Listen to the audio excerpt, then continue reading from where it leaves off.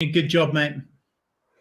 Here we go. Welcome back to the 24-hour TNC Watchalong for part 2. Brilliant to see so many of you navigating YouTube well. It's always a tricky ask for people, but this is part 2, and it means we've got another 16 hours in us. As I say, YouTube only allows streaming for 8 hours. So on to part 2 of the 24-hour Watchalong. Okay, Dean's done the maths and worked out that if we raise £3 a minute in this stream, love it, mate. Love it. Dean. One can hope, my friend. One can hope. I've already been blown away. Like if you would have said that we would have raised, 8.5K in the opening 8 hours, I wouldn't have believed you. So anything from here on is on in is a bonus. We've got a whole host of brilliant guests coming in over the next 16 hours. So 16 hours to go. Wow.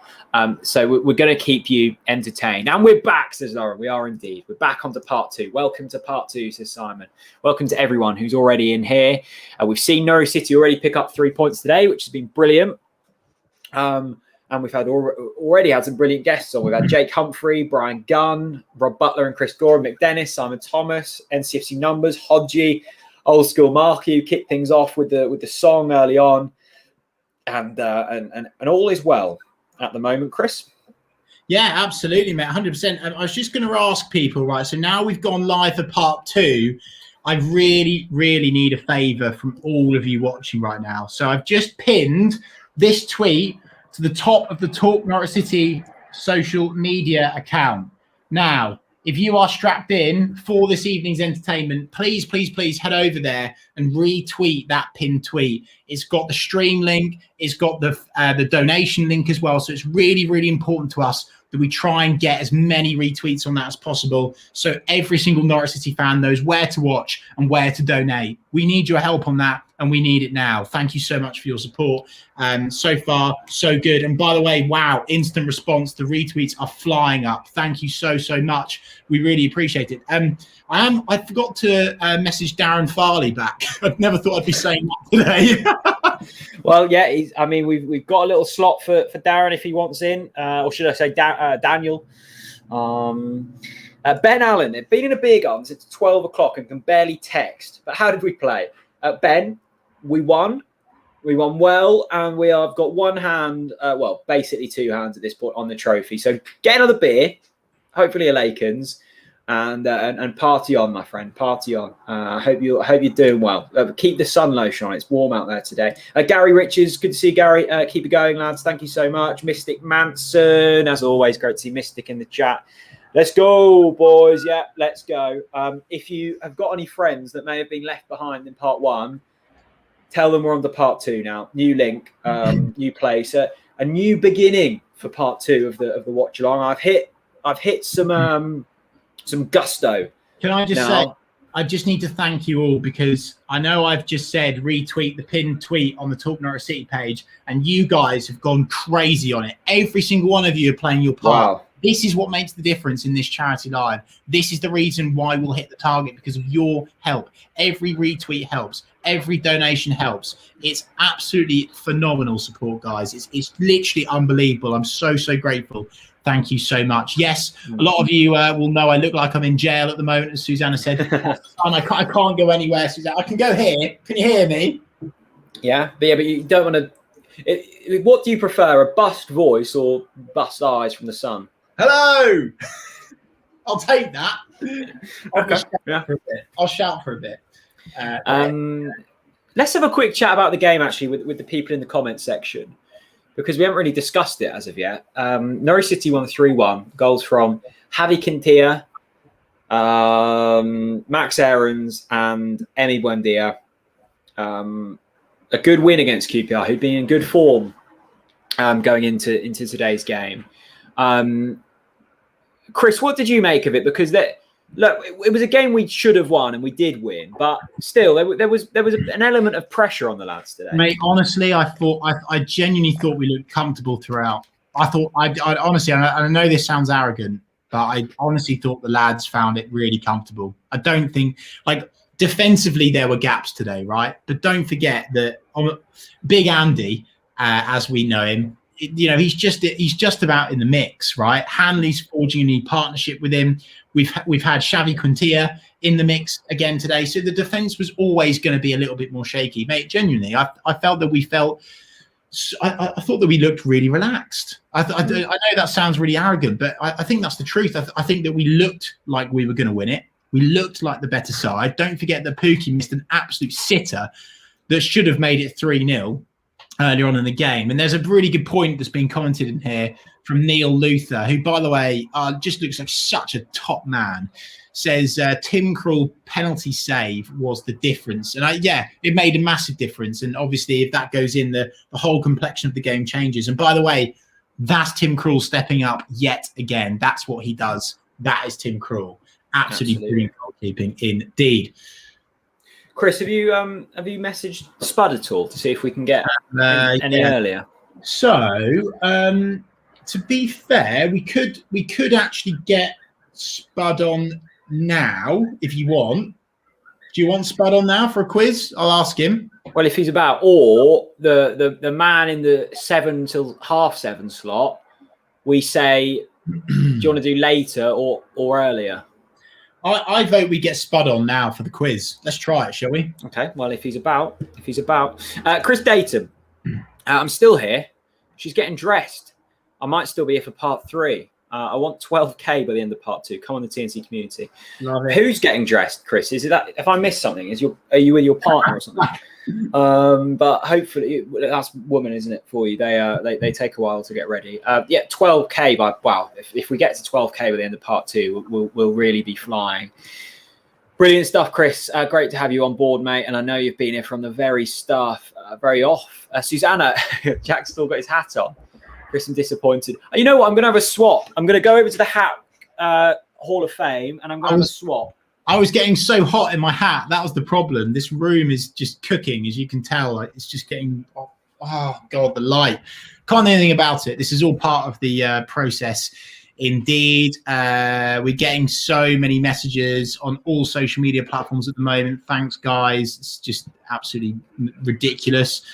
448 of you watching. Numbers slightly dipped. It's really important. Look at that hat, Jack. That's the Aston Villa hat. Tell the story of the Aston Villa hat. Come on. So we went to Aston Villa away, 18-19, the day we won the title. It was a 12:30 kickoff. All the games on the final day are the early kickoff, aren't they? So it meant we left Norwich at 5 a.m., Chris? It was something stupid in the morning. Cheesy, who we all know and love, hired a minibus. It was me, Chris, Mystic Manson, Craigo, Becky, your lovely fiance was there. All the girls went shopping, didn't they, in Birmingham, and we had a boozy. Anyway, we left at 5 on the tinnies straight away. Got to Aston Villa. Hey, buddy. My dog's coming. Hello, buddy. You got a dog on. Do you want to say hello to the camera? Get the dog on. Let's have a dog. Do you want to say hello to the camera? Bud, do you want to say hello? There he is. Hello, mate. Hello. Hey. Can you smell the cake? Can you smell the cake? Love it. Come on, buds. Come on. You can't hear. Go on. Buds, don't eat the cake. Come on. Dog's on. Come on. This is the chaos of the 24-hour live stream. There you go. The dog's in. The dogs are in. Monty, the cat, has been on earlier. Wow. Lovely stuff. Spud has messaged me saying that he says, just give me a few minutes. So he's preparing. So that means, ladies and gents. Sorry, mate, you wanted the cake. That means that the quiz will be starting earlier. And as long as we start it before 6:30, we've got enough time for it before our next guest. So yeah, it's going to be good. Yeah. Sorry, let me continue my Aston Villa story before. He choked on a round tree then.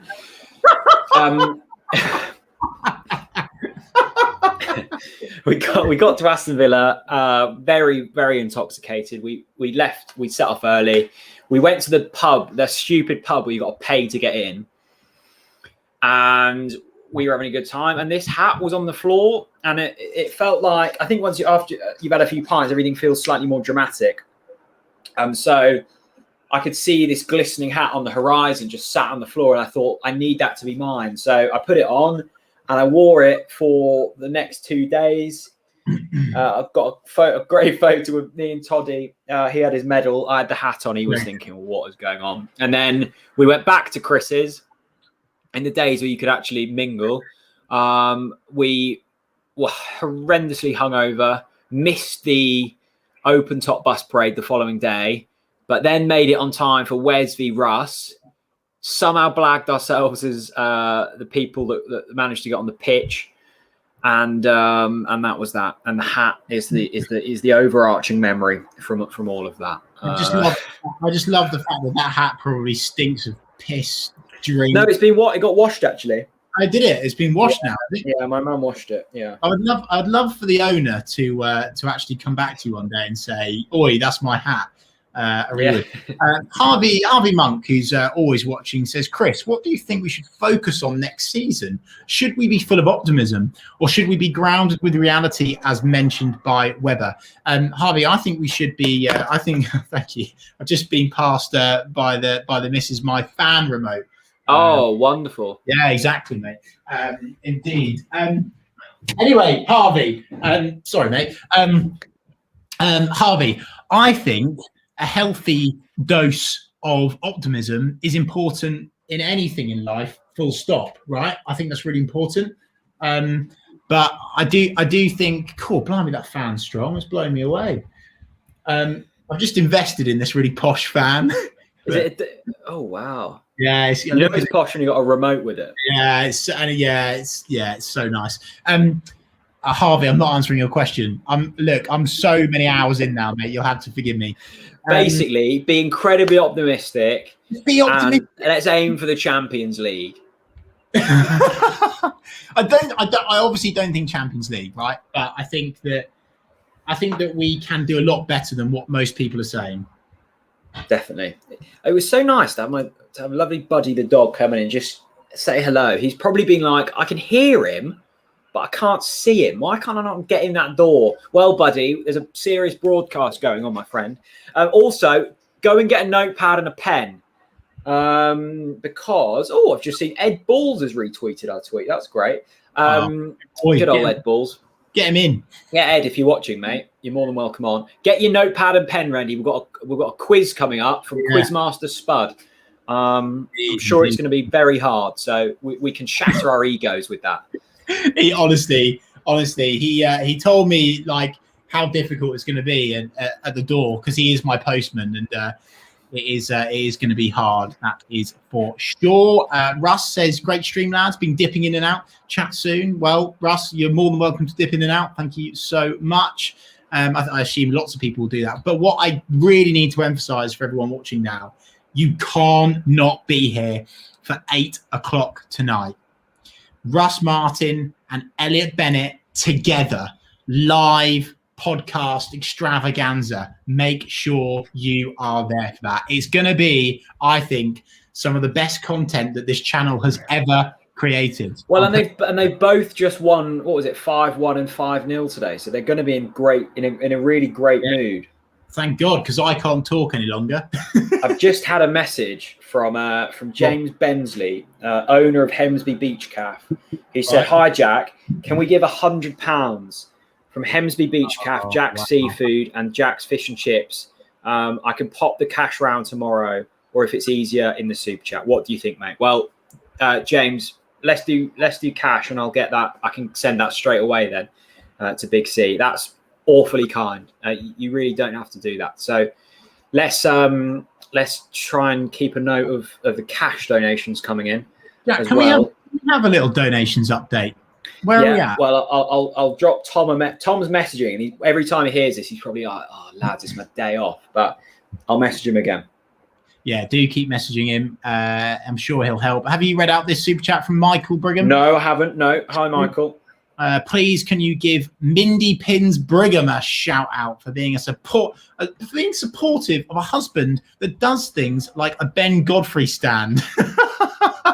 I see what you're doing here, Michael. You're trying to get some wife points. I know. I know. I see how it is. Chuck a fiver at the charity to get some wife. No, Michael. Big up to Mindy Pins Brigham. Michael's been great this season. Well, he made the paper, didn't he? So Mike, there's an element of fame about Michael. Also, I didn't realise Michael lives near Acle. For some reason, I thought he was in I don't know. I thought he was in Derby or something. So I'm in Norfolk at the moment. Michael, I'd love to come and see the Ben Godfrey stand if you're about some point next week, mate. I really would. Drop me a line. And also, he's got such a talented daughter who's put out all of them wonderful Grant Holt. I've got one of them back at my flat, and Isabel Art, isn't it? She's done really well. So thank you so much for all of your love this season. This season, Michael. Liam's a Sunderland fan. He's donated £5 to Big C. Thank you, Liam. Sunderland fan, give me pity. I thought you were doing all right, Liam. You don't need pity. I thought you were third. That's not needing pity. Someone needing pity in League One is Ipswich Town. There's a couple of legends that have just arrived in the chat. One goes by the name of Tyler Gray. What an absolute man he is. Look at his profile picture for starters. He's just a guy that is just winning at life time after time. Hello to Hannah as well, who I see in that. Tyler and Hannah, legends of life, and he says keep it up. And also Norfolk's best accountant, Jimmy. Jack, what have you got to say to him? Jimmy Elvin. I've got a meeting with Jimmy on Monday, which always worries me. Great to see you, Jimmy. Look at him. I mean, I think he's on Yarmouth Beach there. A man on Yarmouth Beach, living his best life. Jimmy, wonderful to see you, my friend, and thanks for the donation. As always, I think our quizmaster might nearly be here. Let's give him a couple of minutes to sort himself out. Yeah, I think his Wi-Fi will just be shaping up. There he is. I think we've got him. We got him, have we? Well, let's get him in then. Oh, I know. Hang on. He's still getting ready. Don't get him in yet. Okay. He's smiling to himself. Well, I need to get a pen. And by the way, we need to talk about Spud's story as well, because he's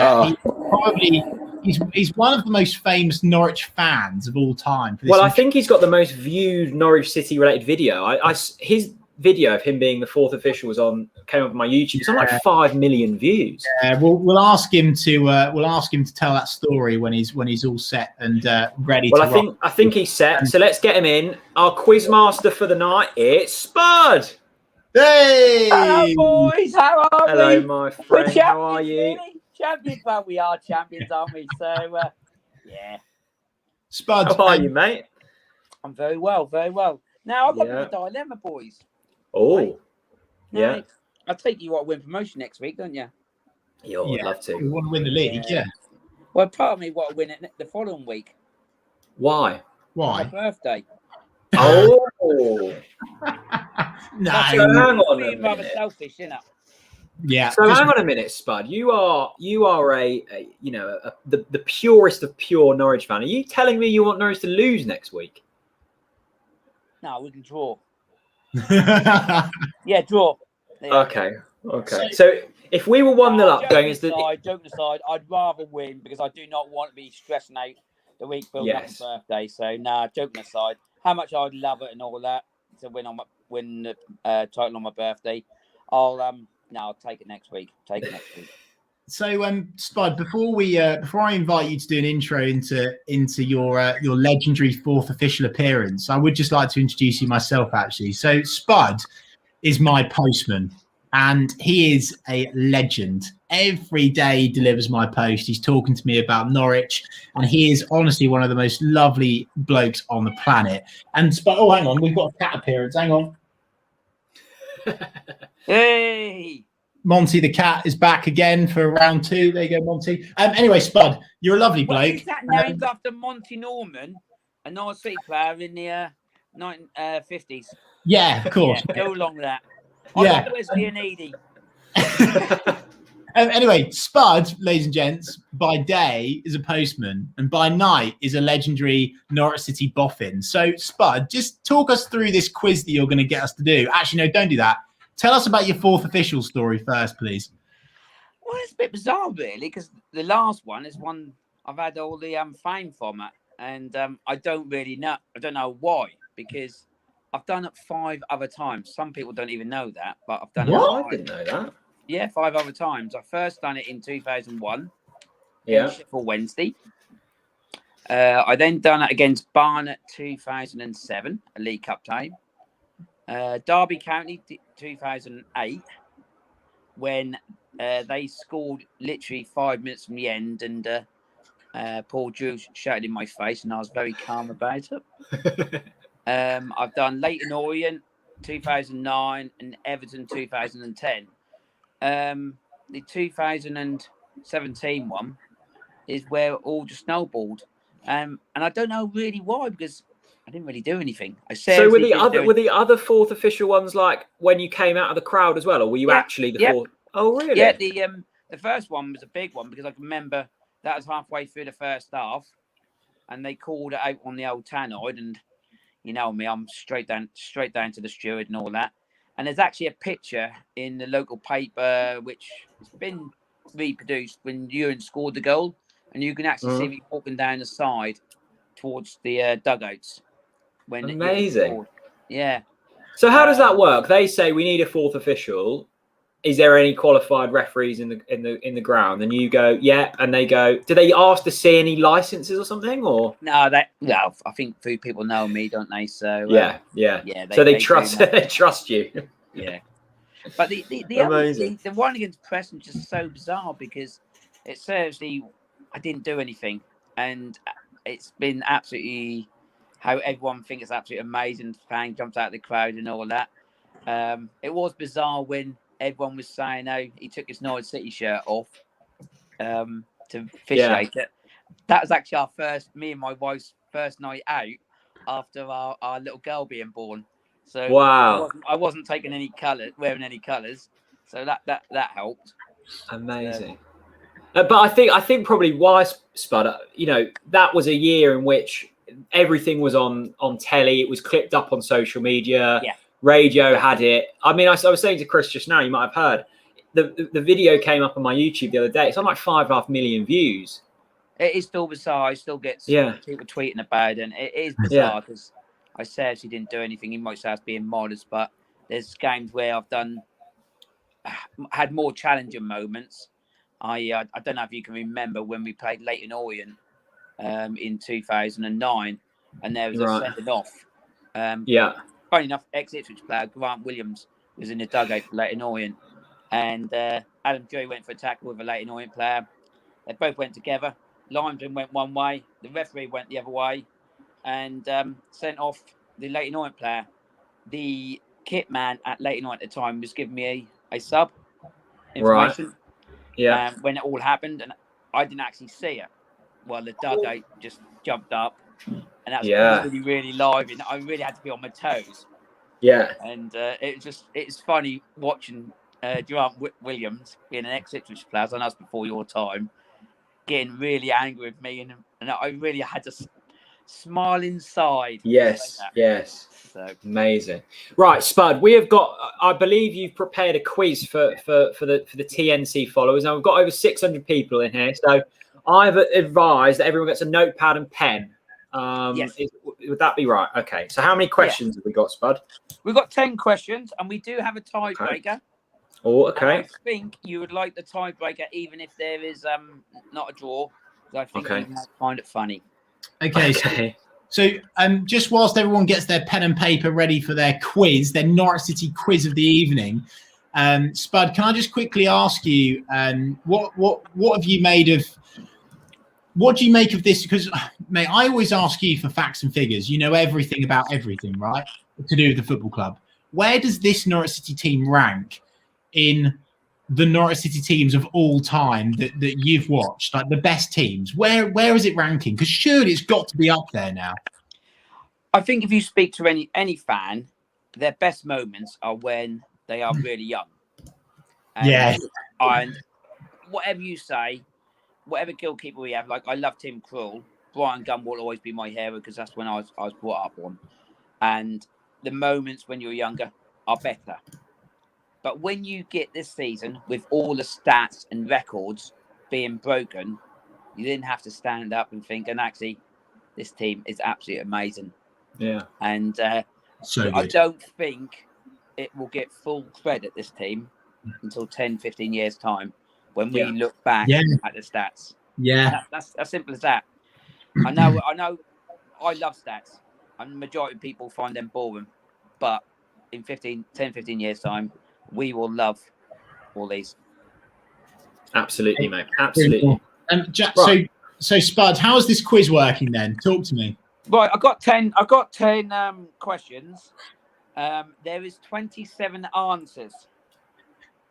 Right. Okay. So I'll go for them, and I'll see how you lot get on. Some are hard. Some people wouldn't have a clue, but I'm just doing it to make a smile. But there is some I'll be very disappointed, especially with you boys. Oh no! Don't say that, Spud. Spud, we've been on. I've been live for over 8 hours now. Right. Okay. Then, hold your head. Okay. Okay. Right. No pressure. Kickstart this quiz then. Let's do it. We're ready. Right then. Right. It's my birthday in 2 weeks' time. But Jack, you were born on the 3rd of December, 1997. Am I correct? Yeah, you are. Yeah. Right. Who did Norwich play that night? What was the score? Oh, for fuck's sake. And what future Car Road announcer scored for Norwich? Okay. I think I've got one of them. Right, hang on. Right, Don't Spud, tell me the answers. Do not tell the answers till the end. I won't. No. Can you repeat the question twice, please? Right. Jack, you were born on the 3rd of December, 1997. I was. Who did Norwich City play that night? Fuck me. What was the score? And which future Car Road announcer scored for Norwich? Yeah. Okay. Right. Well, 2 are a complete guess, and I think I might have one of them. Right. Okay. Ready for good question start, three? Spud. Yeah, good start. And people playing along at home, don't put it in the comments. Keep it on your notepad. We'll go through scores at the end. Exactly. Right, then, question 2. Chris, you were born on the 30th of September, 1993. Yeah. Who did Norwich City play the night before you were born? And what was the score? Okay. Well, that was a good year for Norwich, wasn't it? Okay. So once more, Spud, for the people at home. Right. Chris, you were born on the 30th of September, 1993.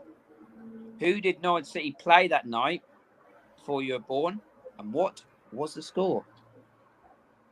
It wasn't that, was it?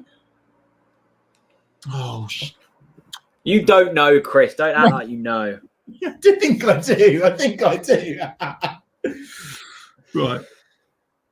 Right. Question 3, Spud. Go. Right then. What was Norwich City's first official nickname? Oh. First. Yep.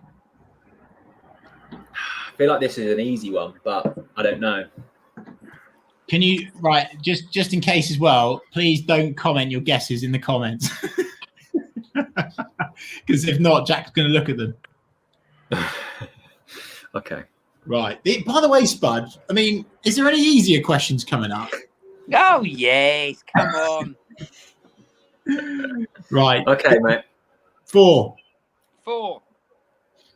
Who played against Norwich City during our UEFA Cup run in 1993 and has been the visiting manager at Carrow Road this season? Oh. What? Who played against us? Say it again. Spud. Right. Who played against Norwich during our UEFA Cup run in 1993 and has been a visiting manager at Carrow Road this season? You've got one of 22 because we haven't played Reading yet. So you've got one of 22 managers that have been at Carrow Road this season. Now I think I know the team. I can't remember the name of the manager. No bloody. Okay, good question. Good question, that's Spud. Okay. Well, I don't think it was Paul Warne. Okay. Well, I haven't got Might a be a fan clue. of Bayern Munich.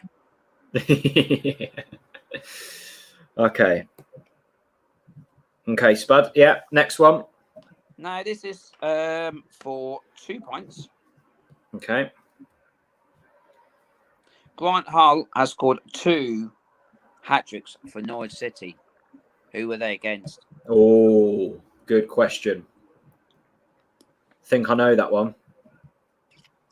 Easy. When are these questions going to get harder, Spud? Hey, you got both, yeah? Think so. Say it again for the people at home, Spud. Right. Grant Holt. Grant Hung. Yeah, Grant Holt scored 2 hat-tricks for Norwich City. Who were they against? Okay. Think I've got that one. Brilliant. Okay. Well, I've got some points on the board. Good. Next one, Spud. Oh, have we lost Spud? Are we there? Oh, Spud, keep going, mate. Oh, are we there? I think you're for it. Maybe just leave and rejoin, Spud. Right. Okay. Oh, hang on. Oh, am I there? Yeah, I can hear you. Yeah, that's better. You're a bit pixelated, but yeah, carry on, mate. Yeah, we can see you now. Right. Question number. Where are we? Question number 6. Now, this is one where I'd be very disappointed that you don't get all 4. No pressure. Oh no! Okay. Name the 4 opponents Norwich have faced at Wembley. Okay. right. Hang on. 1. Hang on. What? 2. 4? Yep. Oh my God. Oh no. Oh,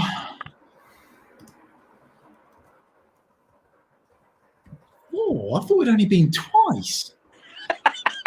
I've got. Oh, Christopher.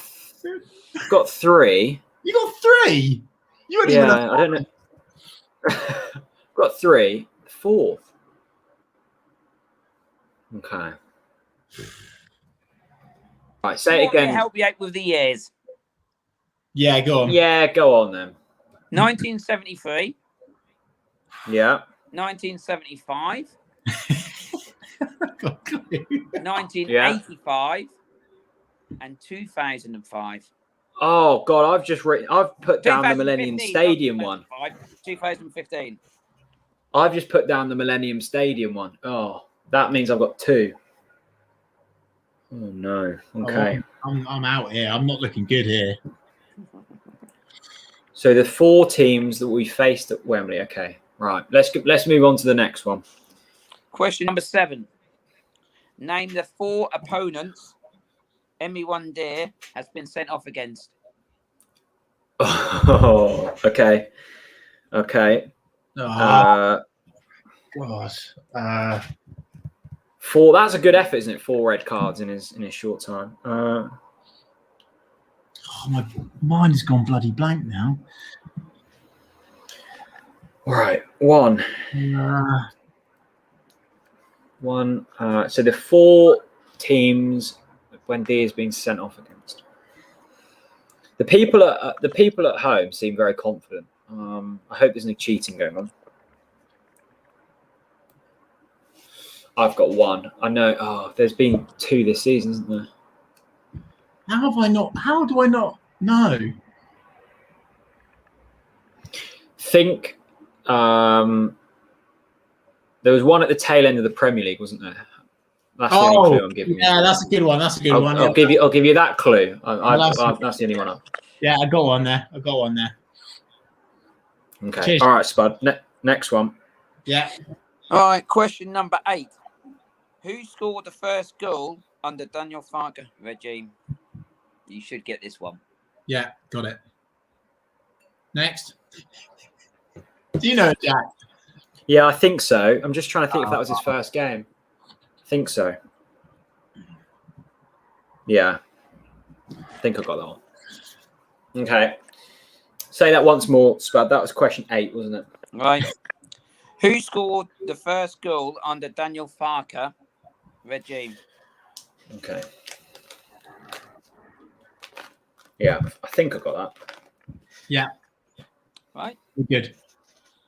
Question number 9. We have had 10 penalties this season, with 7 of them being scored. Name me the 4 goal scorers. 10 penalties. We really? What, with 4 different scorers? Yep.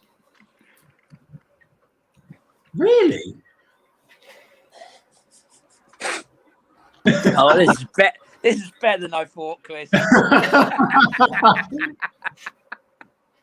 You take such joy in the failings of I do. Norwich City United. Yeah. Right. Oh, I think. Who would have taken a penalty apart from that? I can hardly remember he scored today, let alone he scored before. And that's without alcohol today, isn't it, Jack? Yeah, I know. Think what I'd be like with it, Spud. Right. Okay. Last question. Yeah. Let's do it, Spud. Right. This is like I say, I'll be very disappointed if you don't get this right. Name me the 4 goal scorers when we beat Ipswich over 2 legs in the playoffs in 2015. So that's home and away. Yeah. Okay. Right. Oh, for God's sake. Come on, Chris. No, got it. That was, by the way, that was class, wasn't it? Do you remember that? That was so good, that game. God, that was good. I think I've got that one. Okay. So 10 questions. How many points up for grabs here, Spud? Well, I thought it was 27, but it's actually 26. 26. Okay, mate. So for the people that have just joined, you've come at the end of a Spud Norwich City quiz, and we're now about to get the answers to said quiz, I believe, Spud. Is that correct? Yep. Right. Go on then. Go through the answers. Right. Question number 1. Jack, you were born on the 3rd of December, 1997. Who did Norwich City play that night? Score, and which future Carrood announcer scored for Norwich City? Go, Jack. Right. Well, I'll go from back to front. I think it was Adrian Forbes. No? No, you tell me. Okay. Wimbledon and 2-1. Right, you got 1 out of 3. Go, Chris. Oh. No, you're joking me. Right. I've gone for Everton 1-0. Dave Watson. You've gone 0 out of 3. Oh! Taking an early lead.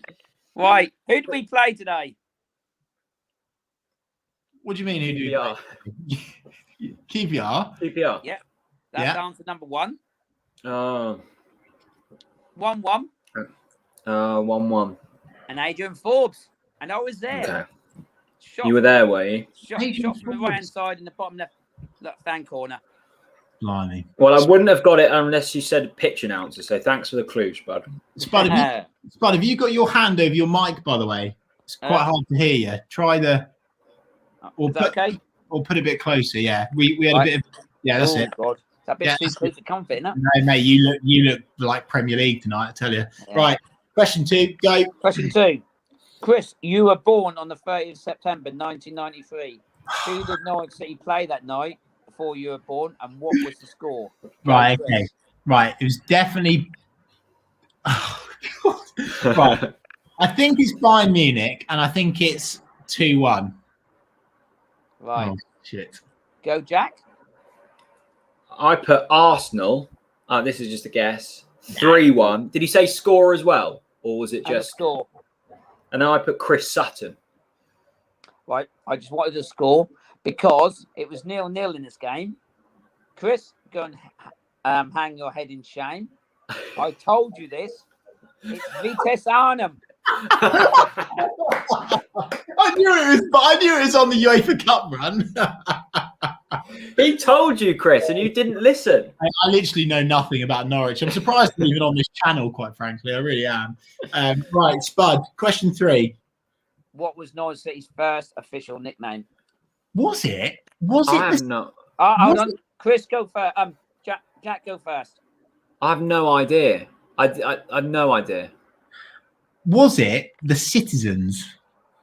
Oh, point to Christopher. Yeah! Oh. Right, we didn't. I think God, you know the history behind that, why we're called the Canaries. Yeah. And that's because of the Canaries brought over here from the Dutch, and we didn't become Yellows until 1907, and that's when we were known as the Canaries. Before that, we played in blue and white, and we were known as the Citizens. I didn't know that. I've learned that today. Brilliant. Right. Question number 4. I'll let you answer this first, Chris. Oh, mate, I've not got an answer. Oh. Who I just played gave against Norwich during our UEFA Cup run in 1993, and that has been the visiting manager at Carrow Road this season? Now I'm going to say, did the manager win? Yes. Oh, was it Philip Cocu? Oh, Jack! I'm done. See you, everyone. Awesome. That's me done. You are a joke. That is so lucky. I was trying to think. There's not too many managers in the Championship that played European football. Cocu. He's not even there anymore, is he? Nope. God, I'm bloody proud of that. You're happy with that one, aren't you? You would be. Okay, that was worth 10 points, wasn't it, Spud? Sorry? That was 10 points, wasn't it, that one? You shit, man. Right. Question number 5. Grant Holt has scored 2 hat-tricks. Who are they against? Spud, before we do this, we've just had a really kind donation. In fact, we've probably had quite a few. I just want to quickly just read out some donations. I think we've only had 2, but they're very, very much appreciated. No Chill Cashy with a £5 super sticker. Thank you very much, No Chill Cashy. And also, just come through now, Elizabeth Knight Ward. Wow. Name of the watch-along, first of all. And she says, thanks for making us laugh through the lockdown, lads. You're so brilliant. And this season will be unforgettable because of you. Oh, my God, Elizabeth, that's so kind. Thank you. And that money, that £20 has gone towards our fundraising for Big C. Thank you so much. Right, Spud, who do you want to answer this question? Right, it's question number 5, isn't it? Yeah, go on. Who do you want? So that would be Jack. Grant Holt has scored 2 hat-tricks for Norwich City. Who are they against? Scunthorpe and Ipswich. And can I just say thank you very much? I've made a mistake. No. Oh, my You God. haven't. You haven't. Yeah. What is it? Because there's 3. Oh! Is there? Yeah. So I'll take that back. There's 3. So. Scunthorpe. What, you just thought of that now, have you? Yeah. Yeah. Okay, well, let's... Is it I can't Burnley? think. Is it Burnley? Oh, hang on. Is it Burnley? No. I No, apologise, guys. Don't know, mate. Tom Ives said Yeovil. Was it Yeovil? Oh, That yes. is Yeovil. Oh, Tommy's all over it. How do we get 2 points for that, Spud? For our 2 correct? I'll tell you what. Instead of me, you hanging your head in shame, that's me. Yeah, go on. Yeah. Because Well, I wouldn't have got Yeovil, so yeah. It's because you didn't support. You didn't support us then back in those. Mate, that was when the hardcore fans watched us. Well, Spud, well done for correcting your howling error there. Yeah. Okay. Well, Yeovil. Bonus points for anyone that got Yeovil. Okay. Good stuff. On to question 6. Right. Name the 4 opponents Norwich have faced at Wembley. Now, I only got 2 here. Yeah, go on then, Jack. Now, I put Middlesbrough and Sunderland. Yeah, me too. That's it. I'm out. Sunderland, Middlesbrough, Tottenham, and Aston Villa. Oh. can't even remember that. Well, I was probably not even alive. Well, no, I wasn't alive, so. Oh, blimey, Spud. Well, Spud's only 25. So Spud, do we get do we get two for two correct? Is that how this works? You get 2 points, yeah. Okay, cool. Okay. Tottenham and Villa. What were they? League Cup final, Spud, or something? League Cup 73, Yeah. 70, Tottenham, 75 League Cup with Villa, Milk Cup 85 against Sunderland, and Middlesbrough. Well done to Dubai Canary. He was there for all of them, so he remembers them. Good stuff. Okay, 2 points for me in that one. On to the next, Spud. Who scored the first goal under Daniel Farker regime? No. Have we missed one? Have we missed one? Oh No. Have we? Oh, sorry, yeah. Sorry, Emmy. 7. Name the 4. How many beers have you had, Spud? Well, I must admit, I am on my 4th beer. Yes. Go on, the Spud. But I must admit, I'm quite tempted. Even it doesn't matter how many beers I'm having, I'm still going for a run in the morning. You going to join me, Chris? No. Right, come on, Spud. Come on. Right, name me the 4 opponents Emmy Wendir has been sent off against. Right, Stoke, Burnley. I don't know the other 2 though. You got 2. I only got Burnley, so Chris has done one better than me. Right, good. That'll do. I'll take that. QPR and Middlesbrough. Middlesbrough. Oh, yeah, I remember the QPR one. That was late on, wasn't it? When we were winning. I tried to forget about Emmy's red cards. Yeah. Middlesbrough. I can't think of the middle. What was that this season? Middlesbrough this season in February. Yeah. Genuinely can't remember. Yeah. Right, Spud. Question 8. Go. Right, question number 8. My phone charger is going down. Well, exactly. Oh. Hurry up then, mate. I'm moving around. I need Mr. Spud to help me out in a minute. Who scored the first goal under Daniel Farker regime? Oh, no. Oh, no, Hernandez. Oh, no, it's not, is it? Nope. Oh! Who is it? Nelson Oliveira. Oh, at Fulham. At Fulham. I need one of them. Yes. I need one of them. Nelson, we were the season after. You're thinking of Onel at Birmingham, aren't you, Chris? Yeah, I am. Yeah. Oh, for God's sake. Yeah, and then he took his shirt off and dropped it in front of Nelson, in front of Daniel. Okay, right. Yeah. Right. 1-1. Right. I remember. Yeah. Right. Next one, Spud. Go. Hold on, I'm still on charger here, my old booty. Well, that leaves us time. Thanks to Simon who donated £5 to Big C. We'll get an updated total shortly, but we are on the home straight to £9,000. That'll just about pay Spud fee for the evening. Spud's frozen again now. Maybe his phone has completely died. Let us know how you're getting on. Am I there? We can hear you again, Spud. We can hear you. Can we see you? No. Right, hold on. Move back to wherever you were before. Spud, how many beers have you had, Spud? There we go. Are we there? Spud, Are we there? No, we can hear you, Spud. That'll do. We can hear you. Right. What's the next one, Spud? There we go. You're working. Question 9, Spud. Right, question number 9. Can you name the penalty scorers this season? Yes, I can. Well, all of them. Right. Number 1, Jordan Hugill. Well done. Number 2, Emi Buendia. 2. Number 3, Timu Puki. 3. Number 4, Kenny McLean. Oh, go Jack. Mario Vrancic. Yeah. Vrancic. No. Well, I didn't get Buendia. Yeah.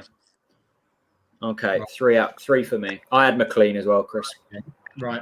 I'm adding a score up. I'm already done. And I know I've smashed the last question. Right. Name me the 4 Norwich City scorers in the playoff semi-final against Ipswich. 4 goal scorers. You do 2, Chris, and I'll do 2. Right, Cameron Jerome and Nathan Redmond. Yep. And then Wes. Yep. Yeah. And Yes. Howson. Yes. Yes.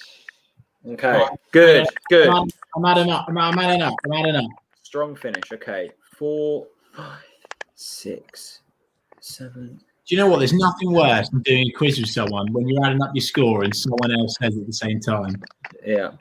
Okay. Well, I've got my score. Let us know your scores in the comments. And if we do need a tiebreaker, then Spud has assured us he's got a good one for us. I still want to do it. Well, we'll do it anyway. It's a great story to it. I tell you what. Okay. I mean, I'm right. I'll tell you mine. You ready? I'll get mine done out of the way. It's awful. Right. The top score at the moment is Simon with 21. Can anyone top 21? Hang on. What? It can't. Hang on. I must have miscalculated. That can't be right. Is that a 26, Chris? Oh. Hang on, Spud. Are we having how many? Yeah, I originally said 26, but it's actually 27 because I messed up on that hat trick one. So are we getting 1 point right for one answer right, or do we get a point per? Yes. Oh, right. Yes. Okay. In this case, that changes the game. Right. Okay. Right. 23's leading. 23 from Josh. Okay. Well, we need a tie break. Billy Life, 23. 23 is a popular answer. Liam saying 27. Liam, I don't believe you. Sorry if you are. Oh, 24 says Sully and Amy's Adventure Plush videos. Well, I've counted up 3. 3? Well, mate, no, a point for each one. So the last question you would have got 4. I'm not. Yeah. I'm in the room here, you know. So the last question, there's 4 points available. Oh, right. Okay. 3. Paul Davis with 25 apparently. Liam said I did genuinely get 27. Okay. Yeah, well, I got 7 then. Woeful. You must have got more than that. I don't think I did. You got the citizens, you got the hat tricks, you got 4 on the last one, you got 3 penalty scorers, you got 2 at Wembley. Yeah, and you got Chris, get your fingers out and count your 1. Well, I got 16. 16 for me. 5. I'll take that. 8, 9, 10, 11, 12, 13, 14. Okay, 14 then. 14. Okay. Piss poor. Right. Look, Carl Skillings apparently with 25. How was it? Okay. Right, Spud. Let's have this tiebreaker one. Go on. Right. The tiebreaker is in August 1989. Norwich City played QPR at home. It was 0-0. But why was the game delayed in the first half? Oh, okay. So it's 1989. Opponents QPR 0-0. Why was it delayed in the first half? Can I answer? Sorry? Can I answer? Yeah, go on. Was it a streaker on the pitch? That's your answer, is it? Yeah. Okay. Jack? I'm going to say a dog escaped onto the pitch. There was a loose dog. Right. Is there anyone going to put any answers in before I'm known? Yeah. Okay. Yeah, we've got some. Floodlights says Dubai Canary. Lorna says an explosion at the Coleman's factory. Lots of people saying floodlights. Snow. Let's see any more. Lots of people floodlights. The referee late saying it's Eleanor. My mum says a SWAT on the pitch. Okay. Lightning. What was it, Spud? Well, Chris probably doesn't know what happened the night before he was born, but he does know what happened in 1989. He was correct. Wow. There was a streaker, was there? Yeah. This is a true story. Right. I was 14 at the time. I was good to go in the old Berkeley Terrace, and I used to be front row, right to the left of the Berkeley. It used to be split between away fans and home fans. Yeah. Right. So there I am. I was obsessed with Norwich City. right? Yeah. So I was sitting You right in still are. front, or standing at the front, okay? And suddenly my mate tapped me on the shoulder, said, Spud, look to my right, look to your right, right? And I said, no, I watch football. And he says, Spud, look to your right. I looked, and there's a woman taking her clothes off. Now, I was an innocent 14-year-old boy, right? And not much luck with women at them times, right? And I suddenly turned around and seeing this woman taking her clothes off, right? She's gone down to the knickers and bra, and when she pulled the drink off, the knickers come down as well. Well, the old cartoon character about the eyes coming out, that was me, right? So the eyes come out, and her boyfriend or husband, whatever it was, right? He come up to me, and she gave her foot up with my mate who tapped me. So there I am, and I was seeing this woman nearly naked coming straight into my face. Wow. She's jumped over the front of the Barclay. She's jumped over the advertising hoardings and ran onto the pitch, and the game got stopped. Spud, your lucky game, mate. Wow. Why was she streaking? Yeah. Do we know who it was? I remember she actually got, as in the old local paper, the weekend or on the Monday kind of thing. And then following week, she got a modelling contract. So she didn't do bad there, but yeah, I was going to say. That's a true story. Wow. Wow, Spud. Blimey, right. So that was the start of a successful. Yeah. Love it. Fans who are my age or older, and they'll probably remember it. There is actually footage of it, or pictures of it. There's I don't know if you probably wouldn't have heard of him, but Alan McDonald, who played for QPR, who's sadly not with us anymore, he was escorting off the pitch, and there's Flecky in the background. Well, you don't really see streakers anymore, do you? But obviously she wanted a modelling contract, and the way to do it was stripping off in front of Spud in the Barclay. So exactly. I was 14 at the time, and so I can still remember just that. And the score was 0-0, and that's the only thing I can remember from the game. Spud, there's a lot of love here in the comments, so I'll just show you some of these comments before we bid you farewell before our next guest. Leon says, "Up the Spud," literally. Goodness gracious me, that's lively indeed. Paul says the streaker was Spud. Lol. There you go. Spud, mate, thanks for that quiz. That's really kept us going, pal. Have you got any final words for the Norwich City fans? Let's keep the faith, because we've had such a great time. It's been fantastic this season. But the best bit about it is you guys. Seriously. No. And I'm joking. I'm not being silly here. It's, to me, football is all about being together. And I love Norwich City, but what I love is all my family and friends who are Norwich City fans and all that. And it's you guys what has kept me and many, many other people going and all that. It is difficult at times for me to try and watch you guys when I've got a little 3-year-old running ragged. But yeah, overall, you've been amazing. And it's funny when I'm watching and Jack goes off the toilet and I'm a couple of seconds ahead of you and I know you've missed a goal.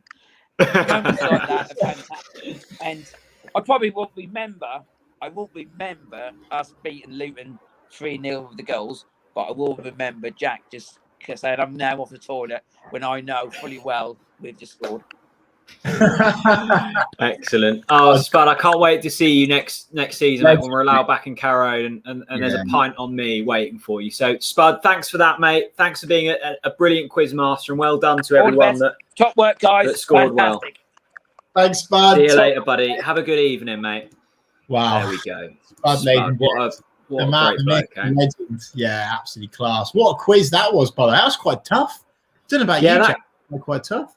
Yeah, it was tough, wasn't it? That's giving me another kick now. I needed that. Brilliant. And loads of people playing along at home. A big thank you to Olivia Green. I've just come back on the live stream. Oh my God, you've raised so much money. Congratulations to you both. You're both great. Well done. Thank you, Olivia. Thank you for all your support this season. Yeah, we are. I will get an updated total shortly, but we are very close to £9,000 raised for Big C. Steve, great quiz, Spud. Keep up the great work, lads. You're doing awesome. Thank you so much, Steve. And we did have a nice super chat from John Wilkes, £20. Thank you, John, so much. Who doesn't say anything, but thank you nonetheless. Right, Chris, I'm going to quickly nip to the loo, and then we've got a guest in, 2 minutes, or is he a bit delayed? We've not heard back from him yet, but maybe... All right, well, that doesn't matter. We can figure it out. Yeah, we'll figure out. It'll be fine. Just messaging him now as we speak. Good. How are we, everyone? Welcome to the Talk 24-hour live stream. This one is an hour in. We're into part 2 of 3 parts. YouTube won't allow us to stream more than 8 hours at a time. I'll tell you what, I'm nearing Red Bull territory. You need to tell me not to have it yet, though, people. 100%. And I'm gonna have a Domino's for dinner later on as well to keep me going through the night. Lots of love in the comments for Spud. Spud, yeah, what a man indeed. Spud's an absolute legend. And go and follow him on Twitter as well. His handle on Twitter is, drumroll, I can't remember it now. Spud, I'm sorry, mate. I forgot your Twitter handle. But yeah, go and follow him on Twitter. He's an absolute top man. Das Captain says, keep it going, boys. It's a marathon, not a sprint. Make sure you wash those faces. I tell you what, that actually helped me washing my face, actually. Really appreciate that £5 donation to the Big C as well. Das Captains, thank you very much. Jack is going to get an updated total soon from Big C. I'm sure they will be absolutely ecstatic at the amount of money we've raised so far. Just to remind everyone of our schedule, anytime soon, fingers crossed, unless they've forgotten, we should have a guest on any moment now. That will then be followed at 8 o'clock by Elliot Bennett and Russell Martin, the two of them, and they will be on together at the same time. Very exciting indeed. We've then got a couple of fans, followed by an acoustic live performance from Sons of Mark at 10 o'clock. And don't miss that, because those boys are absolutely brilliant. And then later on tonight, 11:30, we've got Dean Ashton and then Michael Bailey. And then all of the Global Canaries. So, guys, it's well worth staying tuned throughout the night. So thank you so much. Just a quick reminder as well. If you want to win, I mean, why wouldn't you want to win a signed Norwich City shirt from the champions elect? If you want to be in with a chance, simply text OTBC to 70970. Just one moment, Jack. Can you come for me? Because my doorbell's ringing. One moment. Yeah, no worries, mate.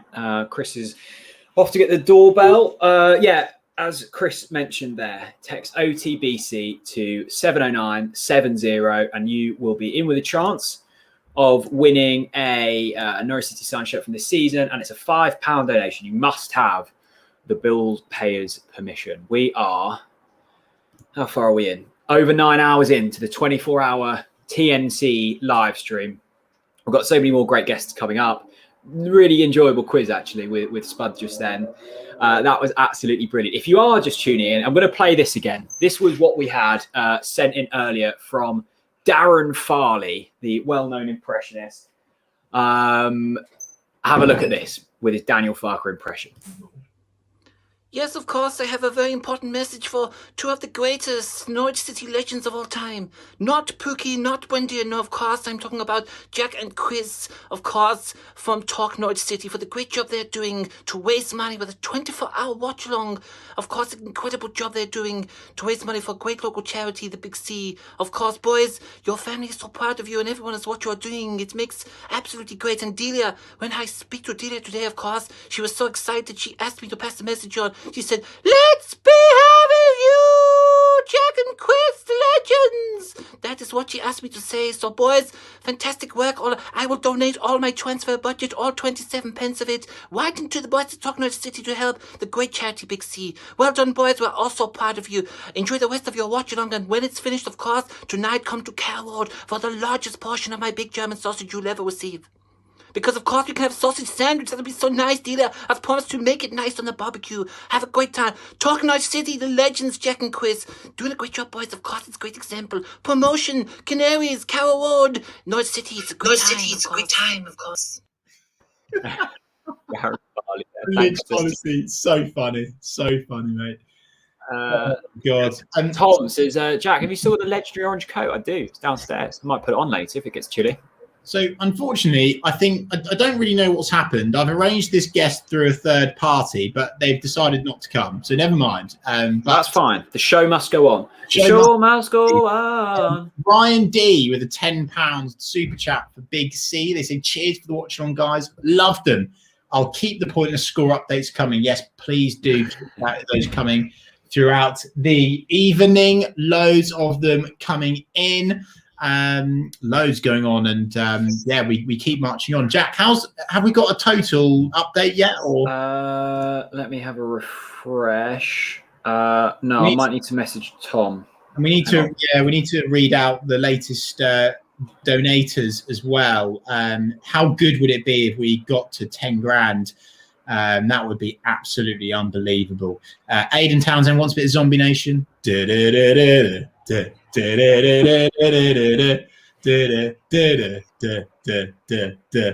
it. Thanks, Aidan, for your Zombie Nation. Chris, how are you feeling, mate? How are you feeling? Yeah, okay. I think my throat's fairly I don't know. It's a bit. I don't know. Have you got any fruit? Like some melon or watermelon or something? That really helped mine. Yeah, that's quite a good shout, actually. I'm not sure if I do though. I'll tell you what I've also just been brought, and this will really float your boat, Chris. It very much tickling your pickle.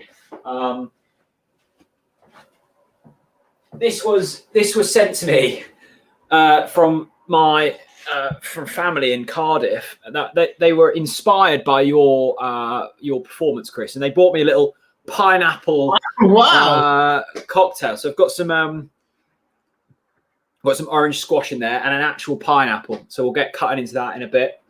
So thanks to Auntie Kay and Philippa for sending that down. Yes, indeed. Absolutely lovely. Yeah, well done you, mate. Dubai Canary says, how many hours in? We are 9 hours and 6 minutes in to the stream. If you are just tuning in, welcome along. This is the TNC 24-hour live stream. We've been live since 10 this morning. We've done a watch along in the middle. We're live until 10 a.m. tomorrow morning. A quick run through what we've still got to come. We have got Elliot Bennett and Russell Martin in under an hour's time. They'll be flying high after their wins, respective wins today. Russ managed MK Dons to a 5-0 win. We've got a good friend of mine, Andy Rivet Karnak, who's got a wonderful story about Robert Fleck, actually. So we're going to be bringing him onto the channel. Connor from One Leeds, a Leeds fan. Then a big one at 10 o'clock. I mean, get the Lakers out for this. We've got Sons of Mark doing a half-hour acoustic performance, which should allow us some time to get some food in us. Chris Elliott, friend of the channel. Swansea Amy. I tell you what, in terms of going into midnight, we're going into it with pace. Dean Ashton, Michael Bailey. And now we're in the graveyard shift. Totally tete. We've got Lucas from Brazil coming on. We've got the New York Canaries, who hopefully can hear us this time. Michael Hoffer of Hoffer and Webb. Oliver Hill, we're up to 5 o'clock now. Michael Abrahamson, the South African Canary. Nick Masheter with all the latest transfer news. Dave Carolan, who's at Millwall now, Chris, former Norwich City physio. And then at 9 a.m., you don't want to miss it. A big exclusive here on Talk Norwich City. So you want to be waiting. And it comes within this box. I'm told there is something in this box. It got sent to me by the football club. It's not very big. Ooh, They said you need the people around for 9 a.m. So looking forward to that. 9 a.m. tomorrow. Make sure you're there. Daniel Mallet, he's always been a fan of the channel. Big up, Daniel Mallet. Thanks, mate. Finally got an accumulator in and nearly the title as ours, lads. OTBC and Daniel Mallet. I know you donated earlier, mate, so big up to you. Thank you so much as always. Oh, wow. Cheesy Geezer's dropped in a next joke. It's been a while, Cheesy. I mean, God knows how many hours it's been. He says, what do you feed the Son of God? Okay, well, we await the answer. In the meantime, get your answers in the comment section. Yeah, there you go, people. We are now awaiting our next guest, which will be Elliot Bennett and Russell Martin at 8 o'clock. So, Jack, in the meantime, hang on a minute. Let's get Cheesy Geezer's answer, and he's still typing it. Bless his heart. He needs to have these copied and pasted out ready, doesn't he? What do you? We're waiting for the joke. We're waiting for the joke. Oh, by the way, Dave Carolan, our guest in the early hours, is really piling into you on WhatsApp, Jack. He says, physio. He says, physio, WTF, Jack's dead to me now. What is it? What is it? He's a legend. He was a physio. He's a legend. What is he? Come on, Chris. If you know what he does, I reckon he's head of sports science. Okay, he's one of them. He's one of them. He's a smart guy, is what he is. We should respect him, but he's certainly not a physio, Jack. I think after him saying that, we should swap him out. He's got a pretty favourable slot 8 till 9. Let's stick him in at 3 a.m. and see how much head of sports science he is. Okay, right. John's joke is in. What do you feed the Son of God, Jesus of Nazareth? cheesy. Oh my God. Wow. I mean, I don't even know what to say. I really don't. Lauren says, I'm surprised we've not already been flooded with cheesy jokes. Well, look, the night is young. It's only 7:10. Jack, how many hours are we into this now? Because I need to do a little post on the TNC socials. We're 9 hours, 10 minutes in. Thank you. There's still nearly 600 of you involved. We've gone past the standard day shift amount of hours now. So we're 9 hours, 10 in. I'm still feeling quite good. I've only had a couple of coffees. I've had a lot of water, which has really kept me going. And I've still got a lot of sweets. I've got a pineapple here ready to go. We're fully stocked up, and we've got a good night ahead. Feel free to keep your questions coming in. Chris and Jack, do either of you have a second favourite team you like to see do well? If so, who is it and why? Second favourite team. I like the way Rotherham go about things. I like Rotherham. Mainly because of Paul Vaughan. I don't believe in it. I think that's just I'm so anti having a second team. I'm sorry. No, not necessarily a second team. Is there anyone else you like? Anyone that's playing Ipswich? Well, you know me. yeah. I mean, at the best of times. I look out at the moment. I look out for Rotherham's results. I look out for MK Dons results. And I look out for, probably them. Chris, we've just had an update. All right, okay. In regard to donations, we are past £9,000. We are past £9,000. Oh my God, are we really? Which is absolutely remarkable. And while you're updating the banner, let me read you through. If you've recently donated on the page, here's a little update. Julie K, Jane Skeet, Matt Annis, Malcolm Robertson, Robbo, what a champ. Paul Brunton, John Farrow, Sarah Morris, quite a few anonymous donors, Jimmy Elvin, Susanna George, Carl English, Gary Riches, Charlotte Mickley, Viv Canwell, Elizabeth Howlett, Carl Williams, Thomas Roberts, Paul McCafferty, Oliver Turner, Mark Larter, Thomas Redding, Jason Mackerel, Melvin Webb, Ray Twiddy, Tim Wicks, Lindsay Blankley, Richard Morley, Christopher Peters, Simon Richer, Claudia Nency, Matthew Kirk, Brian Plowman, Pongtorn Vivaran, Ed Waitman, James Stangroom, George Lakey, Alex Reed. I think we've read previous to that. So we are past £9,000. The next target, £9,500. Genuinely closing in on £10,000 here on the TNC 24-hour watch along, raising funds for Big C. We are 9 1/4 hours in. We've still got, well, we're not even halfway. We're not even close to halfway.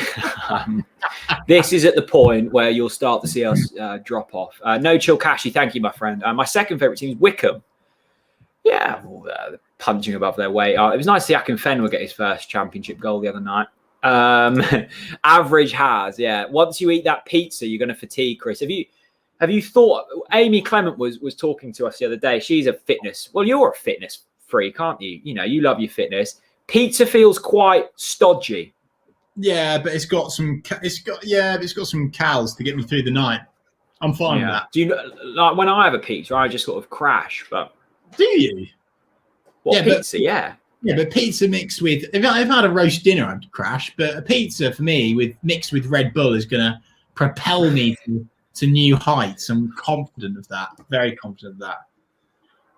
Oh, no chill cashy. Let's go, baby. Let's go. $100 in the sweet kitty. Here we go. We love no chill cash here on TNC. Here we go. No chill cashy. He has literally got no chill. No. Just when you think no chill cashy, the man, the myth, the legend has had enough. He just always delivers, and he delivers a first-class service. No chill cashy. Wow. I really genuinely salute you and thank you with all of my heart. And I know that Big C will be saying the same. You have just really, really helped so many people in Norfolk and Waveney affected by cancer. Thank you so much from the bottom of my heart. And thank you so much to Churchy as well. Another $5 he says, still been here watching whilst travelling to Twickenham. Keep going, power through. You have our support. I love that.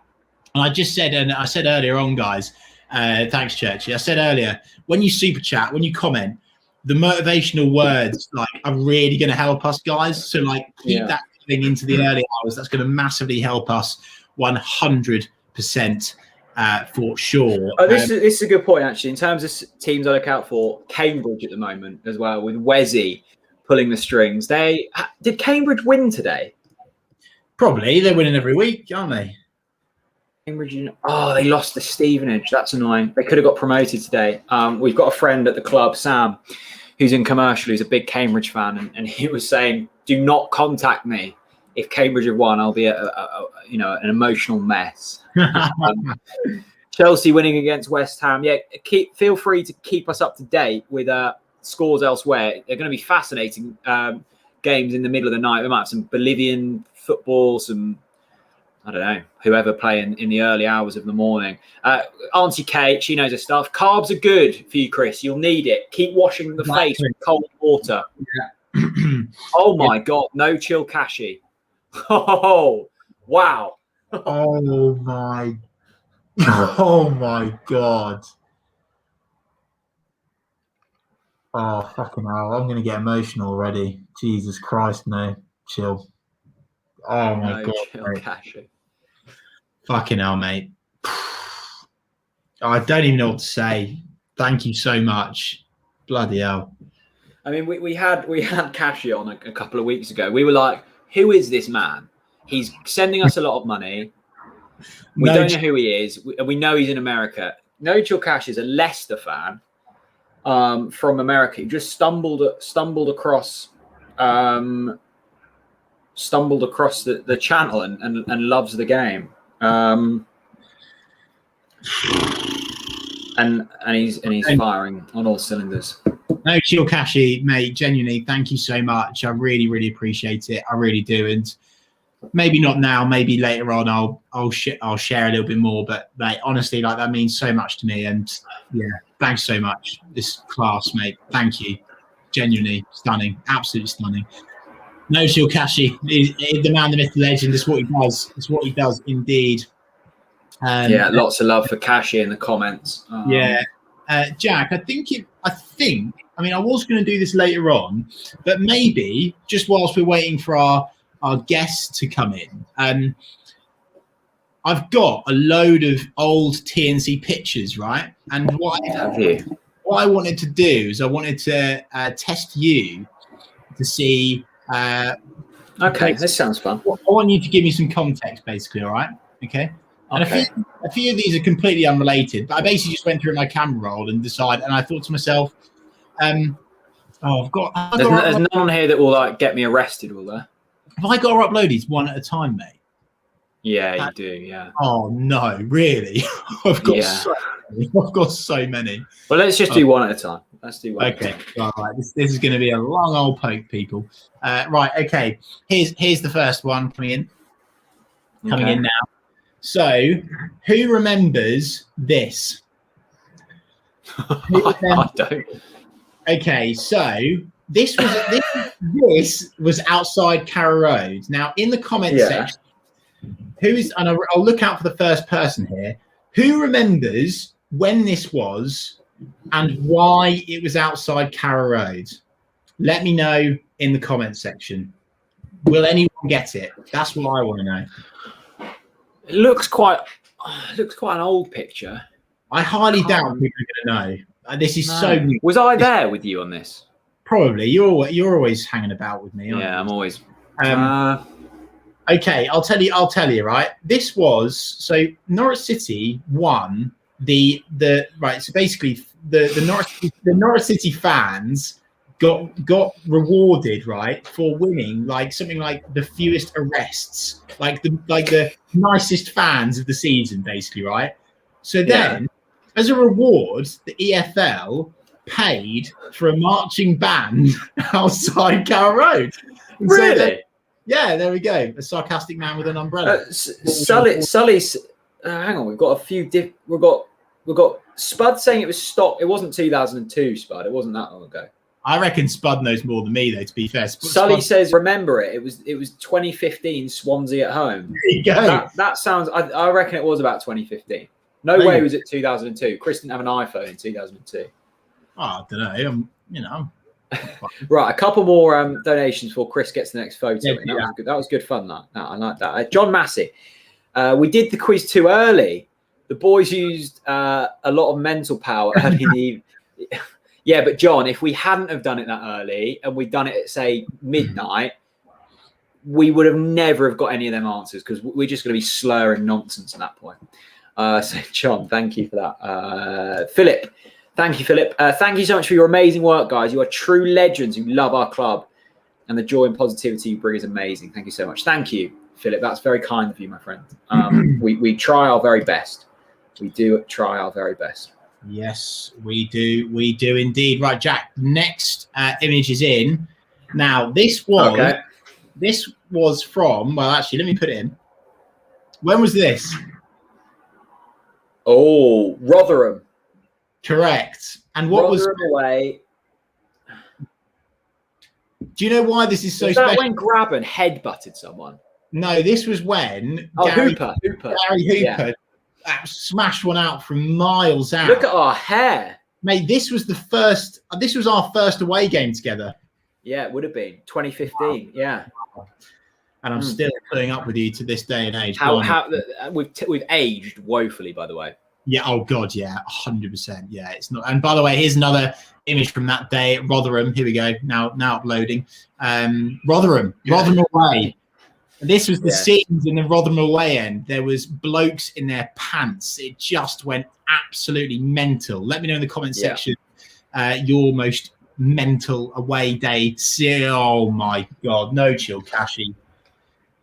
Oh, I think that's 500. I think that's $500 he's thrown in now, which is remarkable. No chill, Cashy. I'm really sorry to hear this, mate. I've had family members die from cancer. It sucks. Yeah, it does, mate. It really does, and that's why, we're trying our little bit to try and push some change. Big C. Well, Chris can probably explain better, but they support families. There's research. There's equipment. All aspects of trying to maybe not eradicate, but support those who are suffering with cancer, particularly in Norfolk and Waveney, but not limited to there. And what are we nearly $9,500 now? That money is going to be very much appreciated by the guys over there. No chill, Cashy. You deserve a knighthood, mate. I'm completely indebted to you. It's like absolutely unbelievable. Thank you so much. I don't even know what to say, mate. I think you're iconic. I really do. Ryan D says Cashy is the man. Big up, Cashy. I don't know what that means, but you're one of them. Philanthropist, a giver. Yeah. Oh, I love that. Yeah, why not? Why not? Good. Okay. Well, just over half an hour, we are going to have two some top Norwich City guests on, Elliot Bennett and Russell Martin. I'm looking forward to that, Chris. I feel like we can drop our shoulders slightly. We can prepare because we actually have to be on our game for Elliot. Well, we've had to be on our game the whole time, but we really have to be on our game. So let's get a few more pictures. Let's create some zen. We had you'd gone to the loo earlier, but we were recommended to do some yoga breathing. Were we? Apparently that regulates the body quite nicely. Yeah, okay. So that will just, I don't know what it'll do. It'll help you out though. Do maybe some back stretches. Oh, yeah, I'm feeling good. I'm feeling good. This is a good question from Joe. Joe says, lads, you should react to your most viewed videos. Norwich 3, Man City 2. We might have to. That was the plan. That was the plan, actually. But the software we use, I haven't told this to Chris, only allows videos up to 200 megabytes to be uploaded in, and they're like 4 gig. So we might struggle. We've got a couple of iconic clips that we can play out through the night, but we'll use them when we're really desperate. Yeah, there you go. Love to see it. Right, Jack, what about this for a shot? Oh, wow. When was that? Captain Canary. That looks like it's on our old season ticket seat, front row of the Barclay. I don't know when that. Can you remember them seats? Can you remember them? Oh, people probably won't remember. We were front row of the Barclay, so when it rained, we got soaked. Yeah, big time. Big time. They were the days, mate. They were the days. Right, here's coming. This is a classic. If you watched Talk Norwich City at this point, you are officially elite. Who remembers this? Oh, now that is either from Newcastle at home when Olsen scored, or Liverpool. Can't remember, mate, but I thought it was a great picture. You can't remember. That was a good picture. I tell you what, this man keeps on firing. No chill cash again. Oh, God. $50. No chill cashy, you are a hero, mate. Honestly, absolute hero. No chill cashy, I don't even know what to say to you, mate. I think you're a legend, an absolute legend. Unbelievable. And Dean as well. Wow. Oh my God, Dean. Oh my God. Love it. And want us to get to 10K before Russ and Benno join in. So that's 35 minutes. One of my best friends died of lymphoma right after we finished university, and I've carried his joy and memory with me ever since. Dean, that's a really lovely story, my friend. And yeah, that's a positive outlook to take on things. And thank you so much for your donation. I really hope that, Chris and I can, our DMs are always open. So if you do need anyone, you know where we are in that sense. But that's a very kind gesture, Dean. It really must be said. Oh God, this is getting to an emotional stage, I think, probably already for me. So sorry to hear that, Dean. Unbelievable, mate. Absolutely unbelievable. Really, really appreciate your candidness and vulnerability there. And thanks so much for it's honestly, mate, that is literally directly helping people in Norfolk and Waveney battling cancer right now. So thank you so much. Yeah, thank you. Phoebe's watching along at the Cliff in Galston, drinking cocktails. Phoebe, I hope they're serving cocktails and something like this. Have a lovely evening. It looks, I'm not far from the Cliff, and it looks stunning outside. So I hope you're enjoying it, whatever you're up to. Big up to everyone that's donated. Look, we've got half an hour of breathing space now before it goes into fifth gear. We are, we must be nearly at 10K at this point. The problem is I've completely lost track of how much has been raised by Super Chats, and I have no way of finding that out. Can you 24 hours after? No. Oh. Just no.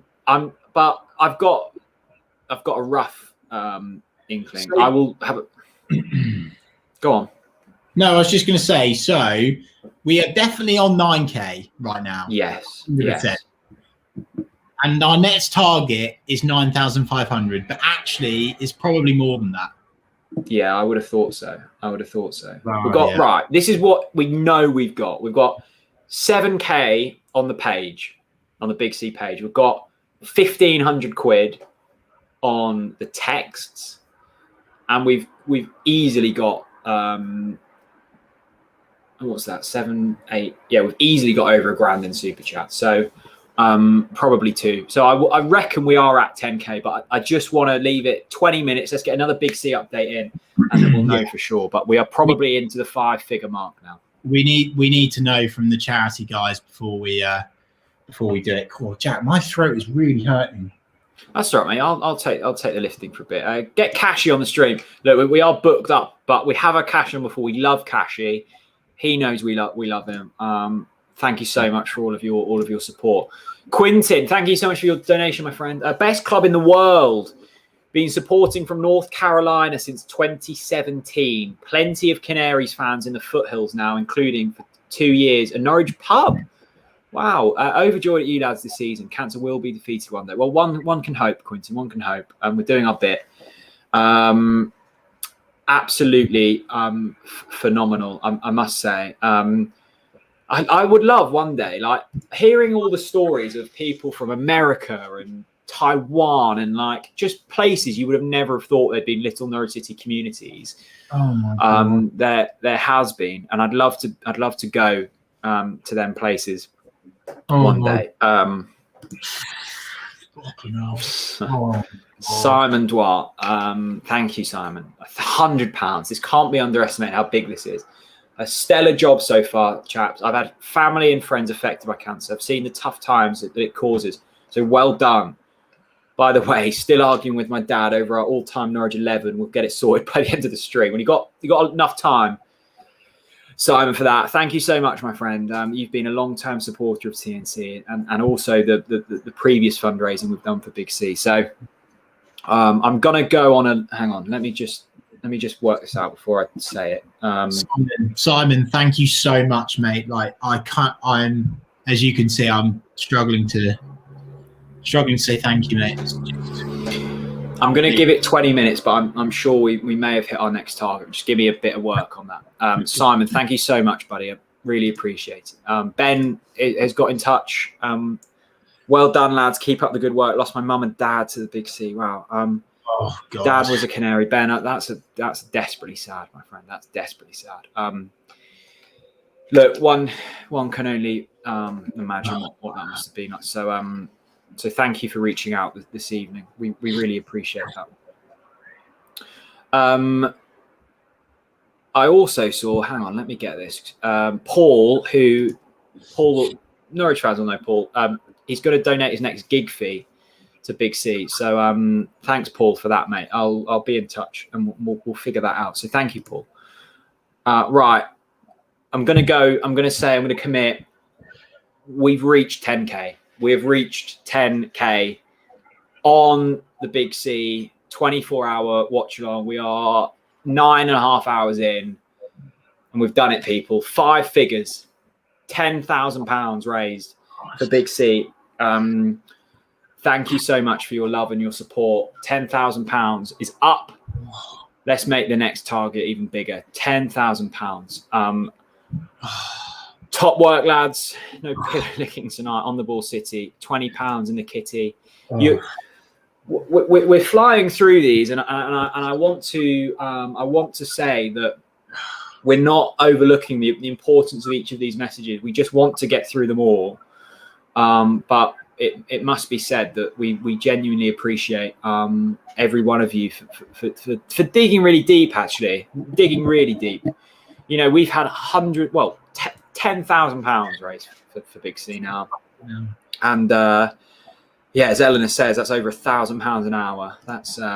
We're going at quite a rate of knots. Whether you watched, shared, liked, donated, told your friends, we've done something really special here today, and we've still got, depressingly, well over 12 hours to go.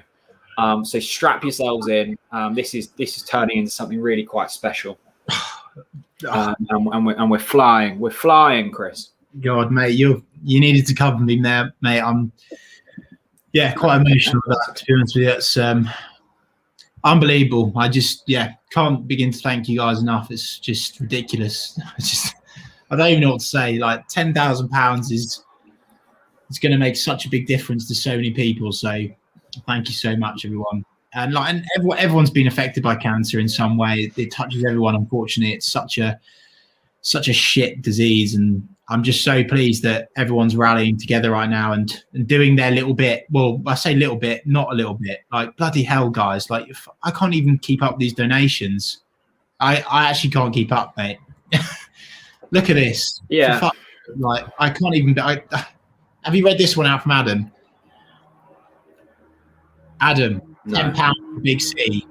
Amazing. Thank you so much. And then Chris Dayton. Oh, my God. £100. Chris. Oh my God. Look, I must say at this stage, from a responsible point of view, like, don't feel pressured to donate. Please don't put yourself in financial disarray for this. But we do genuinely appreciate it. But please don't feel pressured to donate. But of course we appreciate it. Chris Dayton, who has been backed us from the absolute hill. He says, it's time, you guys rock. I'll never get over the effect cancer has had on my family. If it helps, then that's all that matters. Thanks for doing this, boy. Absolute legends. Thank you, Chris. Sadly, I think most people in this stream tonight will have been affected by cancer at some point. I know Chris and I certainly have been. But all that we can do is try and do our bit, and we are certainly, thanks to you, doing our bit tonight. You should all be very proud of yourselves for pulling in the right direction. As I said earlier, when people come together and fight in the same direction, power is things can be done. This is what it's all about. This is what it's all about. Oh my God, is that a new one, Jack? Yeah, Carl Skillings over in America. Yeah, mate, that's insane. Carl, email me. I need to get some wine over to your mother's. Thank you for all that you have done. You have no idea just how important you guys are to a lot of people on here. Well, the super chats, thanks, mate. The super chats keep coming, and yeah, I must say, people, I'm sorry that they keep coming. So we are so grateful to every single one of you, and especially the charity. And we will do, I'm sure, more video content to say thank you properly as time goes on. Arthur Saverin, £10. Big up, Arthur, mate. Long time no speak, pal, and great that you've turned up for this tonight. I'm so grateful for your tenner, mate. It really helps. Toby, £5. Hi, gents. Massive respect. Think you can get another 4K, so you raised 10,000 on this stream alone. Toby, mate, it would be an honour to do that. I really hope we can. I believe we can, with the power of the Talk Norwich City and Norwich City fans worldwide. I believe we can get there and do something really special tonight. Philip, £5. My dad beat the Big C last year, and the treatment and support he got from the Norfolk and Norwich was amazing. Thank you so much, guys. Philip, respect to you, mate. We'll get Carl's up on screen again. $100. My God, Carl, thank you so much. Jordan, tenner, feel bad I can't match these donate. No, seriously, no. Jordan, please stop. Really need to be serious about this. So some people have got the disposable income to do this, but me and Jack really need to make it clear. Please don't feel like you have to donate lots of money. It doesn't matter what you donate. It just matters that you donate. Yeah, even if it's £1, every little helps. Every little helps. So please don't feel guilty about that.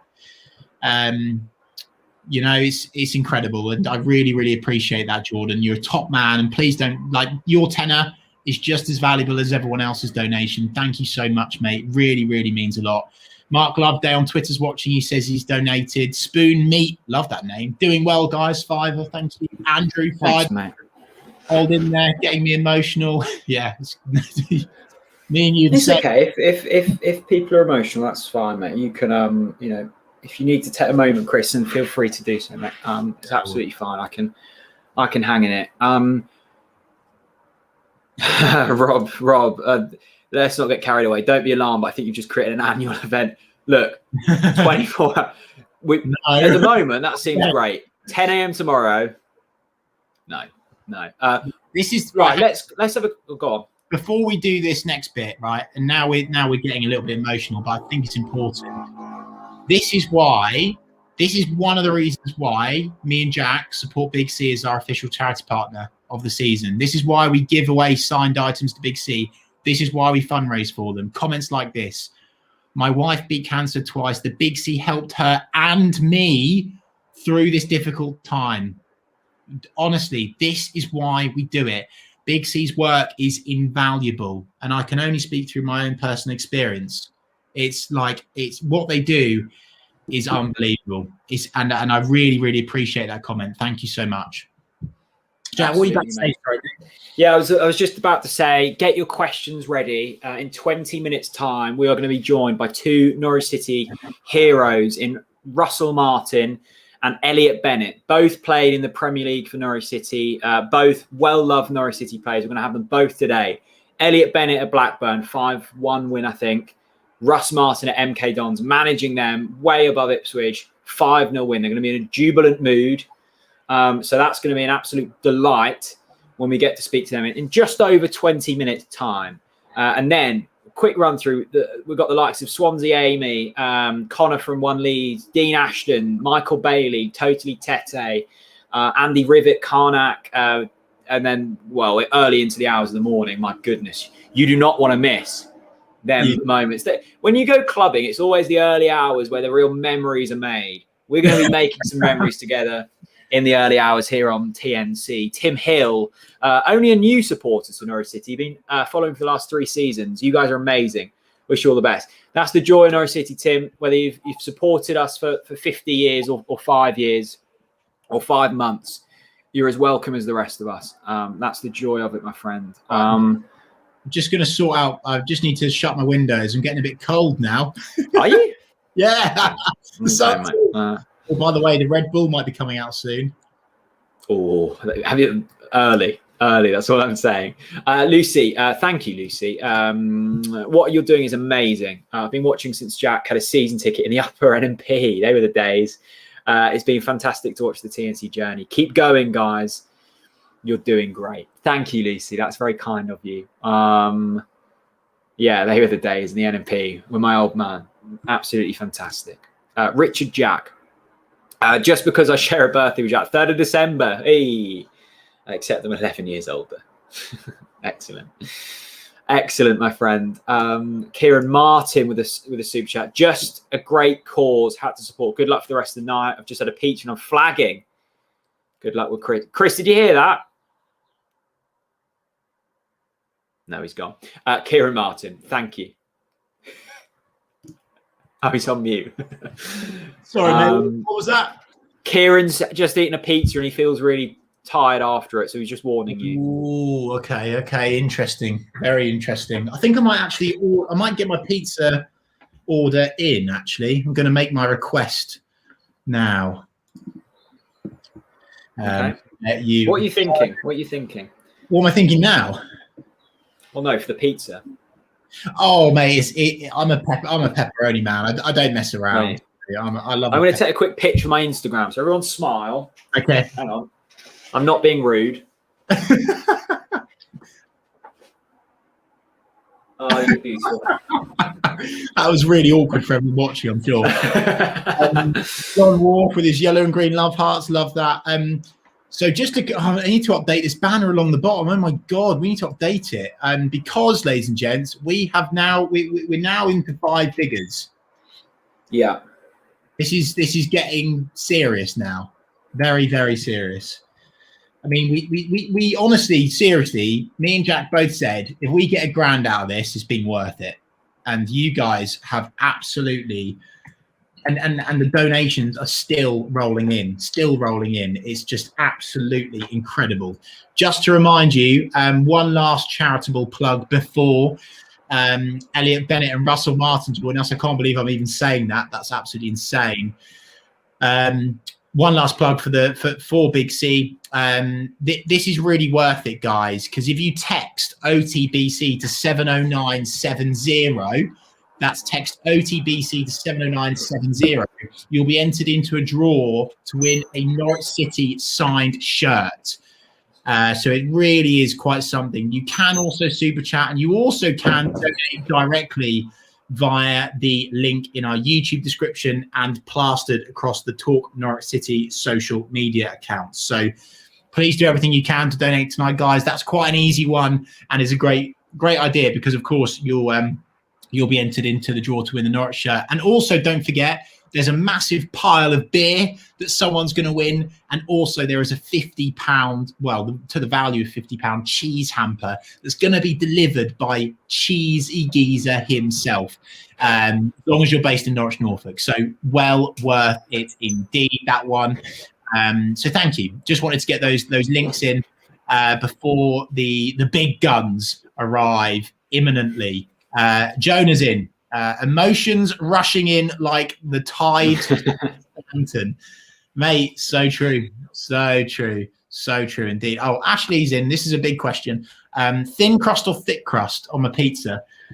Oh, go thin tonight, surely. I don't like, to be clear, I don't like a thin and crispy, but I do like a slightly thinner, and I really like a stone baked pizza. I love that. That's my I'm not a Goodfellas barmy army. I can't touch the stuff. I have to say, I really do love a proper stone baked pizza. That is for sure. Of such a kind donation from Chris Newby, top man of the Canaries Trust. He says, absolutely magnificent stuff, lads. The best of humanity is definitely being shown in abundance tonight. Well done, guys. OTBC. Oh my God, there's been a dono train, ladies and gents, a big dono train. James Wright, £5. What? CFC Sea Shanty sing along. Wow. I think that has to come out at some stage, doesn't it? Yeah, we'll get that going. We will, I think, and I think I'll probably offer it to the next person that donates £100. How about that? So there you go. So many donations, struggling to keep up. Ian Davenport with a tenner. Leeds fan here. Kept an eye on TNC since watching Leeds versus Norwich match day experience. Good work. Appreciate that. Sorry to beat you that season. That was a glorious day. Which one was it, Ian? I've done a few at Leeds. I've done one that went viral on Facebook when we lost in the cup with Leeds fans, of me like in agonising pain when we lost in the penalty shootout. So it might have been that, because I know a lot of Leeds fans came over from that. I think the video on it was shared on a big Leeds Facebook page, and it did like 250,000 views, all laughing at me. So it may have been that, or it may have been when we won in 18-19 when. We were laughing at Leeds fans, so it was one of them times. So thank you so much. Unforgiving Steel has donated 50 quid. Mate. Thank you so much, Unforgiving Steel. It's worth noting as well, I need to try and find a way after this to thank everyone in some way, whether that be, I don't know how I'm going to do it, because I don't really know if I've got everyone's contacts, but if I can find the way, if you ever see me at Carrow Road and you fancy a pint, pints on me. Wow. There's a lot of people donating, Jack. That's yeah. Might have just bankrupt myself. Yeah. Yeah. All right, I'm going to charge my headphones. Hang on. Unforgiving Steel, thanks so much for your very kind super chat. Wow, there's so many coming in. Let me just quickly scroll up. Finn Barker, £5. Boys, you two have been amazing and inspirational. I've watched for several years, and this makes me proud to be an Norwich fan. Finn, that's so kind, mate. Thank you so much. Really appreciate it. And of course, you're 5 for the Big C. Same with Curtis. Thank you so much, Curtis. Can you still hear me? Yeah, although you sound a bit crackly, perhaps. Echoey. Yeah. We'll have to deal with that for 10 minutes. Okay. Football and Feelings. By the way, an awesome YouTube channel and a wonderful podcast. And I did a podcast on for them, actually. I appeared on their podcast talking about grief and the Talk Norwich City journey and what it's like running a YouTube channel and getting slated on social media every 5 minutes. So do go and check that out. He says, keep it up, lads. I hear chewing gum and apples are great for staying awake. Love that. And thanks for your tenner, mate. Top man. Football and Feelings. Go and check out their YouTube channel. Make sure you subscribe for sure. Paul Woodrow with a £5 for Big C. Oh God, I lost my mum 3 years ago to ovarian cancer. Took her to hospital Christmas Day, and we lost her 3 weeks later. You guys are doing a great job for a fab charity. Thanks, Paul. That's really kind, mate. Thanks for your £5. That's so kind, and I'm really, really sorry to hear about you losing your mum. I lost my mum as well, which is why we're doing this today. So massive respect to you, Paul, and remember, she'll be living within you forever. You know, their soul stays with you forever, your parents, and keep that thought in your mind, Paul. Top man. Callum, £5 for Big C, absolute champ. Thanks so much, mate. Richard Jack, £5. My dad, David Johnson, is responsible for me listening to Roy Waller in the late 90s on the radio. Keep up. You're doing sterling work. Roy Waller, what a legend, by the way. I mean, that rolls back the years. Proper broadcasting legend. £5 for the Big C as well. Thank you so much. Oh my God, they keep coming in. Curtis with £3. Well done, keep up. Well done to you, Curtis. You've made a difference tonight. Same with Becky. I'm off to work. Yeah, this is going to be interesting because people are going to be going to sleep in a few hours. Hopefully not, because we have got Dean Ashton and Michael Bailey up until midnight. We've got a live performance from a local band at 10 o'clock. We've got Russell Martin and Elliot Bennett joining us in just over 10 minutes' time. Becky, thanks for your £5. That's absolutely huge. Callum, that's absolutely huge from you. Thank you so much. Oh, God. You can read the next one, mate, because I'll just crack out again. Sure. Justin, yeah, I do remember, actually. Thanks, Justin. So Justin donated a large sum of money to us the last time we were doing fundraising for Big C. He's just donated £100 and says, you might remember your shout out to Chris Etheridge. Yeah, I do. Mid-season, who we lost to cancer. Thanks from me and Elliot, my son, who we're watching now. Much love to both of you and everyone else who's been impacted. Yeah, massively, Justin. Thank you. I saw your name this morning, actually, when I was scrolling through the page. Let me try and find that now, actually. Yeah, you said, rest in peace, Chris Etheridge, lost to cancer, lifelong yellow, beloved dad, granddad and brother on the Ball City. That was back in November. So thank you so much, Justin, for your support to Big C, for your support to TNC. And I hope that we have replicated somewhat of your belief in us. Thank you so much, and thoughts with the Etheridge family. It must be said at this time. Yeah, thanks, Justin, mate. It's speechless. I don't know what to say. Thank you so much from the bottom of my heart. Thank you. And Chris, here's a gear change for you. I mean, you haven't got to do it right now, but you did promise a sea shanty for £100. I'm not sure I can go from almost crying to sea shanty. Well, we'll give you a couple of minutes now. Maybe Callum lost his mum in July 2020. Oh my God! And the Big C helped so much to Callum and his sister. And Chris, you've helped me so much listening to my issues via DM. Look, I'll embarrass Chris slightly here, but Chris, when he says his DMs are open, he genuinely means it, and I know how many people reach out to Chris, and it's an overwhelming amount of people. And from a very selfish point of view, I sometimes shut my DMs because I can't physically get back to everyone, and I wouldn't want to get back to some people and not others. So I sometimes just shut them off. Sometimes they're open, but Chris messages and spends hours on a daily basis talking to people, whether it's a problem or not a problem. He will genuinely reach out to people, and that's why I think Chris is such a wonderful person, because he sticks by his morals, and he helps people. And I tell you what, he helps people not in the public eye the majority of the time. He donates an unseemly amount of money to charity, and he's a far more selfless person than I ever will be. So, mate, you're brilliant, and I'm glad that people have seen value in what you've been doing. Thanks, mate. That really means a lot. But just it's what we should do. Like, everyone can make their own little difference, but like it's like if everyone just spent a little bit of time every day helping other people, the world would be a better place. It's simple maths. It really is. Like, be the change you want to see in the world, and put some positivity out there. And yeah, I'm very pleased that we've got the platform to be able to positively impact people, Jack. It's an honor, and I'll do it for as long as I can. I really will. My cat's meowing at me for some reason. I'm not sure why. Callum, I'm really sorry to hear about your mum as well, by the way. And you know where I am, mate. You know where I am. Jackson, love this. £5. Do you lads support a non-league football club? If not, get involved with the Ghosts. Well, guess what? You've just got a new fan. The Ghosts back the boys, love it. Because I don't do non-league, so there you go. The Ghosts, love it. I support Yarmouth Town, down at the Wellesley. Yes, indeed.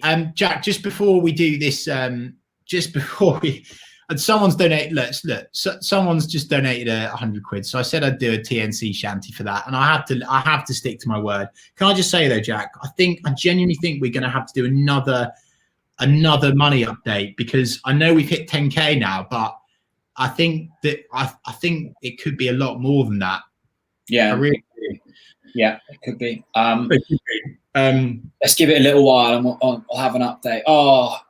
This is the man I think it is. Aston. Top work, chaps. You're an inspiration. Aston, I assume you are Aston Oxborough. If you are, mate, then if you're not Aston Oxborough, you're just taking his name, then also thank you. Aston, I hope you're well, buddy. Hope to see you soon. And I'm glad the recovery is going well. If you were watching earlier, then if not, scroll back to part 1. And if you want an ego boost, watch Gunny. Watch Gunny bigging you up. Gunny loves you, mate. We all love you. All the Norwich fans love the Ox. The future in the goalkeeping department. Can't wait to see him in the yellow and green one day. Big up the Ox. Huge donation. Thank you so much, mate. Jamie, newbies in the house. Think it's time for a love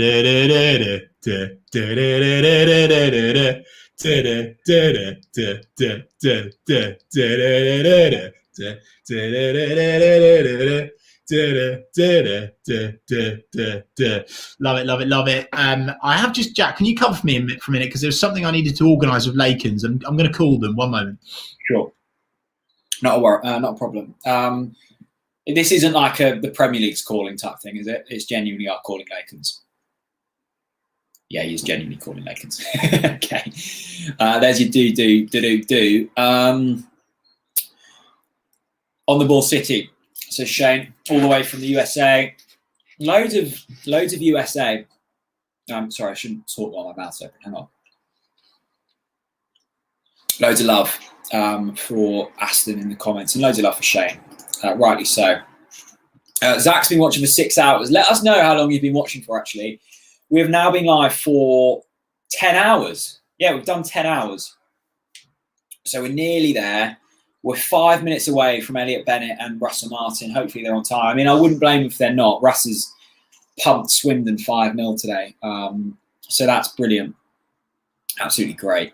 Am I tired? Oga, I must admit, you would have seen I hit a real low point at about 3:30. 30 minutes into that game, and I was like, wow, I don't think I'm going to do this. But my mum's been very kind. She's brought some fruit. That made a good impact. Saw my dog. That helped. Lots of Lucasade down. Got a couple of bottles of them. I've drank a lot. I've got a pineapple I need to slice into in a bit. So that will help. We've got Sons of Mark coming on for a half an hour acoustic set. You'll love them. So we'll see them. That will give us 20 minutes where we can just breathe and just go. I tell you what, the main thing for me, and I should be used to this because I'm on my computer all day, every day, but it's my eyes. In my body, I feel fine, but I've been staring at a screen for, since about 8 o'clock this morning. I was doing some last minute prep. So, yeah, well over 12 hours now. But yeah, I feel good, actually. I feel good about it. What dog do I have, Christopher? I think I might have the same as you. I've got Cockapoo. Cheesy's been watching all day. He was on it for half an hour. So yeah. Alex has been watching for 7. Fair play to all those doing 10. Oakley, you're right, actually. It was the water on the face. That helped me. Just went in the bathroom, gushing water onto my face, which is absolutely wonderful. Owen, always helping in the Nodge GC. What a guy. Chris seems like he's got an update. Go on, mate. Right, folks, massive update. If you are on Twitter, well, quite frankly, even if you're not on Twitter, I've just had a call from Lakens, of course, one of our proud sponsors this season, and they have kindly said that they are going to be giving away 4 mixed cases of Lakens beer to 4 lucky winners.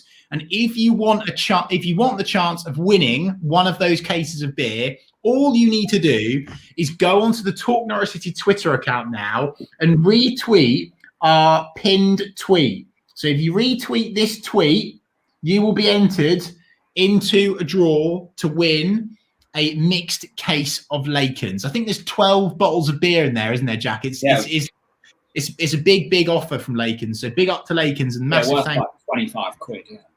Yeah, absolutely brilliant. So yeah, there you go, people. Get retweeting and Lakens will reward you. And where are we at with have you? Yeah, Ben says 10 hours. That's about 1K an hour, isn't it? Yeah, we are.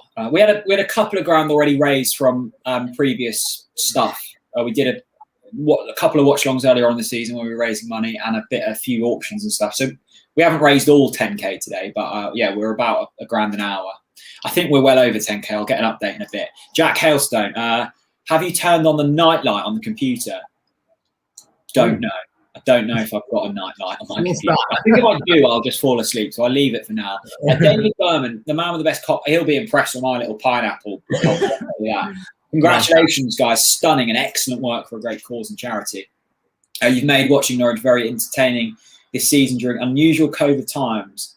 Brilliant season for the club, players and fans. Thank you so much, David. You know, you guys have made it as good for us as we maybe have done for you. Bradley says, Bradley, I've been live for 10 hours, mate. I'm not going to start fiddling with screen settings. I'm not good with tech. If I start fiddling with my screen, I'll definitely break it. But thank you so much. Oakley's got a media filming to do tomorrow. Organised to go later as I plan to be here until 10 a.m. in the morning and then sleep. Oakley, let me know, what's your plan? So we obviously finish at 10 in the morning. My plan was like 4 hours of sleep, get up at 2 and then see it through. Because if I go to sleep and just don't set an alarm, I'll really ruin myself. And I don't know if Chris knows, I've got a big golf match against his dad on Monday and I need to beat him. So, tell me. I need to be awake for that. Love that indeed. Right, ladies and gents, the next guests might be arriving any second, and this is going to be pre-match stretches for this. I feel now. Oh, he's here already. Can't. And here we go, bang on the money, and joining us now. He's ready to rock. He's in the back of the studio. Should we get him in early doors? Yeah, let's do it. Let's get him in, ladies and gents, boys and girls. Elliot Bennett runs down the wing for Benno, how are you, mate? I'm brilliant. Well done, fellas. Congratulations. Thanks, my man. I tell you what, we saw your donation pop through earlier, mate. That's so kind of you. That really kick-started things off. You got the ball, what do they say? The ball rolling, something like that. Rolling, mate. No problem. Honestly, what you guys are doing is fantastic. So keep going. It's got a long way to go still, but we'll get through. Don't say that. Everything's a bonus now. We've just hit the 10K mark because of the Norwich fan. Wow. And you started that, mate. So thanks so much. We are going to be joined as well by hopefully the Norfolk Cafu any moment as well. He's late. No wonder. His team did very well today. And Benno, yours did very well today as well, didn't they? Yeah, great result. Really, really good performance. I think we've had quite a few good performances this year, not got the goals and points we maybe would have deserved. But it was nice in the sunshine today to see the team score 5 goals. So, yeah, always nice to win a game, obviously. And, even better when you can win by such an emphatic margin. You've got a very talented group there, Benno, haven't you? Oh, yeah, loads of talent. I don't think I'm speaking out of turn by saying I think we've massively underachieved this year, really. Yeah. The target definitely was trying to get in the playoffs, and in the end we fell well short, which is it's really disappointing. We've got a lot of really young, talented players, and I think sometimes having a tough season or a season of adversity where things haven't gone the way you want only does really well for the younger players. So, yeah, I'm sure they'll all learn from this and take it forward in their careers. And without making you sound old, Benno, are you almost the look at my hairline? You're almost the role model for the Harvey Elliots of the world now, aren't you? Well, I try to be. I I just try and be me, to be honest. Yeah. You know, a lot of the lads do come to me when they need bits of advice on different things, and I think that just, you know, kind of it's part of the course. When you get past 30, it tends to be something that everyone kind of thinks you're an old man, particularly in football. So no, it's great. It's great to train with these young players and, you know, see them develop. We've got so many lovely comments coming in. We knew you'd be well received. Elliot Bennett, one of the most underrated players we've had in the last 10 years, says Jamie. Wasn't overrated, very, very rated in my opinion. Ryan says, Elliot Bennett always gets a great reception at Carrow Road. Always a cheer from me. Quite right. Benno, it's amazing, isn't it? Like, when did you leave Norwich? It's been a little while now, hasn't it? Yeah, I think it was 2016, January. Yeah. And yet still, like, you are one of them names where you're constantly talked about, and it's amazing. Yeah, I think I had a really close bond with the fans. You know, I absolutely love my time in Norwich. The people, the place, not just the football club. I think just the city in general. It's a really special place. There's not many places like it in the country that's so, you know, everything's about the football club, and everyone who lives in Norwich supports Norwich. It's not one of these places like Manchester or London where everyone supports everyone. And it makes it really, really special. And I think, you know, for me, coming from, you know, Brighton at the time, you know, football was quite a big thing in Brighton, but not like it is in Norwich. And then to move to Norwich and just the passion for the football team and everyone wanting you to do so well, I think, you know, I tried to emulate that on the pitch, really. And I think that gave me quite a close bond with the fans, and one that I still hold now. Definitely, mate. I know that you've been asked this question tons, so it's not a unique one, but I'm going to say it anyway. We'll never forget his goal at White Hart Lane to Dom. Now, I remember it so vividly. It was you and Pilks, wasn't it, scored that day against Spurs. We beat them at White Hart Lane. Of course, they're no longer playing there. Will you ever get bored of thinking about that goal? Never. I wait every year for Norwich's Twitter to, on this day, tweet it out, and it just gives me a good excuse to watch it and put it out to my followers as well. So no, it's something I'll remember for the rest of my life.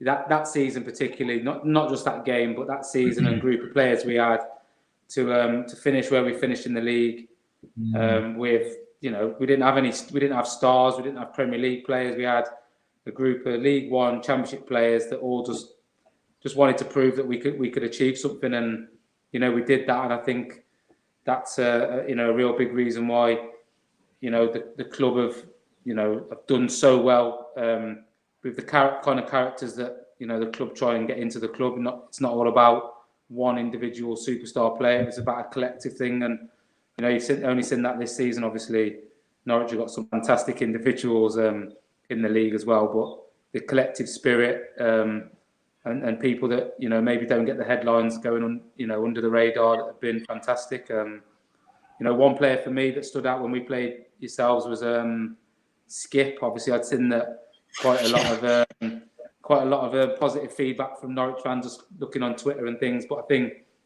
you know, if you look at the papers and you don't watch Norwich, you'd say Pookie, Buendia, the usual. And obviously they're fantastic. But I think the role that Skip plays in that team's been magnificent. And, you know, hopefully for Norwich, you can get him back next season for the Premier League.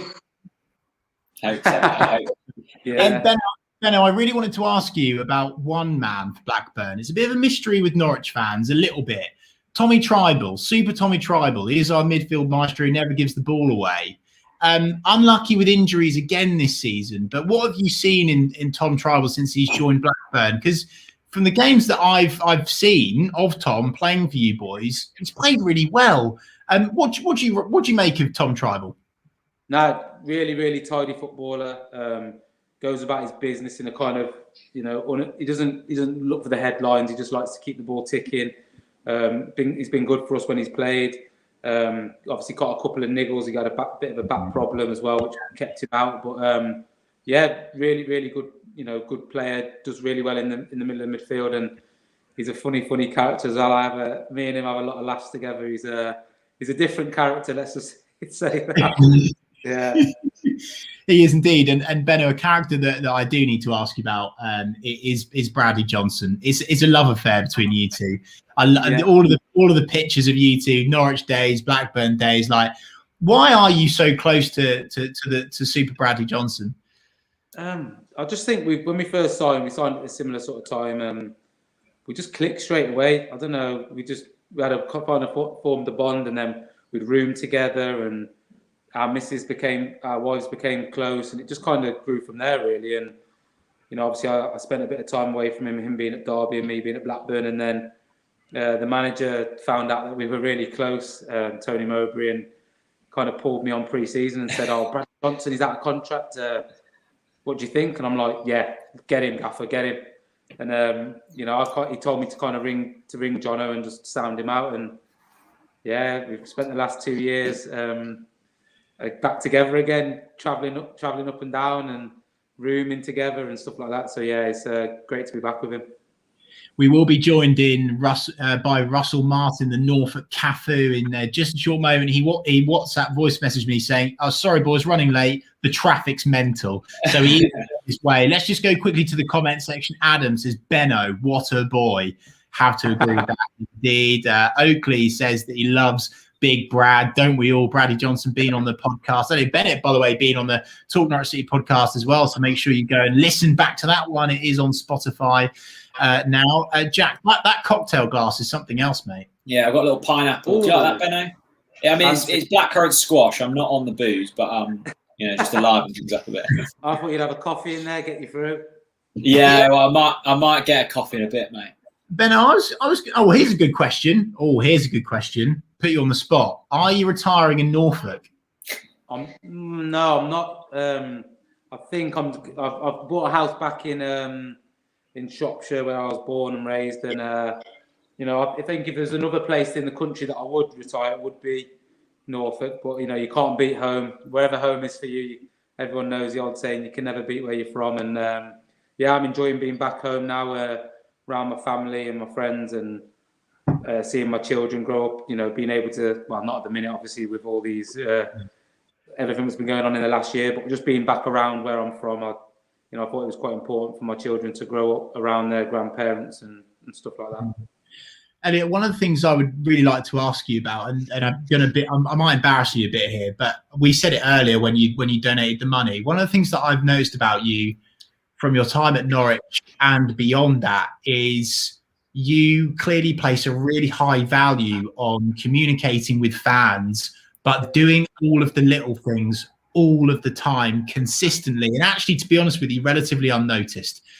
And so I really wanted to say thank you, because it's no surprise to me the Norwich fans still love you, because all of those little signed shirts, autographs, boots, whatever, donations, mate, I think footballers get a bad rap. I really do. And I think you're a shining example. And I wanted to tell you that in front of everyone on camera. Seriously, well done. I really appreciate that. Thank you. I just try and be me, to be honest. I don't know. People talk about footballers sometimes. It's very, what's the word? Like, you get put on a pedestal, like we're different from everyone else. And, I've always just tried to be who I am. And my dad kind of taught, no one's any better or different. I've just been very fortunate to be able to play football as a job, really. And, I try and, I know that every single fan of a football club would love to swap places with me. And, a lot of them would, chop off body parts to be able to play and represent their club. So, it's an honour for me for all the clubs that I've represented. And that's why I've always just tried to communicate in good and bad times with fans. I think it's important not just to, only speak to fans when you win. It's just about being honest and communicating at all times. Preach. Yeah, it's brilliant. Mate. Both you and Russ have been brilliant at that over the years. Carl says, "What's your most memorable game at Carrow Road, Benno?" Been a few, wasn't there? I saw pop up the other day that you and Ryan, both Bennett, scored. That was Reading, wasn't it? Back in the day. Yeah. That was a good one. I'd have to say, in the first season, we absolutely schooled Swansea at home. Yes. Schooled them. Really loved that day. And another one that I really enjoyed, and I didn't start, but the Ipswich semi-final game. Yeah. To get us to Wembley. What an atmosphere. Beat that lot again. No surprise there, to be fair. And, you know, secured ourselves a place in the playoff final, which obviously we went on and won. So, yeah, that was a mad few months, that, Bennett, wasn't it? Because, like, I'm trying to think, and my memory probably doesn't serve me correct, but we dropped quite low in the table that season. Yeah, we did. Yeah, I think we were 9th or 10th. Then Alex Neil came in. That's right. Put a rocket up everyone's backsides, and we kind of started to show what the squad had in it, really. So it was just good timing.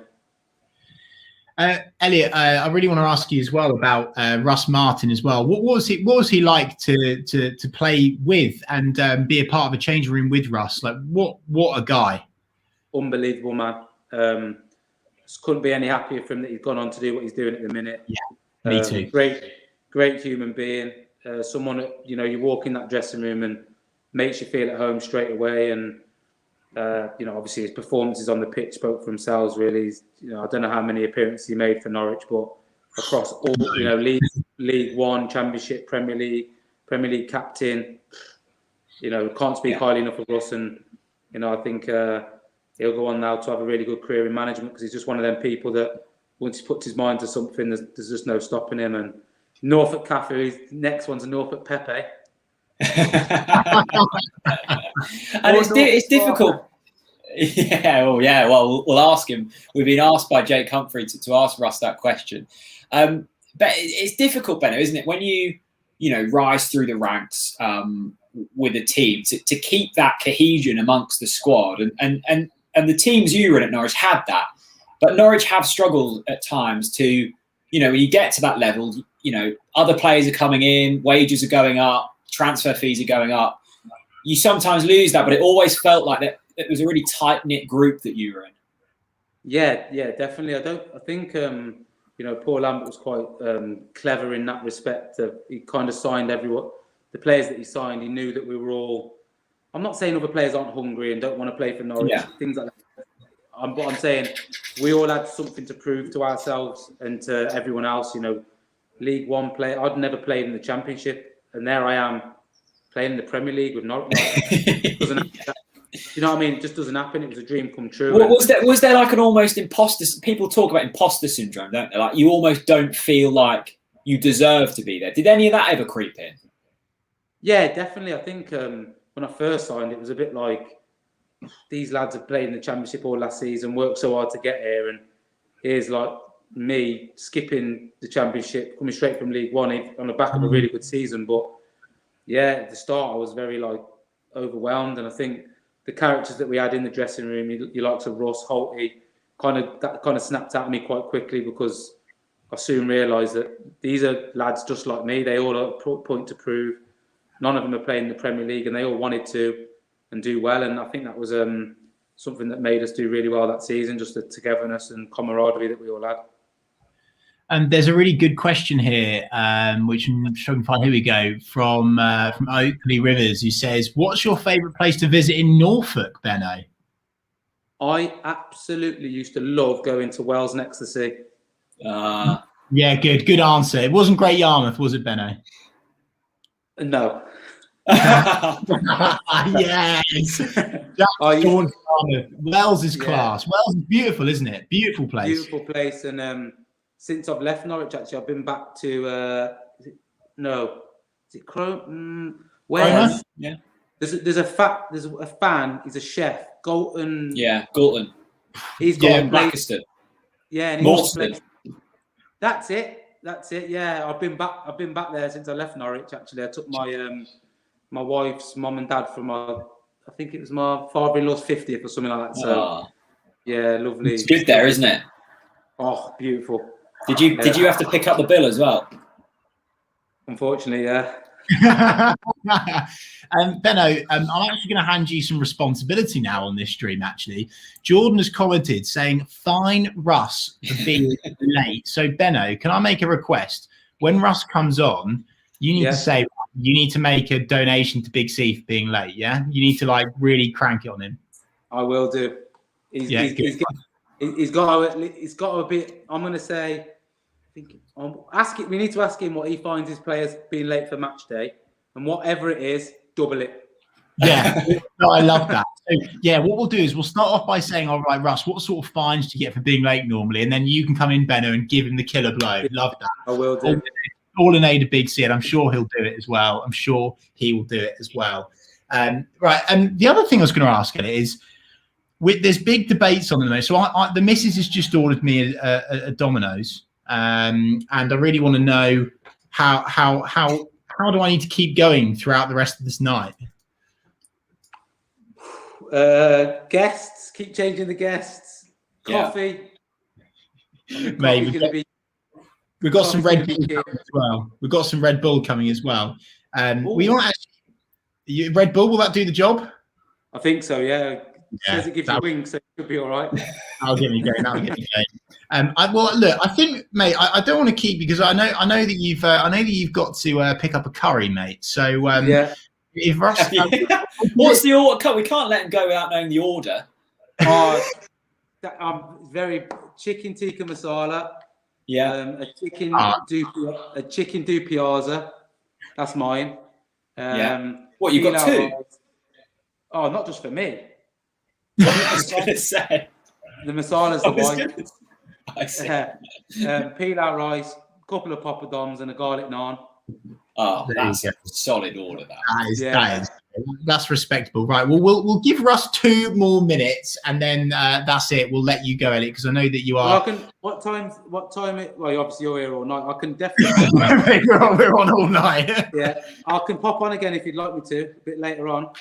Mate, that would be great. We'd absolutely love that. We've got Dean Ashton later on. We've got all sorts of characters, mate. So just give me a message. Yeah, I'll message you. See if you've got a little slot where you haven't got anyone on and you need a little filler just to keep you going. I'll come back.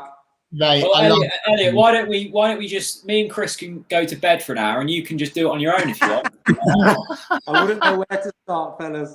Yeah, get Bradley on. You and Bradley missed it on your own. We'll just go and sleep. I'll have to give him a text, see what he's doing.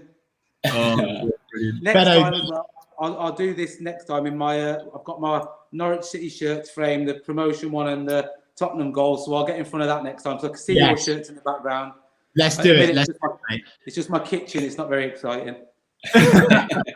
Benno, go and get your curry, mate, and we'll wait for Russ to come on. But I will tell him, and I'll get you to message him to say you owe the boys a big donation. All right? Will do. Well, lovely to speak to you all, and good luck with everything. Thanks for the donation, mate. Thanks so much, buddy. Elliot Bennett. Elliot Bennett. Chris, I'm really glad you've done that, because I really need a wee. So I'm going to go, and then hopefully I'll look uber professional when Russ gets in. Okay, right, cool. So that is it. Elliot Bennett is off. Russ Martin is in. Of course, it was ideal for them to come on together, but unfortunately, Russ is late in the traffic. Look, that's live for you. You know, it's been smooth sailing so far. A couple of hiccups here or there. We've had one guest unfortunately drop out last minute, but it probably would have ruffled too many feathers anyway. There you go. Russ is late in the traffic, but he will come on and he will give value, and he has got a lot to say. I can tell you that for free indeed. Loads of you sharing loads of lovely kind comments about Elliot Bennett. Cheesy, what a legend, Elliot Bennett. Yeah, indeed. Perry, top bloke, that Benno. Yeah, 100% top bloke. So kind, so caring, got all the time in the world for fans, and is always going above and beyond to help other people. Elliot Bennett deserves a hell of a lot of respect for sure. Carl says, yeah, Jack's on the toilet again. Like, mate, I can't get the staff around here. It's as simple as that. Oakley says, love Elliot. Yeah, absolutely. Elliot Bennett is a top man. Here he is. Oh, the dog's in with you, mate. Yeah, got the dog. Hang on. He just wanted to say hello. Go on, hello, then. Buds.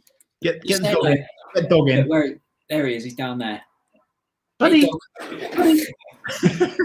Buds, come on, mate. Russ is on the telly in a minute. There you go. Right. Jack's got his dog out. Russ is coming up. Seb Matthews. Oh, thank you so much, Seb. Really appreciate that, mate. Long time no speak. He says, good work, lads, from Steve and Sally. OTBC. Steve and Sally. Really respect that. Thank you so much. That's so kind. That's gone straight to Norfolk and Waverley's Cancer Charity, Big C. Jack, how many hours have we been going for now, please? 10.5. How are you feeling? Good, actually. Yeah, good.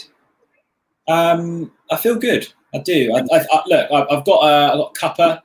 My mum's just made me a cup. I tell you what, my mum is delivering today. A cup of tea, and she's just made a sausage roll for me as well. So I've got that as well. Oh my God, wow. That's quite something. I've got Domino's. My lovely dog has been sat at the door the whole time because he can hear my voice and wonder why he can't see me. So I might just open the door for free for all in a bit and just let him run about, but we'll see. Elliot Bennett, what a top man. Just a lovely, when he talks, I feel at ease with the world. He's just got a very nice, soothing voice, and he's a very nice character. Is our Elliot. And look, so many players over the years have been so.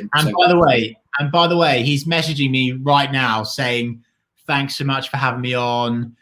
Sorry I couldn't stick around. You obviously had to pick up his curry." So yeah, honestly, Elliot Bennett, top notch. I really hope that we'll have a reviewed total soon. Actually, I really do. Steve Trivett, by the way, in control of the Norwich City tannoy system, absolute legend of the game, says great work today. Be very proud, Steve. Mate, I'm proud of you for that £5 super chat. I really massively appreciated, and it's really helping. Thank you so much. Every little helps. Every fiver helps. It is absolutely phenomenal. Will Carr, £5. Great idea, this guys. Well done. Question: if you could have either James Maddison or Emi Buendia for the Prem, who would you choose? Oh my God.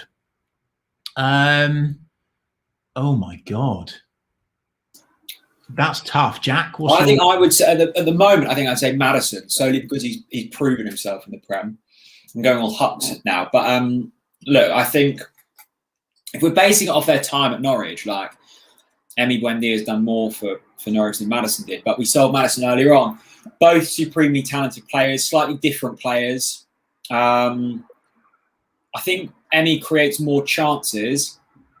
I don't know. It's a tough one, isn't it? It's a really tough one. I think if you were to pick between the two players now in the Premier League, and I have to say Emi.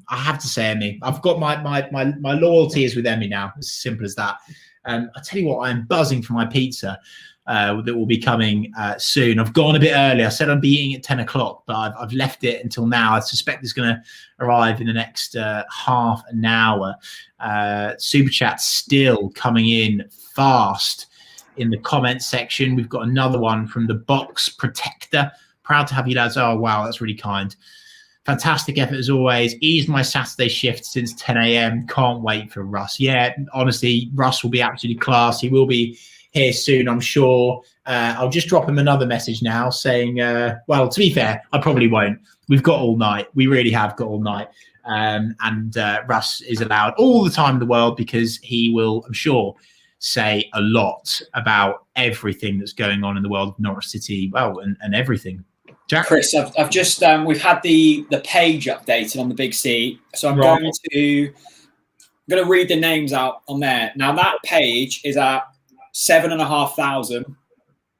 So I haven't got an updated figure, but that's 7,500. So a big thank you who have recently donated: Claire Williamson, Tom Grimshaw, Adam Ditch. Hang on a second. I think my microphone can improve. Does that sound better now? Go again. Hello, 1 2. Hello, 1 2 3. You sound so good. Peter Gibbs, Jamie Brett, Charlie Hill. Again, lots of anonymous donators. Stella Larter, thank you, Stella. Joseph Smith, Nikki Price, of former Radio Norfolk fame. Michelle and Bailey, Martin Proctor, Peter Marjoram, Chris Hunt, Spencer Long, Jeremy Galisecki, Tim Cook, who donated £100, Thomas Fox, John Cooper, Alan Martin, Lynn Combe, Sean Dickerson, Timothy Ullman, David Metcalf, Thomas Ingold, Andrew Williams, and Julie K. Thank you, who've recently donated to the page. As I say, it takes a little while to tick over. So if you've donated in the last 10 minutes, your name might not have been on that list. But to all of you lovely people, that's so kind. We've got, I've lost track of, let me see how much the texts are at, and then I can get a real update then. Cool. Yeah. Okay, well, that's brilliant. We're flying. We're flying, people. Let's get the banner updated. But honestly, from my point of view, Jack, we've hit the big 10K. That was a quiet ambition. Once we'd got that grand for me, I thought, this could go absolutely mental. So let me know when we can update those banners. Okay, I've got another update. Really? The total from the page and the text is at 9,000. So we've easily gone past 2K on super chats. Would you say? Yeah, surely. Yeah, I think we can up that to 11K. We've raised now. Okay, right, 11K. I'm sure we've raised over $2,000 on super chats. I'm sure 11K is the new total, which means the next target is 11,500 people. Let's get us there. You can make a difference in so many different ways tonight. One of them is by retweeting our pinned tweet on Twitter. Don't forget, you will be entered into a prize draw to win a hamper of cheese from the Cheesy Geezer, providing you're based in Norfolk. You'll also be up for winning a bundle of beer from Laken's, from someone else as well. So do retweet our pinned tweet on Twitter, and you'll be entered into a prize draw for that as well. Ladies and gents, it's now time to introduce you to a Stonewall Norwich City legend. And if this man hasn't had a beer after his team's performance tonight, I will be shocked. Russ Martin. Oh, guys, sorry I'm a bit late. Mate, have you been up to much today? What's been on? I've literally just driven home from our game. So did you win? The result made the drive home a little bit nicer, a bit more comfortable. Mate, mate, you are the Pep Guardiola of League One, aren't you? Far from that. No, far from that. It was a good result today. It's been a long old season. Can't wait for a break. Russ, how do you feel about? Let's kick it off with a lively question. How do you feel about being above Ipswich? Yeah, nice, huh? That's messages I've been getting all season from Canary fans is like, please just finish above Ipswich. So we are doing our very, very best to do that. They're helping it as well. They're certainly helping, but we're doing our best. I know it'll make a lot of people very happy if we finish above, especially with the amount of guys we've got with a link to the club with Louis and Cammy and Sirs as well. Yeah. So it'll be nice. Yeah, absolutely. Russ, I want to quickly mention it. I think it was a month or so ago now. One of your clips from a press conference you did went viral, and it was about, I think you'd been, what's your plan B? Or it was a question along them lines, and you were like, we don't need a plan B. This is our plan. It's so important to me that, MK Dons has an identity. And I was just listening to that, and I was like, that's what Norwich want to do. It's so instilled in the way you're trying to do things at Dons, isn't it? That's what Norwich have done, I think. I don't think they want that. What they want to do. I think they. I think the first year when Stuart came in, obviously we brought Daniel with him. I think, I don't think change is always really. It can be quite messy. It can be quite difficult. But they made a stand then and said, this is the way we're going to go, and we're going to stick with it. And I think Stuart Webber has been incredibly instrumental with that, and he's so process driven, and he's so staunch in his belief in a way of doing it, and that Daniel was the right guy, and it's paid off. And I think obviously I took a lot from my short period of time with Stuart in particular, and someone I still speak to quite a bit now for advice. And obviously I was only there for a short period with Daniel, but the first year was a lot of young guys playing, and we've got the same situation at MK really. We have a lot of young guys who are learning on the job and experiencing things for the first time, and it was the same, James Maddison, the Murphys had sort of one season before that, and we're really picking up. Ben Godfrey, a lot of these guys were really, Harrison Reed on loan, really tough league to learn in as well, the Championship. So Norwich have a really clear process, really clear identity, and I think it's what served them so well. And they went to the Premier League and tried to stick with it, and that's really tough. But I love the fact they stuck to what they're about, which is why, again, they went and earned millions of pounds with player sales, because if you don't and you go up there and the frustration I think when I was there is that we got to the Premier League and we started how we went about things to get there, and then we sort of lost our way a little bit, and that's the worst feeling for a player. I think if you have people around who say, no, this is what we're doing, no matter what, we're just going to keep getting better at it. I always felt that was the best thing for a player. So I tried to carry that into my into being a manager, really, I think, and trying to do it at MK, which is a brilliant club to start at and to be trying to progress with. Russ, I can see peeking over your right-hand shoulder a very special Norwich City shirt. Yeah. What shirt is that? It's the playoff final shirt. So yeah, in the middle and with a few pictures. I don't have any memorabilia in my house at all. That is the one shirt my wife allows me to have up on the walls in my office. So this is my zone and one shirt, and that's the one I chose. So yeah, that is just to quickly interject, as you know, Russ, we're doing this stream for Norfolk's cancer charity Big C, and we've just received a really lovely donation from Charlotte, who's watching, £100. She says, keep up, guys. I took a break for dinner, but loving the stream and all the guests. Can't express how much you've made me smile since this pandemic. Thank you. Russ, amazing. I know that you've just drove. Where were you, Swindon today? Or have you come? No, we were at MK. We're at MK today. So, look, you've come clearly in the traffic and you've jumped straight on here. So I just want to say before we ask any other questions, thank you, mate, because you didn't have to do this. You didn't have to do this. You guys, incredible. I mean, even what you've done throughout the season with no fans and kept everyone engaged, amazing. I've done a few games on Sky Sports, and I realised not one Norwich fan is watching it because they're watching your. I can say what I want. There's no Norwich fans watching. Singing Zombie Nation. Let's show some love for Russ on the screen right now. There is loads of comments. People are buzzing that you're here, mate. Norfolk Cafu, the Norfolk Cafu. Russ, the man, the Norfolk Cafu. Come on, Norfolk Cafu. Legend. Russ. Yeah, there's so many positive comments coming in for you now, Russ, which is lovely to see. I was actually going to ask you a very specific question, Russ, about Cameron Jerome, because of course you've signed him, and we had him on the TNC poddy earlier on in the season. He spoke, and thanks to you, by the way, thanks again. And he spoke very, very kindly of working under you as his gaffer. What's it been like managing a player that scored the winning goal in that game for that playoff final? It's been, him and Sirs, we've got a fairly, similar relationship to what we had when we played together. The same with Carlton.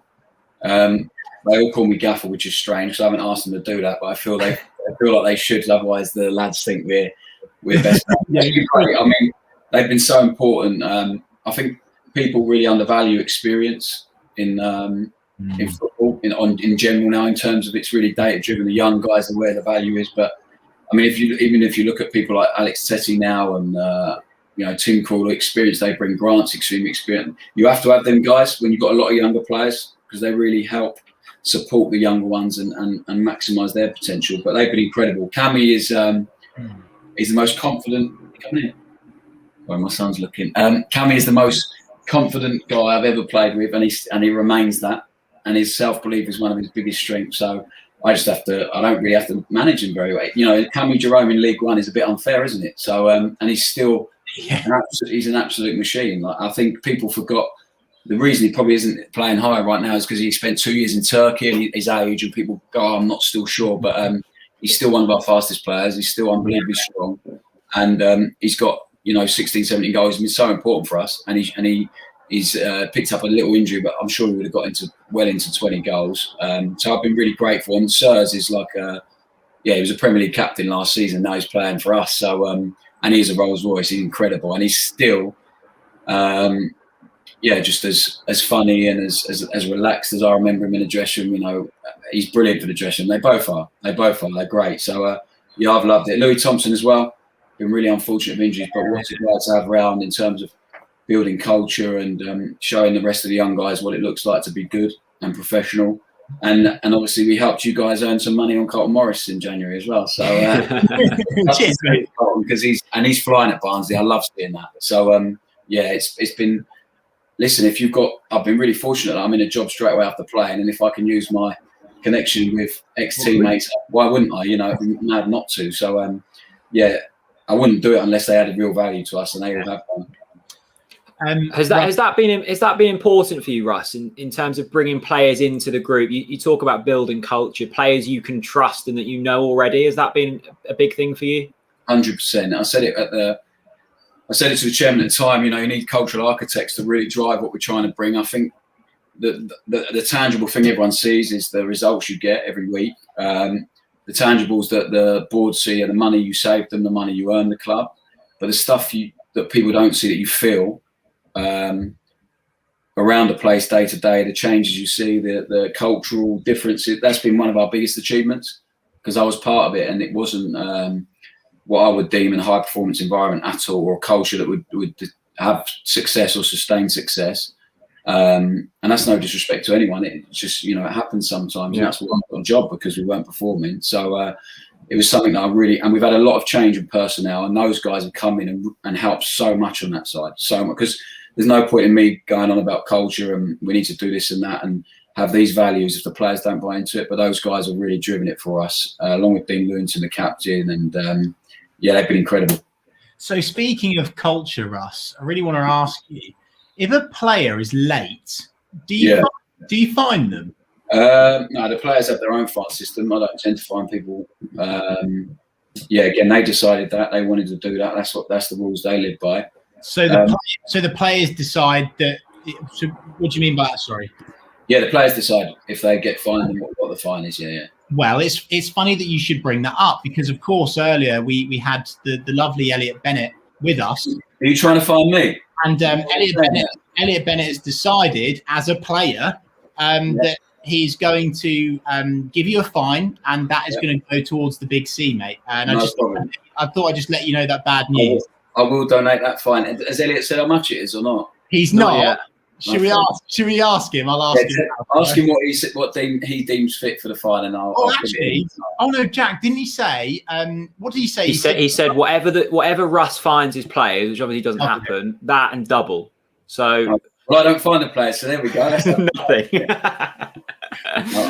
Just quickly, he's gone to pick up a curry, Russ, so we'll ask him. Elm Park Royals has donated £50. Keep up the great work, lads. My dad has got terminal cancer, and you're making me smile with your positivity. Elm Park Royals, I'm so sorry to hear that, my friend, and I'm glad that we can bring some light this evening. Also, a donation from the Box Protector. Thanks for everything, Russ. The captain of a magical time. Yes, the definition of captain, leader, legend. Is Norwich City the dream job? I mean, a bold question at the end there, Russ.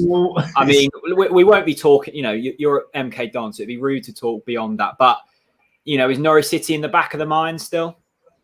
I think I always said when I was a player that I'd love to one day end up back at the club. I still have it's my club. The shirt, it's the only shirt up on the wall. It's I've got the mouse mat as well. Show us the mouse mat. Show us the mouse. So when the kids use it, they chose that a long time ago. So listen, I'm really happy where I'm at and the opportunity I've been given.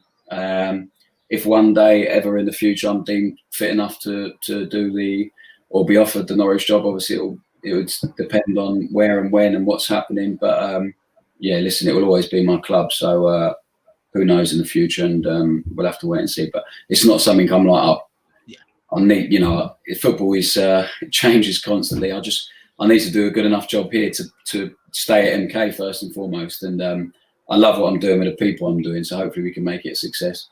We were so delighted you picked up a great result today. We were cheering on the Dons on our watch along early, because we said if you get beaten by a couple, you might not come on tonight. No, so anyone who knows, delighted you scored. I don't get carried away with any win, lose or draw. I would have been here, so no problem. Yeah, well, that's the thing. Elliot Bennett was saying earlier. Russ was like, and fans know this. I remember vividly, and we've talked about it before here on the channel, but.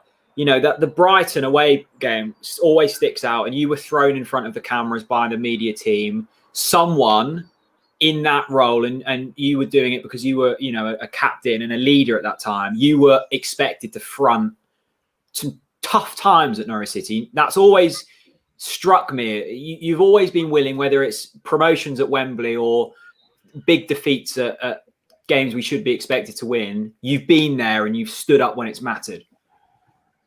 Yeah, no, I think I paid the price for that a little bit towards the end, and I got like the media team used to apologise to me, and but it was part of my role. I saw it as part of my role. No one wanted to speak that day. I remember Huddersfield that season. It was a really tough end to the season, but I think you end up actually getting associated with all of that. Like, you know, the heavy defeat was like, roll out Russ, it'll be a safe pair of hands. I remember we lost. We didn't have a manager. We were changing to a sporting director at the end of the season, so no one could sum up the season. It was when Chris left, and they were like, "You need to go and do the press." And I was like, "Oh, me?" And they were like, "Yeah, I'm sorry. Can you do it?" And in the end, I ended up doing it and talking about identity back then and how we lost it a little bit, and trying not to offend or disrespect anyone, but say how I felt. Yeah. And when I look back now, I'm thinking that's probably not. I don't know many players that would have been asked to do that. And in a way, I saw it as an honour to do it because I was deemed fit enough to do it. But at the same time, it probably was quite detrimental to me at times. And the way people saw me, because it was like it was a lose-lose really. It was like, here comes Martin again chatting shit about they need to do better, or apologies to the fans and all that stuff. But I always tried to be genuine and authentic and say how I felt without trying to offend anyone or being disrespectful. And it's part of your job as a leader. You know, you have to take the rough with the smooth. And we had plenty of good times as well, where I was rolled out and being asked to talk about some great wins and successes. So I watched the Brighton one again. Someone asked me to watch it back recently, and what, the loss? Yeah, I was not the loss, thank God, but the interview. Right, okay. Yeah, no, that was pretty raw. But I was hurting at that point. There was people who were not giving everything they should have done, and it was frustrating. Well, I remember it vividly, Russ, because as you say, you rarely, you know, when teams go through defeats like that, it's the media trained answer. Yeah, we weren't good enough. We'll be back next week to go again. I remember that interview because you were like, no, we haven't been good enough. We've got players maybe pulling in different directions here. But as I say, it was always that searing honesty. And I think we see it with certain characters. I mean, you're doing it at Dons now. I've seen the press conferences. I know you're very well respected amongst the EFL media for that. We see it with characters at Norwich City. And I guess that's needed in order to progress, isn't it? I think so, yeah. I think the massive part of the success at Norwich Valley is the communication. It's been incredible with the supporters and what they're doing, how they're doing it, the engagement with you guys and getting players on, stuff like that. And it was always pretty fearful of that. I felt like towards the end, they started giving everyone a bit more information, a bit more access, and you have to. And we've tried to engage with our supporters at MK as much as possible during this period when the fans are not in the stadium. You know, I've given presentations to fans forums on Zoom, just to try and make people understand what it is we're trying to do. Because, like you guys, when you try and build something and play in a certain way, it's tough and it takes time and it is a process. And you can be like everyone else and not try, or you can actually try and be different and try and do it differently. But also, you really set yourself up then for people, because it's not. You know, it's not entirely normal for British football. So you set yourself up for people to say, oh, it's naive, it's not going to work, the style of play is the problem. Well, actually, no, you just need to really work really hard. And something obviously Norwich have done. And that's why they're the best team in the Championship by an absolute mile. And the best team I've seen this season. I love the way they play. It's brilliant. And, you know, if we can get anywhere, we're doing it differently for sure. But in the same premise is trying to dominate games and control games with the ball and defend with the ball and try and, you know, that's why we have outrageous possession stats this season for a team in League One, for a team anywhere really. But ultimately, yeah, I believe it's the way we're going to try it. We'll win more games of football than not in the next couple of years. Russ, you've been on the channel for ages now. You are a massive reason why the TNC podcast really kicked on. So thanks again for that. And one of the things that I remember you saying in your second appearance on Talk Norwich City, which was the live event with Wesley Houlihan, the man, the myth, the legend himself. And you said at that time, I knew when I watched Maxi Aarons for the first time, he was the real deal. And we've had a question from Susanna George, who says, Russ, who is your one to watch in the Norwich squad this season? Is it a younger Norwich player? Is there anyone else? Is there anyone that's really shone for you that isn't perhaps Emmy or Timu or Todd? Yeah, obviously, I think Skip's been incredible. I think it'd be great business if we can get him back for next season. Kenny McLean goes unsung, really, because of the job that he does. Grant, obviously, I played together with him a lot with the Scotland side. We had a good record together, someone I really enjoyed playing with, got a lot of respect for. We still speak from time to time, and I think he's been great. I think if you're looking at younger guys, Andrew, I won't even try and pronounce his surname. Big Andy. Just call him Big Andy. Big Andy. It looks like he's going to be the next one on the line. I think it gets a point where Adam Ida needs to start playing because he has real potential. And I trained him in the 23s for that period. I was with Max Aarons as well, and that 6 months I spent with Matt Gill in the 23s at the time, with Stephen Naismith, trying to add as much value as we could to those young guys. And Adam was one who's got all the tools. There's no doubt about it. It's just been unfortunate. The team has been incredible and found it hard for opportunities. So they have a lot to be excited about. And Max, I'm so proud of. I'm so pleased for such a great kid. I say kid, he's not a kid anymore, is he? But, there were people. Oh yes, Chris, good shout. There were people. I think there were people still at the club who weren't convinced he was going to play in a championship because of his size. And Matt Gill was staunch in his belief that he could do it and cruise it, as was I. And I remember trying to get him a loan move actually because I was thinking he's ready. He needs to go and play. Like he was at a point where he was too good for the 23s. He couldn't quite get into the first team setup. And remember trying to convince a few managers to take him, and they were like, "No, he's too small. He's too small. He'll get." Like, no, this kid is.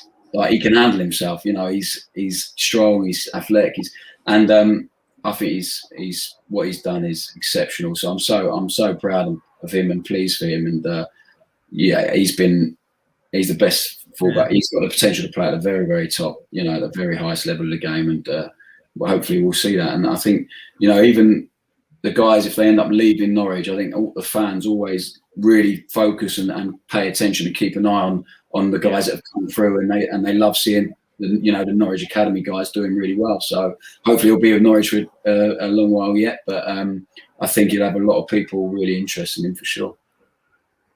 Definitely. I love this. There's loads of stories, Russ, of people meeting you. This is my favourite from Will. Hey Russ, I remember meeting you and having a picture at the Dinosaur Park a few years back. What a man. Are you a frequent visitor of Dinosaur Park?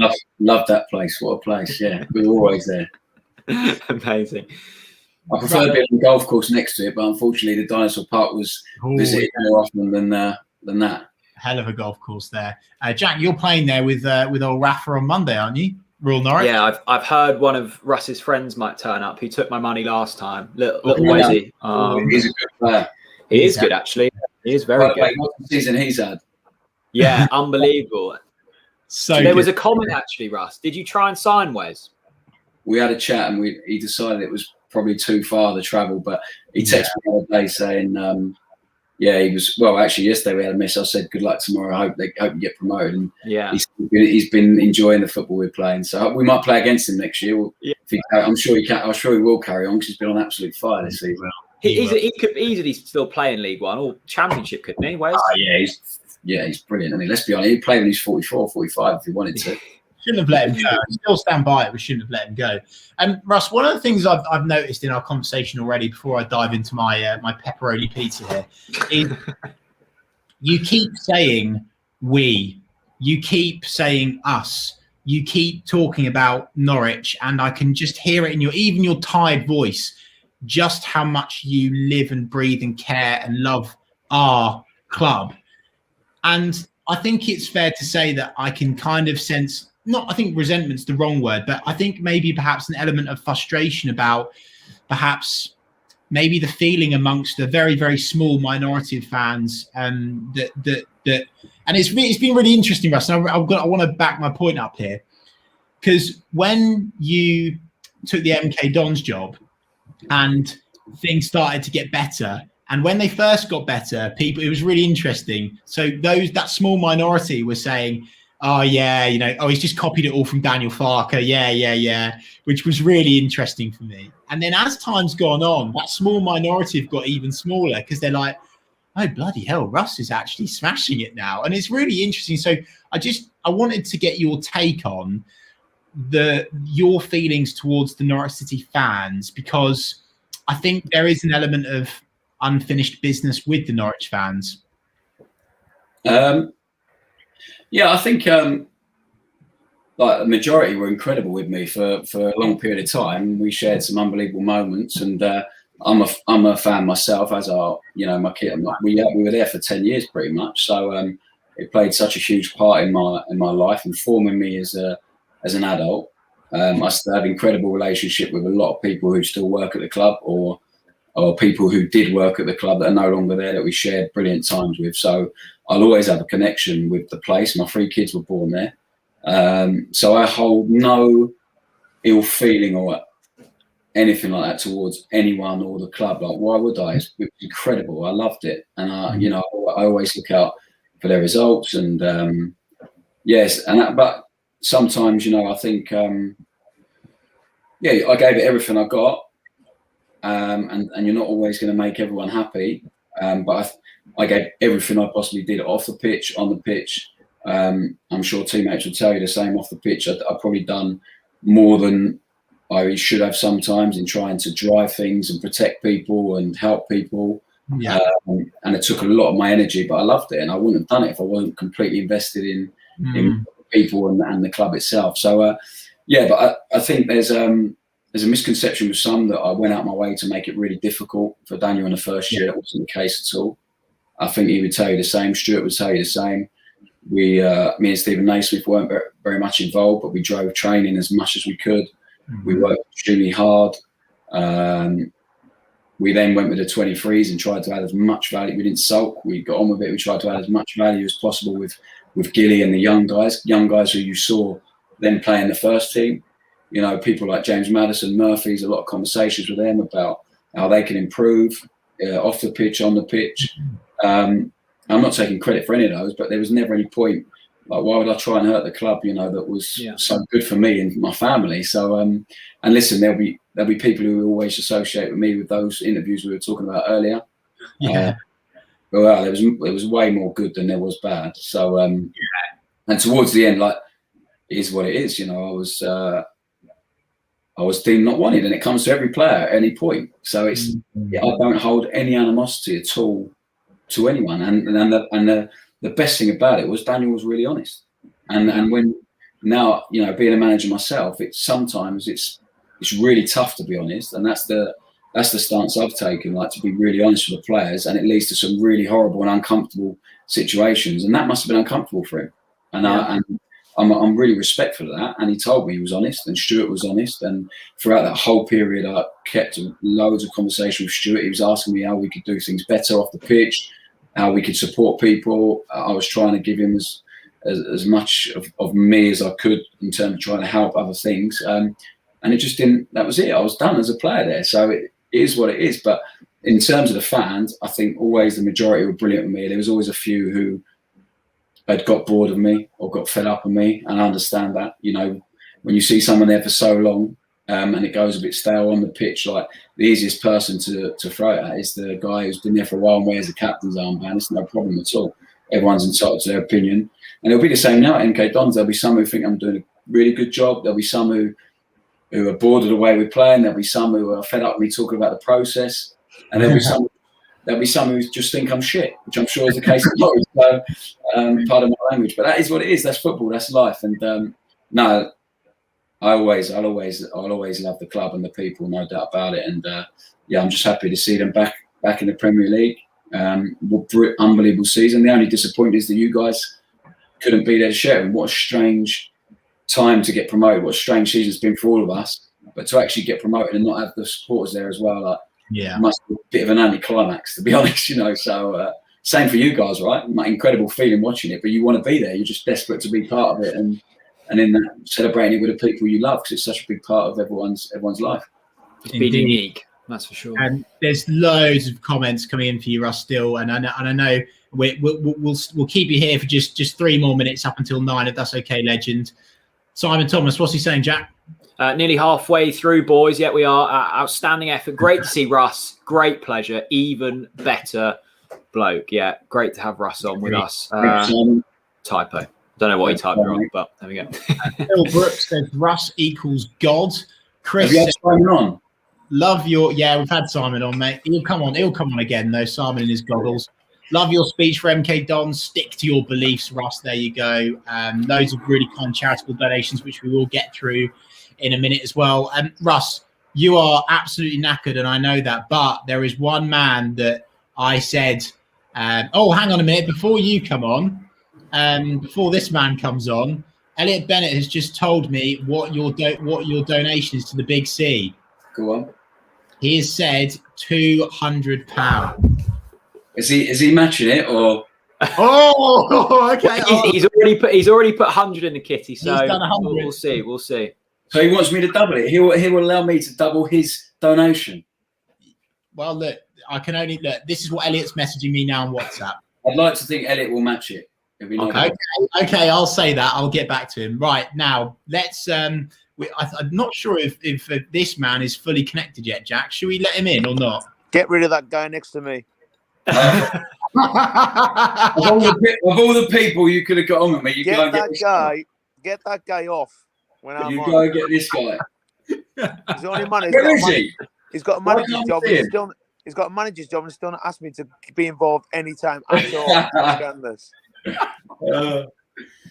Ladies and gents, we're joined by Grant Holt as well as Russell Martin now. The banter has started already. Holty, Russ. Where is he? I'm outside, pal, chilling. Got the fire on, chilling out. Get a little bit of a gin.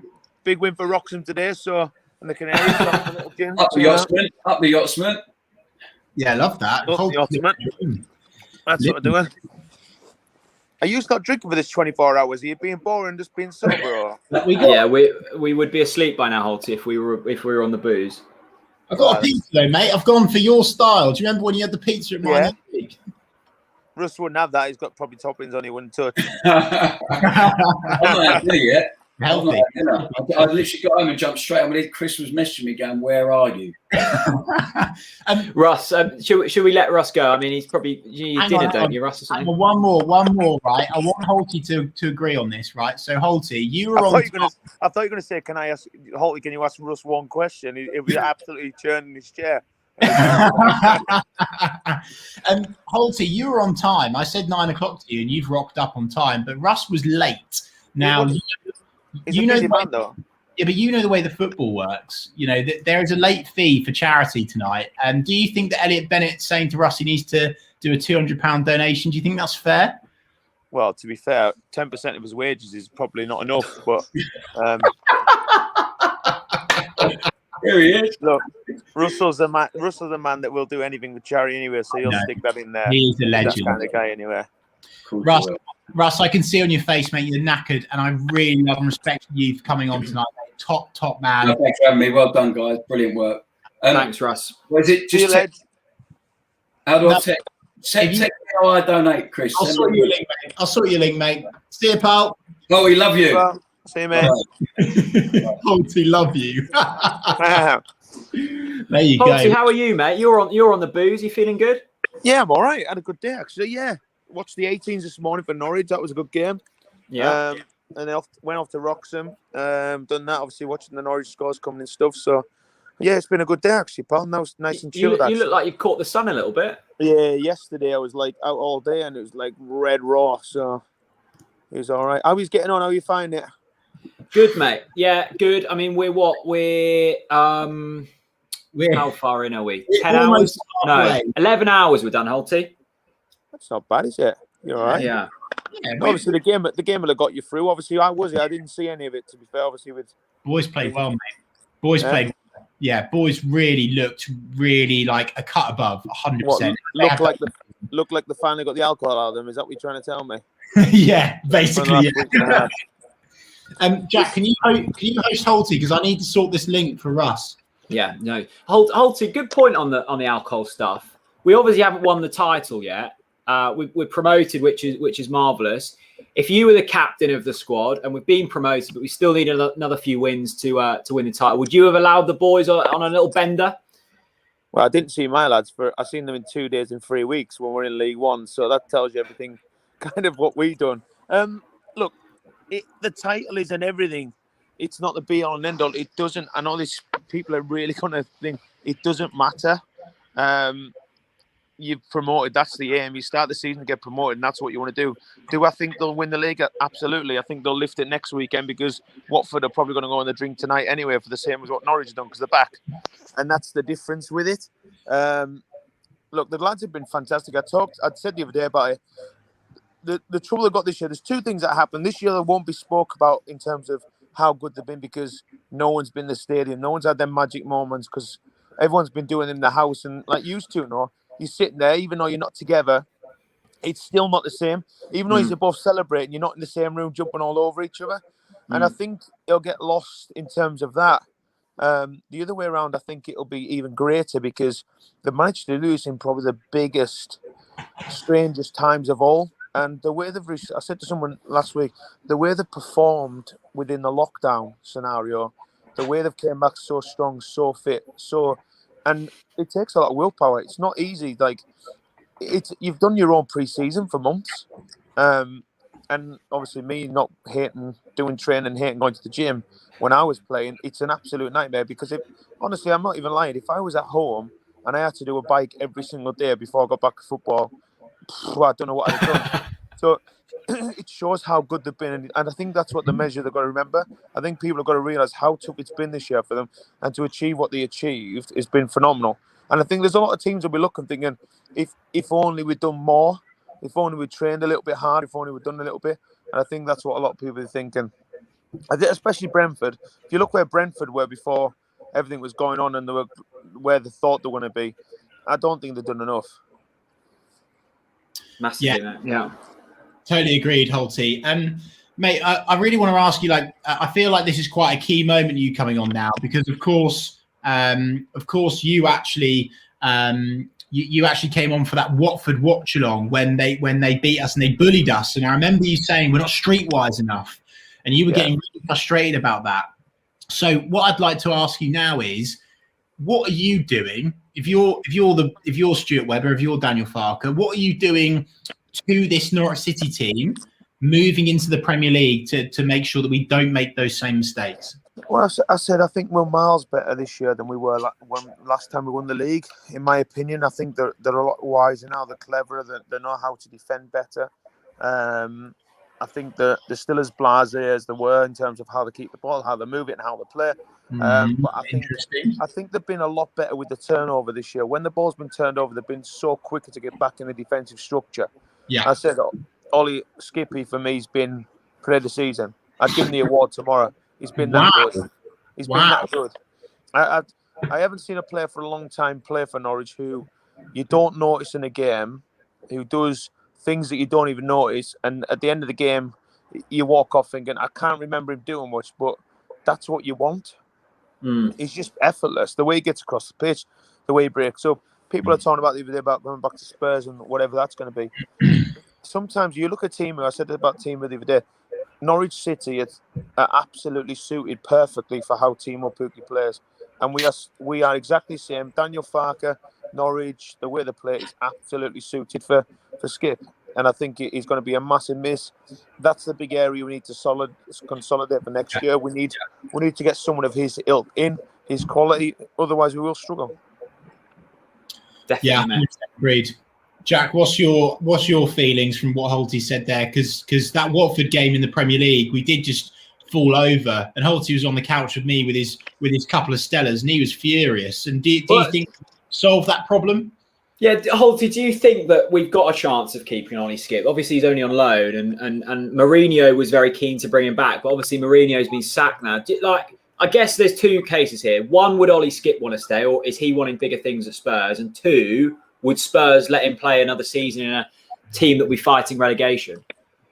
Well, that's the second argument: is where do they think Norwich are going to be? But where else can they put him? That's another thing you're going to ask. If he isn't in their first team, he needs to go somewhere. Yeah. If it's not us, I see him going abroad somewhere potentially. Maybe going down that route somewhere across there. Maybe in a league higher somewhere where he can have a little bit of a go somewhere like that. But I honestly don't know. I think look, the thing about the Premier League, and I said this to someone the other day, the consistency is what you need. You need to get if you don't have confidence, you're knackered. If you go week after week, beat after beat after beat after beat, because every time you look on your board, which everyone's got in a football club, when you get in the Premier League and you look at your board and you go, right, we've not won in 3. We've got Man City away, Liverpool at home, and Arsenal away. You now look at thinking, well, we're going to be very lucky to get 3 points out of any of them 3. Before you know it, you're beaten in 6.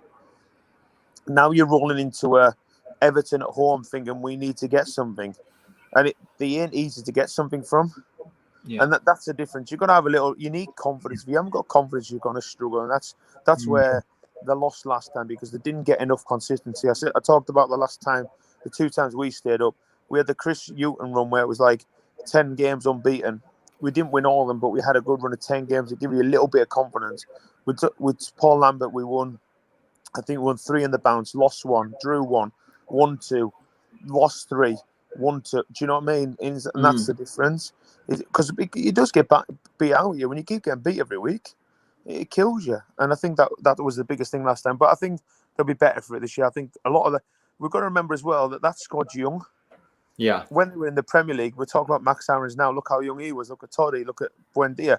They've all learned something. They learned from the experience of being in the Premier League. They've then learned again from the Championship, and now they're going to the Premier League. You're walking into Anfield, you've been there. You're walking into Man United, you've been there. It's not the same. You're walking in and you're not overawed. That's the main key, I think. Holty, last time you came on our actual podcast, not the actual watch along, and we actually repurposed a clip of this the other day on our socials, and I remember you saying it's not the end of the world if we get relegated. Obviously, we got relegated, but I'd really like to ask you that question now. Relegation next season is not good, because let's be very honest and candid now. What are the chances of keeping Daniel Farke and Stuart Webber beyond next season anyway? Staying up is more important than ever before next season. Is that fair to say? I think it's always fair to stay. You need to stay up. I think no one ever goes into it thinking they want to go down. That's the given. I think in terms of, I think Daniel's got a point to prove, and he'll believe that as well. He needs to prove in the Premier League that he can do something. Yeah. In terms of like start getting points off the big boys, start doing stuff. And he'll want to stay up more than everyone. Do you know what I mean? There was no one more disappointed than the boss when you had a chat with him and when we got relegated, and he said all about certain stuff. And obviously, I'm not going to bring up what a conversation I had with him, but there's no one more annoyed than him that we didn't stay up and we didn't do anything. They've counted it this year in the Premier League. I think they've been the best by a mile. In the Championship, I think they've been even better than they were the first time they went up. I think everyone's clear to see that. And in terms of staying up, it's important all the time. We're not daft. You don't want to be the team that goes down and have balloon payments all the time and always chasing your tail.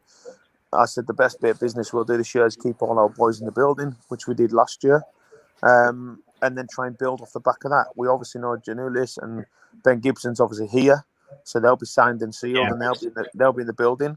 And then it's what we do with the rest. The trouble we got, like I said to you before, is we've got a hell of a lot of the boys out of the building that we need to move on.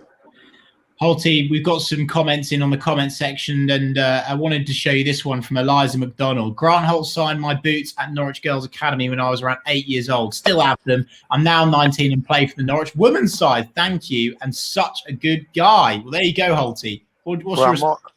I'm more open. She's going to play Norwich United with one of the games and like go absolute old school retro with the sign on, but I'm sure they're not going to pay a fee anymore. Look, do you know it's interesting, like you see all these and you hear, like I was saying to the people the other day, it's like a lot of the kids don't know who I am now. Do you know what I mean? Like they don't know, they haven't got a clue. You've got to get nudged you've got to get nudged by the dad has to tell you that you need to do knowledge. And it's always the dad that says, and they're like, oh right, okay, yes. And that's a great thing about football for me, because it happens and it molds, and it's the next group and it's the next group and the next group. But I think we're fortunate at stuff with Norwich, because everyone kind of supports Norwich in terms of being in Norfolk, and it's great. And the thing about the city is you're always held in regard, and people always stop you and always want to have a chat and talk to you about what Norwich are doing now and what your thoughts and stuff like that. So I think your opinion's always valid, and I think it's in a good way. And I think in terms of the city, I think we're very good at looking after all the old pros and making sure we're all involved. And I think the pros are good as well. I think like the amount of stuff that a lot of the pros, the old boys, do that people don't see, golf days, going here, doing different stuff and different things is great. we are trying to sort some stuff out. Maybe potentially next year of getting a few charity games locally. If the legends are going to come and play like we did against Inter Milan, maybe play a couple of teams locally and do a little bit of that, and hopefully raise some money for a few good causes when everyone get back through the doors, which would be good. Brilliant, mate. Brilliant. Holty, last question of the night before I let you go is Matty L. This is a big one. Holty, what is your go-to takeaway? And what, after what and when? If you were to order a takeaway now, what would you go for? Oh, probably now I'd probably go for probably an Indian, I think. Oh yeah, it's probably chicken tikka balti, probably mushroom pilau and peshwari naan. That's what you're going for. If I'm just strutting out with bonds and I'm coming down the thing, I'm going to the Greek and getting a nice kebab in there. That's a class kebabby. That is. That's a class. Yeah, it's good. So that's me. Yeah. So listen, all the best, lads. Have a good night. Thanks, Holty, mate. You never know. I might randomly just pop in now. You give me a link. So if I'm still up and you're getting tired, I might see you 3 in the morning. Wait and see. Yeah, hammering us. Holty, just one last final thing. I know that you're a huge ambassador. You've said that 3 times now. Sorry, I'm just doing it for Big C. You love Big C. You love Big C, don't you? Yes, absolutely. I think. Look, it's really tough at the moment with everything that's going on, and everyone's struggling. Everyone's struggling money and wise, and I think the documentation of how Big C is struggling is massive in terms of the funding that's not happened. I think it's happened with everyone not being able to go out and collect, not be these things out, the charity shops, everything like that. And I know people are struggling. Look, we're all aware of how much money is tight for people and businesses at the moment, but it's the same thing. It's still needed. Unfortunately, charities are needed because it's going to go. So if you're there, if you've found a tenner in a pocket that you didn't know you had, if you went in and you got a couple of pounds, can you just go on there, donate, put someone across, whatever it is? And so I think some people always get scared that they think they need to put a tenner in or a fiver. They don't understand. If we get 100,000 people put a pound in, we're quite happy. And I think people get mistaken with charities that think they need to give a lot of money. I was saying to the girls the other day, walking through town, there's a guy doing his thing, and I think it was Eve. He had about 20p in her pocket, and she's like, "I've only got 20p." I was like, "The 20p is better than nothing. Just go and give them the money and let them get on with it." So if anyone's listening, I wouldn't be overawed. I know your money's tight, go and stick a pound in if you have to, because them pounds add up. Holty, great message, mate. Thanks so much for coming on. Enjoy your wine. Listen, no, I'm not on wine. I'm on gin, actually. It's nice. You enjoyed it, Jack. Nice little. What's the mixer? Are you lemonade or tonic? Fever Tree. You've got to go Fever Tree. You do know that a third of the drink is the mixer. You do know that. Yeah. Listen, Holty, have a great night, boys. Have a good one, buddy. Top man. Great to see Holty, as always. Right, Chris, we've got Andy coming on in a moment. I just need to quickly go to the loo. He'll be here in a moment. No, don't worry. Give me 10 seconds. I'll be back. Okay. Grant Holt, everybody. Sorry, my face for the pizza. Jack just. See, I'm considerate. I'm sorry. I'm speaking with my mouth full. 892 of you still watching the Talk Norwich City 24-hour live stream. Now, let me tell you that this is where it gets good, because we've got some fantastic guests coming up. We are joined by a couple of really hearty Norwich fans now. And what we've got coming up, hang on, I've got a mouthful of pizza still. Coming up at 10 o'clock is Sons of Mark, an absolutely incredible local band. I'm so excited for them to come on at 10 o'clock. And don't forget, later on, we have got Dean Ashton, of course, legendary Norwich City striker, and also Michael Bailey later on. And then we've got the Global Canaries. You know the score. This is where it gets interesting. This is where we need your support more than ever before. And Jack, you're very. Are you done? Are you ready? Yes, Andy. Hello, mate. Hi, can you hear me? Okay. I can. Yeah, right. I've got a dog running around here. Give me 2 seconds. Now, it's carnage. Hang on a second. Let's just. Yes, Andy. Oh, that's so good. Right, this was £8 off Amazon about 3 weeks ago. Where you know how everyone today has been saying, if only we were back at Carrow Road, imagine what the displays would be like. In fact, when Jake was saying, wouldn't it be great to see 3 sides of Carrow Road looking amazing? I guarantee had we been back at Carrow Road, there would have been a run on these, and every Broad's Cruiser shop would have been sold out, and we would have all been rocking up to Carrow Road in our hats. Now, Andy, how are your voices? How are your voices holding up? Good, actually. I had a terrible 20 minutes during the game where I genuinely thought I can't do this, but since then I've been okay. I think I'm going to hit a bit of a slump at midnight. But we're flying through. I need to ask about that flag. It looks like it's travelled well. Yeah, this was liberated from Winterton Coast Guards when they decommissioned it in the 80s. So it's an actual really well knit. This is the Norwich on a Trip Union Jack, which, because you and I, well, the three of us, we haven't spoken before. Massive fan, love what you guys do. I'm about 25 years ahead of you both. So as I said to Jack on an email, I went through the Pinken and then Radio Norfolk route after doing a bit of fanzines back in the 90s. You know, coming from the same, this flag was sewn the night before we went to Inter Milan. Oh, and wow. So, yes. Cool. So this flag has gone, like, we'll bust it out. It's still in really good nick, and we'll have it for all the sort of big games. It was there against Middlesbrough at Wembley, just under the monitor behind there's a big screen behind the goal, slightly to the left. Down there, you can see it. And funnily enough, it made it into the top 10 flags of World Cup '98 in France. There was well, no, because we took it. I got tickets to 2 Jamaica games, and because they were playing in yellow, as we all remember. Oh, and yes. So I had it hanging in the Lyon Stadium against Japan. And a Guardian reporter there was a sort of supplement afterwards, and it was the top 10. This is number 8, Norwich on a Trip. I think he got the sort of the illusion there about it not quite being. Who sewed it, Andy? Who sewed it all together? Me and my friend Rob. Wow. Rob. Yeah, let's say it was a late night. We were up. Now, I wanted to get you on, mate. We've obviously chatted for a little while. You're not London. You're North London, are you? Based? I reckon I live about 5 miles from Mick Dennis, actually. Though I've never met Mick either, because he's in Hemel Hempstead and I'm just south of St Albans. But yeah, I moved down to London in 2000, and so I've been here ever since. So just get back, to see the folks and for big games whenever I can. Yeah, Norfolk boy, born and bred, but emigrated to London. The reason I wanted to get you on, mate, you messaged me yesterday. Obviously, this is all for Big C, and just a quick thank you to Gary Dack, who's just donated £50. Great to see the power of football giving cancer a dig. Bravo, all involved. Canary say thank you so much, Gary. You've got a wonderful. You're on mute, Chris. Chris, you're on mute.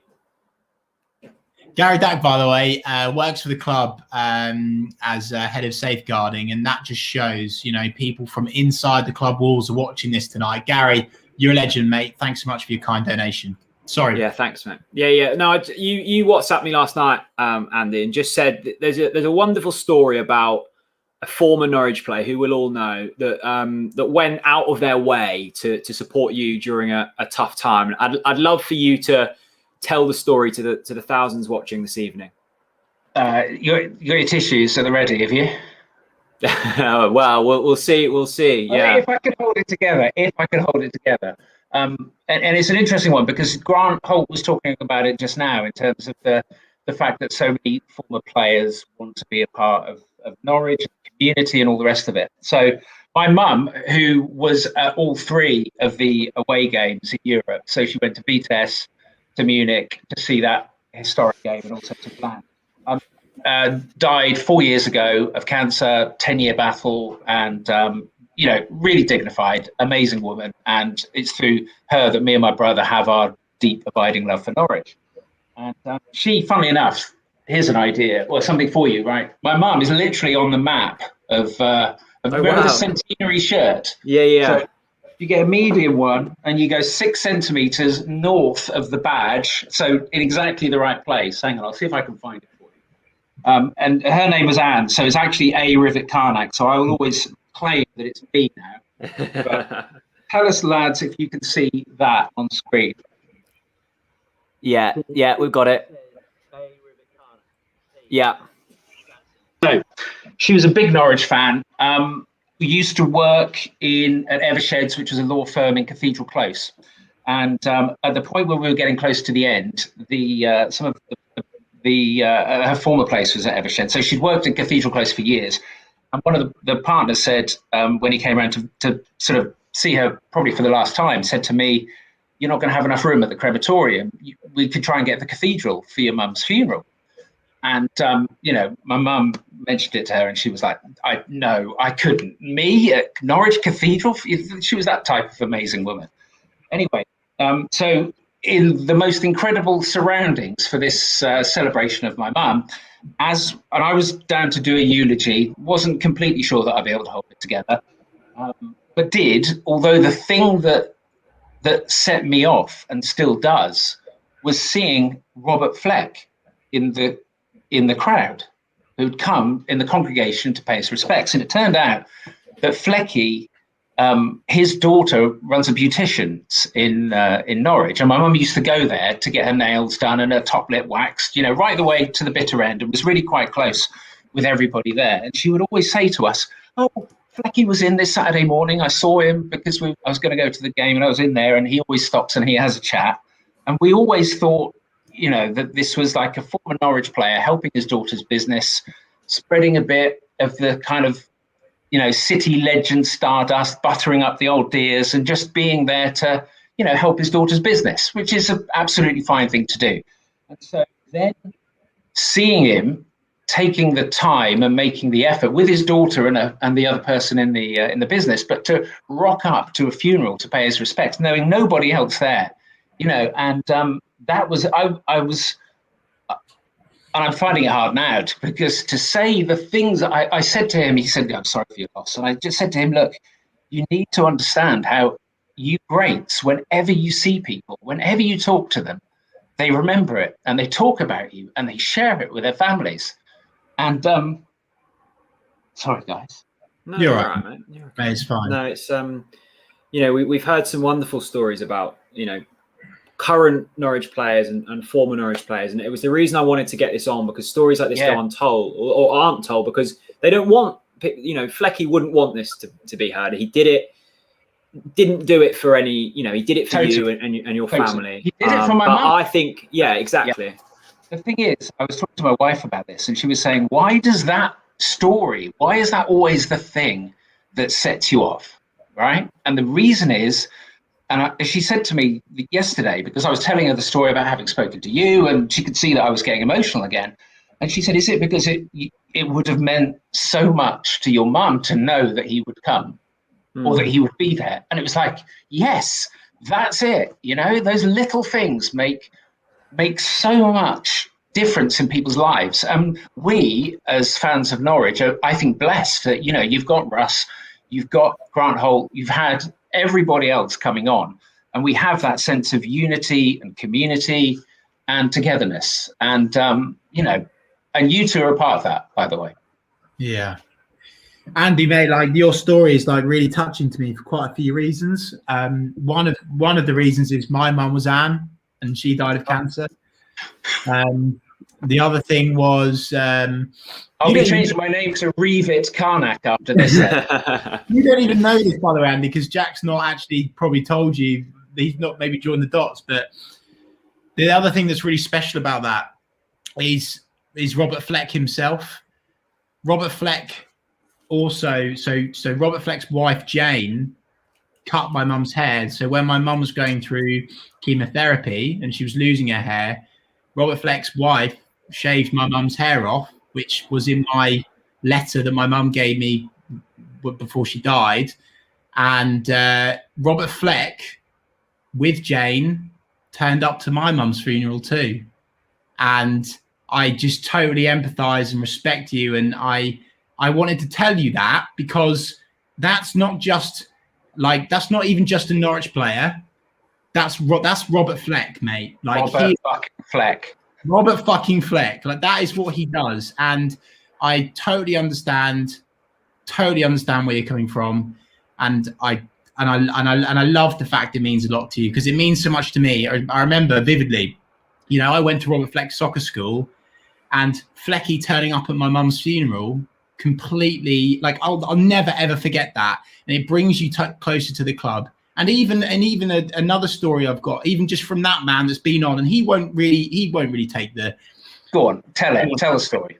But Grant Holt's wife runs a company called Fezzer and Dell with her sister, a lovely company. And I said to Holty, I'm off to my mum's grave. It's like I forgot what anniversary it was, and I said, look, does Faye do any flowers for the grave at all?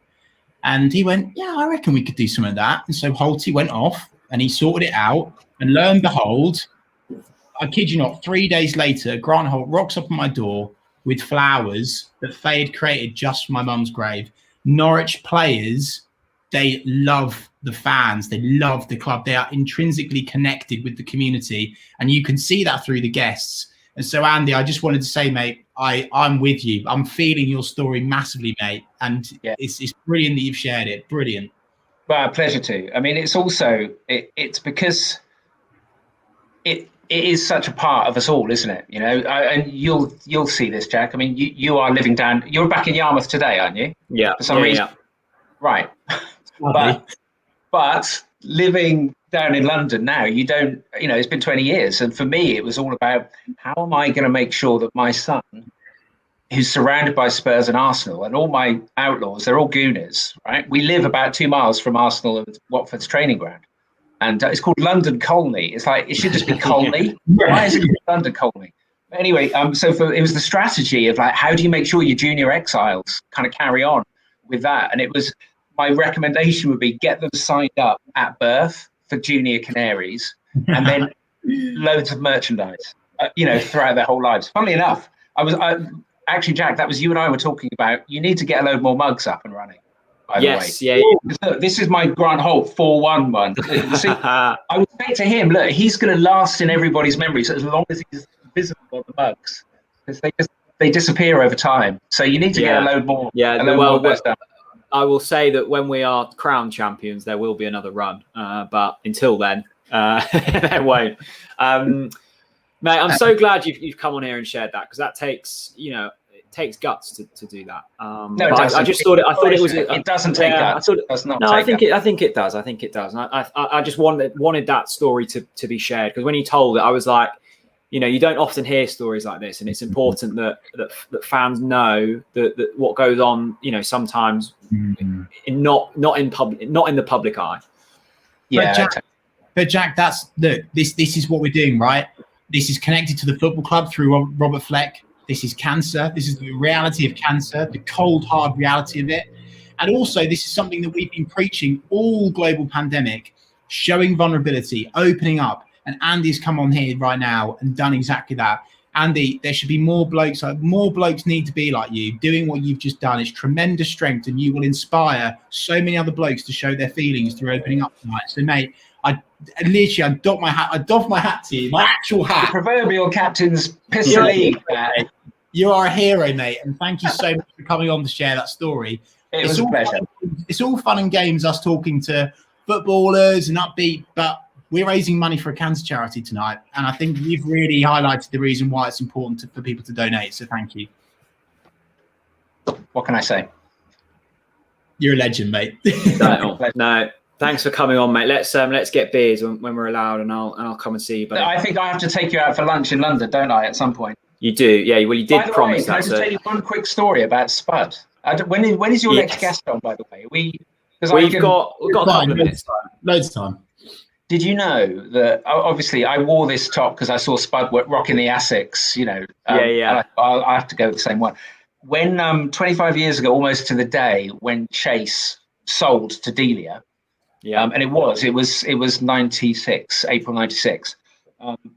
That evening, so the news came out sort of late afternoon, I think. And that evening, I was in journalist training college in Hastings at the time. And one of the reporters on Pink texted me to say, Chase is gone. And it was like, the Wicked Witch is dead. Excellent. We don't know what's going to happen, but Brave New World. So the next day, on the front of the Evening News, there was a picture of like the fans had amassed outside what was CNA, where Next is now. And it was one fan had made it and climbed on top of the statue, and that one fan was Spud. No. I swear. He was about 18 at the time. I don't know. He will confirm that to you, but he was the only one who rocked up there, and so he made the front page of the following day's Evening News. Fan celebrates I bet he has that. I bet he has that somewhere. He will do it. He will have that somewhere. But yeah, he is. Can I ask you both one other question? This Zombie Nation thing, which I've got a Spotify playlist of like every version of Zombie Nation. It's a Celtic song, isn't it? I think. I don't know. I think they do play it there, but I think it might have started in Italy because we actually got it. We got the idea from one of our Chelsea friends, Louis, the lovely Louis, Jack. You know him. He started humming it to me, and I sort of picked it up. And I didn't realise that Celtic have it as their song. I think Roma maybe have it as their, or Milan or someone. So there you go. Okay, but the reason why Celtic have it is because Rangers going bust. So they call them a zombie club. So that's why it's like it's the zombie song. So that's why they always do it like this. And it's a zombie thing. Yeah. Well, I never knew that. An education nation, love it. Andy, thanks for joining us tonight, mate. Do you want to give us a Zombie Nation proper before you go? Yeah. Hang on, I've just got to get the old prop flag ready. Hang on, I'll just knock it down. Ready? Thanks,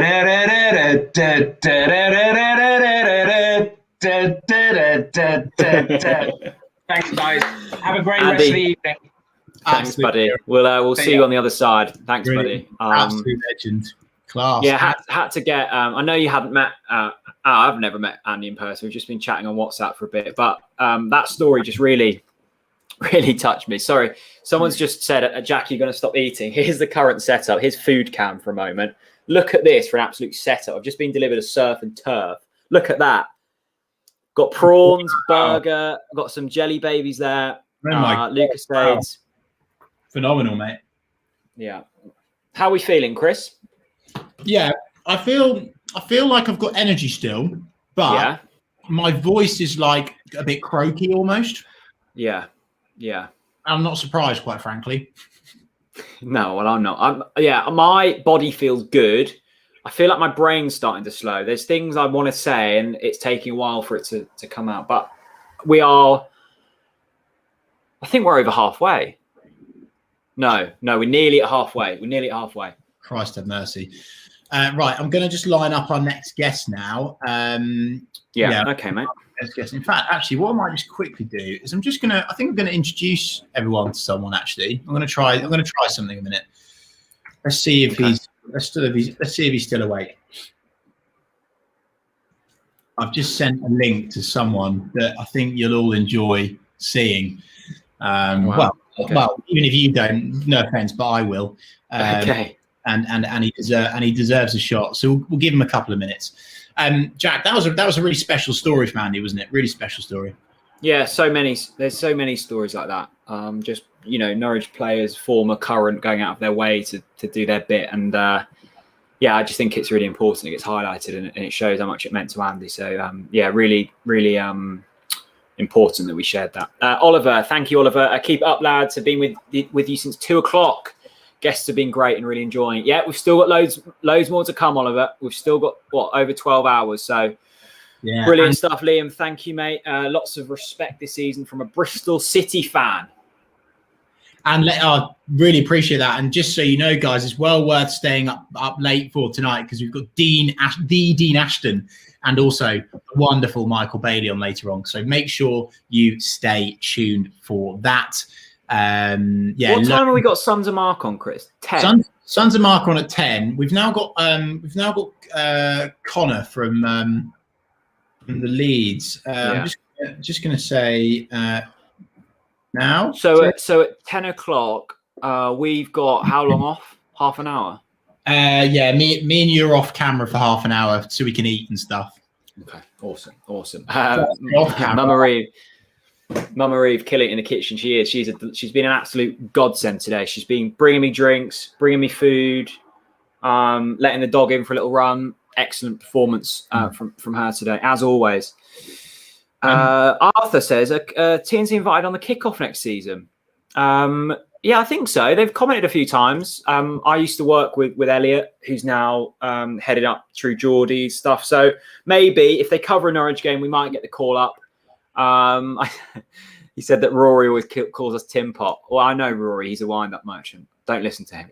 He's a good bloke. He's a good bloke at heart, but that doesn't surprise me. Go on. What are you saying? No, I don't know. Probably not something nonsensical. Okay. Well, our next guest is just setting up. Also, my mystery guest has read the link but's not responded, and here he is. Ladies and gents, this has been a long time coming, and I'm not quite sure how much alcohol he's had, but this is my dad. Hey, Rafa. Hello. Hey, Rafa. How are you? We're good. How are you? I'm just so impressed at the way things are going today for you boys. Good. How are you coping with it? Good, mate. Yeah, good. It's I'm remarkably awake, actually, considering what are we 12 hours in now. What you sorted with Darren Farley was sensational. Can I just tell you, every day I'm always amazed at people's kindness and generosity. And I just sat at home. Obviously, I knew what you boys were up to, and I was like, well, what can I do to help? And I'm thinking, God, you know what? Wouldn't it be great if you could get somebody like Daniel Farker on the old on the Watchalong, or just a proper real. And I'm like, hang on a minute, who's the best Daniel Farker impersonation? And I promise you, I've never met the guy before in my life. He entered into a conversation with me online, and I sent him the link. And I said, look, I'm actually not going to ask you too many questions. Just check these lads out and what they're doing. The community spirit that's been created by. I mean, obviously, I'm a little bit. Having obviously Chris is my son, and Jack, you're part of our family as well, and he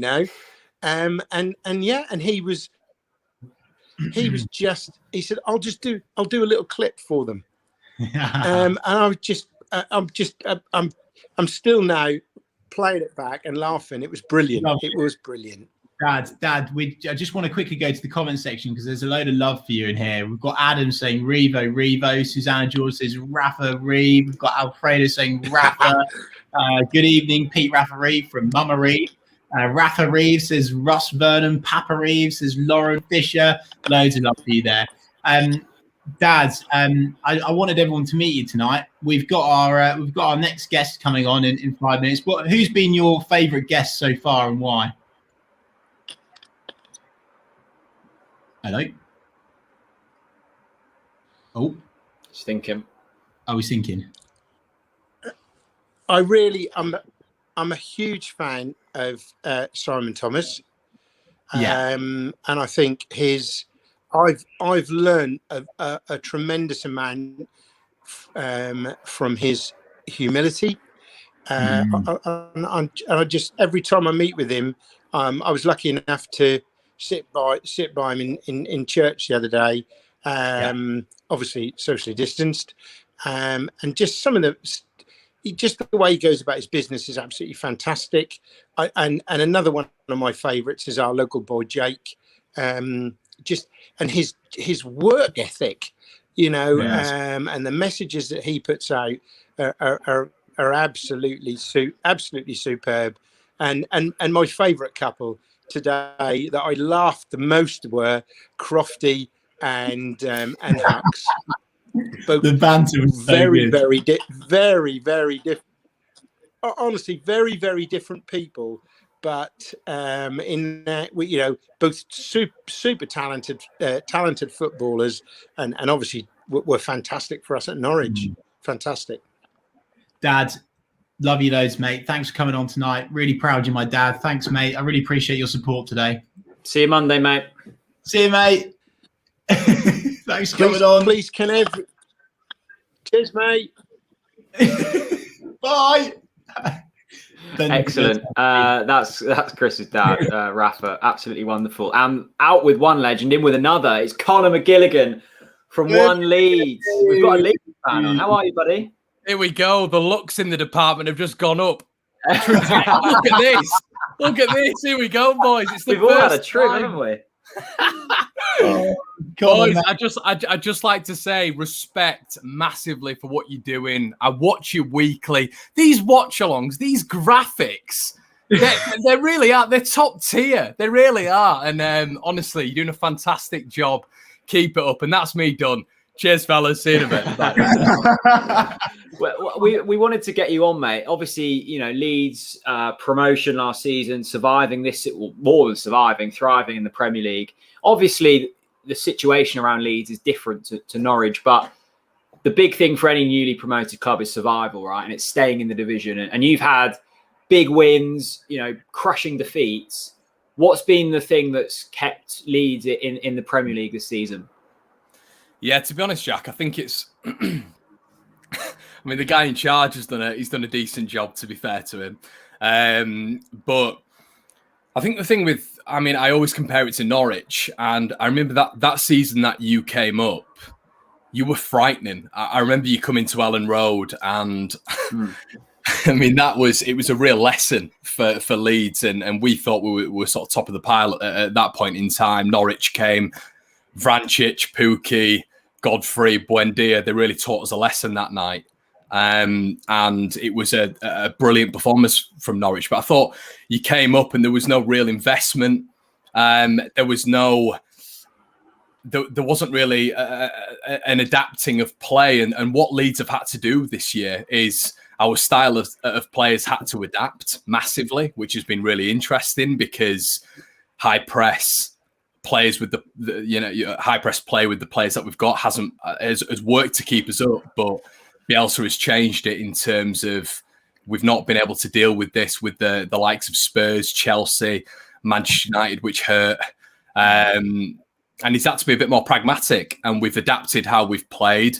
And that's going to be really interesting with Norwich next season. Is it going to be the style of play where you're going to keep and be stubborn with that style of play, not invest as much as you need to, and fall to the same fate, really? And that's what Leeds have had to do. We've spent 100 million, which sounds mad when you're speaking about it, but we've had to, mate, we've really had to adapt. And in 2021, we've conceded the fewest goals at home in the Premier League. Wow. So it's been some feat.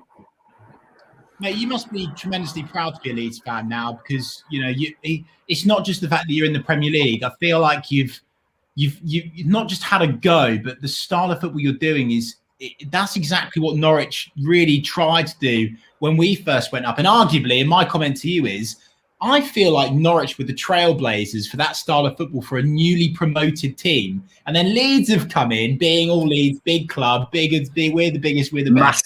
Massive club. Get that in there. and you've just taken the claim for it. No, but honestly, kudos to Leeds. And someone that we have to talk about, Connor, which me and you have both chuckled about, is I went on One Leeds fan channel and I basically said to Connor, Patrick Bamford, utter frauds. You gave me the guarantee that he was going to be. I went into it. I went, if Marcel Bielsa said, I'm struggling to talk now. If Bielsa actually gets Bamford playing, it'll be a miracle. And my God, has he got Bamford playing? And for the Norwich fans that are watching this now, Connor, because what Norwich saw was Bambi on ice, and what we are seeing. But that's the truth, and everyone will agree with me in the comments. How has he transformed under Bielsa?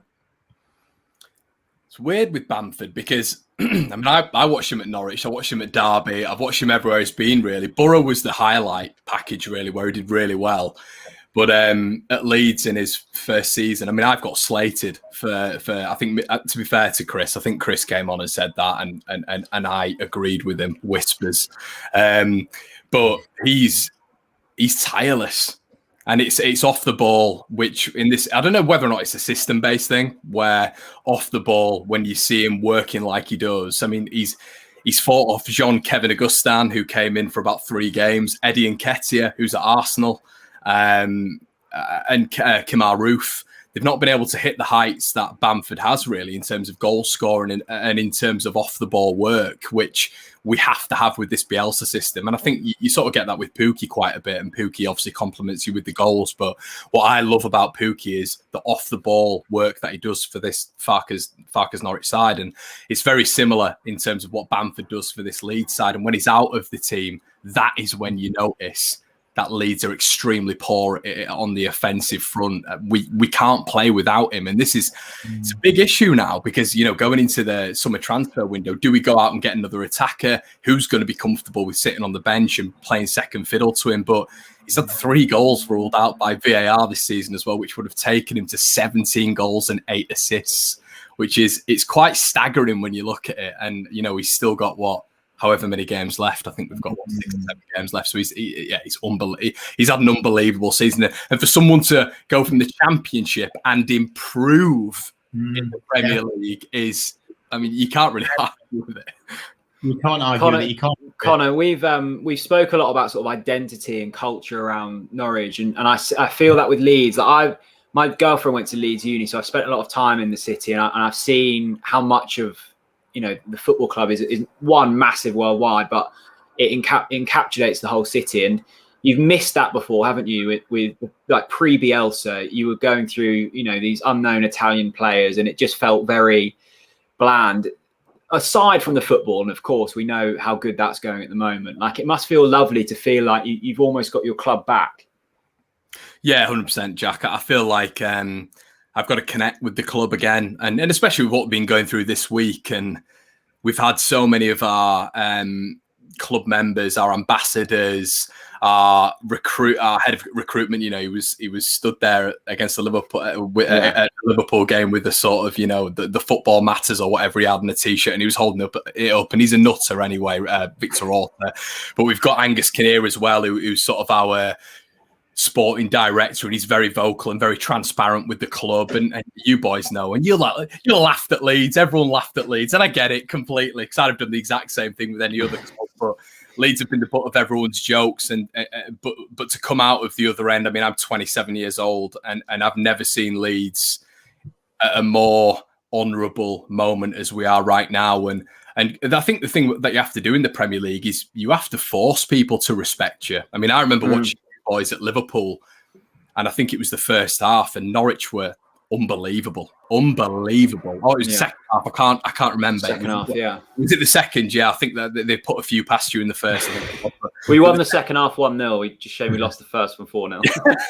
Yeah, but you were brilliant. You know, I think it was Pookie that scored a really nice finish. But, you know, and you almost have to demand respect in the Premier League. But I think Leeds on and off the pitch have demanded respect. And at this moment in time, I feel like, as I said earlier, the trajectory of the club is only on an upward curve now, and it'll be interesting to see what we do in the summer. A lot of people are comparing us to Sheffield United, which I have a wry smile at quite often. I just think the foundations of the club are a little bit different, and we're talking about Marcelo Bielsa here, boys, aren't we? We're not talking about a farmer in Sheffield as a manager. You know what I mean?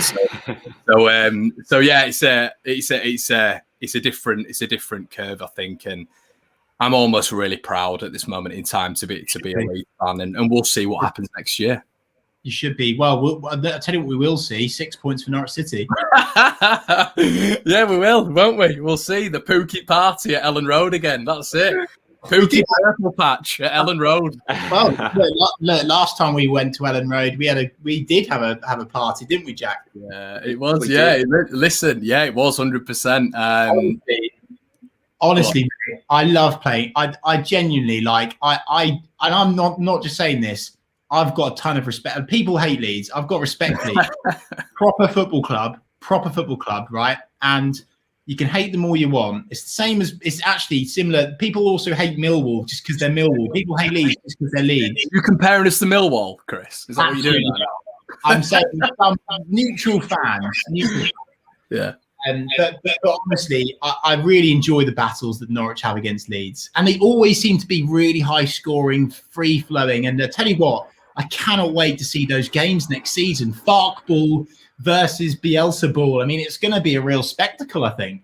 Yeah, well, I mean, there's one player who, I mean, throughout the whole summer, we bought Rodrigo in for 30 million. And to be honest, fellas, these are the numbers we're talking about now. It is 30 million and 20 million as a Leeds fan I think our record signing before this was Luke Murphy at 1.7 million. This is what we're talking about right now. So I think when we broke our transfer, it was staggering, really. And I think at that moment in time, we bought Rodrigo in, as I say, for 30 million. But Emi Buendia, and I think I spoke to you about it, Chris, throughout the entire summer, was the man who I was absolutely keen on getting. He'd be absolutely perfect for everything we do. What a player he is. And he's the reason I still watch Norwich. I've watched Norwich. I've got a bit of a dodgy stream thing going on here at McGilligan HQ, and I'll stick Norwich on. I'll have your Watchalong on. I'll stick Norwich on now, and I'll watch it midweek, and I'll see him on the ball, and he's a phenomenal football player, and I like, no disrespect, but I cannot believe he's still in the Championship. And no, mate, it's unbelievable that we kept him, and it'll be very, very unlikely that we keep him next season. So we are enjoying him whilst we keep him. Let's go quickly to the comment section whilst you're on. Alex Reed says, talks very well, does Connor? There you go. Ooh. Nice words from Alex. Susanna says, proper club, proper fans. Yes, we agree. Matt says, I like playing Leeds. Yeah, clearly a bit of venom there. We love a bit of that indeed. Do Norwich hate Leeds? Is it another club we can have to Norwich? I don't. No, I don't think so. I'm looking. Jack stayed quite quiet. Yeah, he's breathing a bit, Jack, isn't he? He's not happy that morning. No, I don't mind. I don't mind Leeds at all. I just was hoping you wouldn't raise the name of Pontus Janssen, Connor, because Chris despises Pontus Janssen. He is horrendous. He is a horrendous footballer. Don't get me started on that man. He's honestly, I will never forget. Right, hang on. Right, let me tell the story again. Not again. For like the 55,000th time, and it was when he played for Leeds. Right, you boys came, and it was when you battered us. Was it 3-0 at Carrow Road? And I think that really changed things for Daniel Farker that game. So thank you. But he needs to run away with it, right? You dominated us, scored some fantastic goals. Yeah. And Pontus Janssen, when he scored, decides to run to the Leeds fans. Great. Love that. Passionate. Yeah, love that. Buying that. Jumps. And I'm thinking, right, he's jumped. He's quite close to the Leeds fans here. What's he? Oh, he's going to jump in the Leeds fans. Great. Brilliant. Love that as well. Passion, football, what it's all about. Oh, no, he doesn't jump. He doesn't just jump up. He slides he literally slides in 2-footed into the disabled Leeds fans. I've never forgiven him. I will never forgive him. I stand by it to this day. He is honestly wow. And for Brentford, he is poison. And for Leeds, he was poison as well. Yeah. Stand by it. I'm very passionate about that. Yeah, there you go. I mean, he's still not in the Premier League, is he? I don't think he'll be in the Premier League next year either. No. Sent off today as well. Connor, great to chat to you, my friend. Have a wonderful evening. Head over to One Leeds fan channel and hit a subscribe. I watch the Leeds stuff, which I'm not sure if I'm allowed to say, but thanks so much, Connor. I really appreciate you coming on, mate. Well done, boys, and keep it up, and I'll speak to you both soon. All right. Legend. Top man, Connor. See you later, buddy. See you, boys. Bye. One Leeds. What a channel, by the way. Absolutely love that. Yeah. Right, Chris, you know these boys are about to come on, so I'll let you organise. Are they tuned up and ready to go, do you know? I mean, we've got 4 minutes before they're about to start, so I'll let them get set up. I'm sure they're listening to us now. They've got a full set list, by the way, so I'm looking forward to this. So how long have we got? What, half an hour of Sons of Mark? We've got 100 so people. To let you know, that next up on the show are Glenn and Owen Spooner, and a couple of absolute legends. Really love the club, and a really, really great local band. And you would have seen them as well. You would have seen them on the Norwich City social media account, because one of their goal compilation videos, they picked Sons of Mark tunes because obviously they're bloody awesome. So it's going to be a really nice piece. Just to let people know, this is the first break me and Jack are going to have, okay? Which means they're going to be introduced. Me and Jack are then going to go and wash our faces, eat some food, say goodnight to the missus, and then we'll be back, okay? But I can assure you, we won't be going to sleep in the half an hour that Sons of Mark are on, because we'll be enjoying it as well. Quality band. Can't wait to introduce them. Jack, can we just have a quick update on the donations before we get these boys on? Yeah, so I've had a message from Tom at Big C. We have raised £9,500 through the raffle and through the page. So we add the super chats on top of that, which I'm guessing is around 2K. Might be wrong. So I'm saying we're currently at about £11,500. Wow, that is absolutely incredible. What an achievement that is, by the way. And Mitchell's just jumped in with a fiver just now. I've been watching since I first saw Jack on Ball Street. Wow, 5 years ago. He's a great fella, very intelligent. No, I don't know about that, Mitchell. None of that nonsense on here. Love that though, Mitchell. Top man, thank you. Freddie, wow, what a profile picture that is, by the way. 1902. Oh, I saw what you did there. Clever. More than happy for you to donate that money. Been a Norwich fan my whole life and a TNC fan for over a quarter of it. You guys are class. Can't wait for the pub crawl. Yes, neither can we. I can assure you I will be hugging everyone. Thank you so much. Jack, sorry, just what are we on? Because I need to update the banner at the bottom. 11.5K. Are you being serious? You having me on? No, I'm being serious. Oh my God. I think it could be more. Like we've also got to take into consideration Gunny has donated his Champions medal from 2003-2004. That will be going on auction next week, so we can add that to the total as well. But yeah, 11. It's going to be at least 11.5 grand at the moment, Chris. Guys, yeah, and let's just do one last plug before we get Sons of Mark on. Can't wait for you to listen to their tunes because they're absolutely bloody class. And also, I've seen the song that they're playing last, and everyone at home is going to just be absolutely loving it. Just a quick one last plug for donations. You can, of course, donate by texting OTBC to 70970. That's text OTBC to 70970. You can also go direct to our Big C fundraising page via the link in the YouTube description, or it's plastered all over our social medias and YouTube super chats. So what I would ask people is, if you're enjoying this entertainment tonight, because Sons of Mark, they're not being paid tonight, and they're proper pros. They're doing this for the Big C. So if you're enjoying the tunes, chuck a fiver in, chuck a tenner in, whatever you're comfortable with, and yeah, let's make it happen. Jack, let's just quickly go through the very recent super chat donations. Churchy, another £4. Yeah, halfway through. Yes. Yay, we're halfway through. Oh my God, we're halfway through. Christ of mercy. That's good. That's good. I like that. I like that. I do like that a lot. And I like this even more from Nathan Wilcock. Thank you so much for that 15 quid, mate. Top man. Right. Let's get some. How we're going to do this, we're going to get Sons of Mark in. We will both leave into the lobby. So don't leave the stream. We're going to talk to them first, obviously. Yeah. No, of course. So we'll bring them in. It's Sons of Mark. Yeah, hey boys, please talk to us. Here's the key, lads. You take it from here. We thought you were just going to leave us hanging then, and we're like, hello. How are you, boys? Are you ready to give us a live performance? We had a little bit of a sound check. We're on a phone, so technical difficulties may occur. Who knows? It's live. It's live music. It's back. Absolutely. I wouldn't worry. Is the phone fully charged? The phone is on charge, so brilliant. We've covered all grounds here. We're ready to roll. Well, you sound great, lads, already. So it's only going to get better. Don't say that. Chris, any final words? Yeah, no, just guys, get behind these Sons of Mark. They're absolutely phenomenal. Go and follow them on social media as well, at Sons of Mark UK.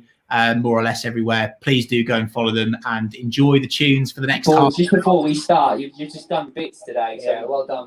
Massive hats off to you both. I know you've got a long stint to go when it gets dark and that, But well, we didn't tell you. Sorry, lads. You're on for 12 hours. That's what we agreed. 12 hours, yeah. Right, we've got the same 5 songs. Is that right?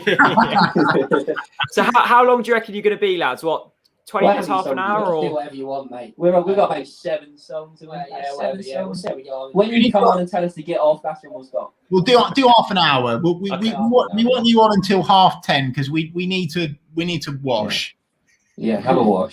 Yeah. Right, me and Chris are gonna drop into the lobby where you just were. So we're gonna put you full screen. Chris, don't leave the stream because it'll end it. I won't. And lads, it's all up to you. Have a good one. Cheers, boys.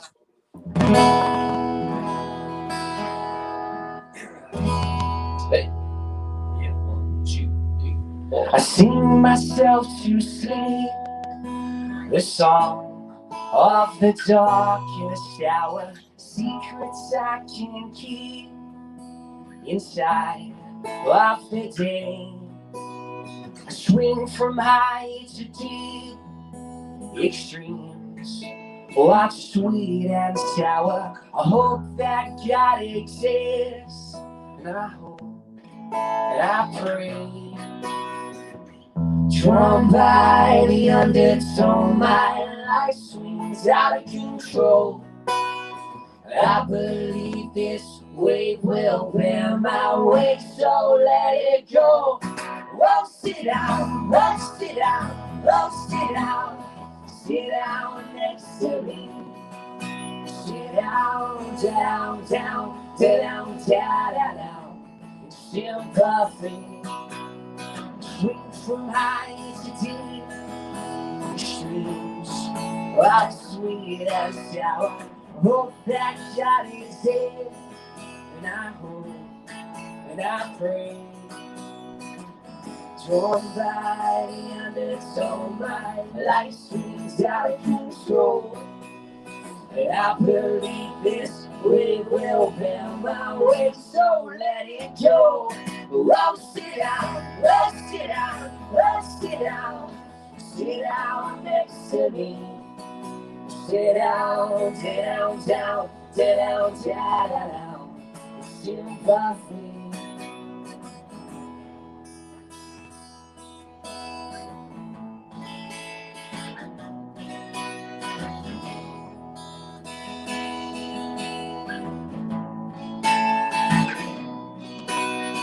Those who feel the breathless sadness, sit down next to me. Those who find their touch by madness, sit down next to me. Those who find themselves ridiculous, sit down next to me. In love, in fear, in hate, in tears, in love, in fear, in hate, in tears, in love, in fear, in hate, in tears, in love, in fear, in hate. Down.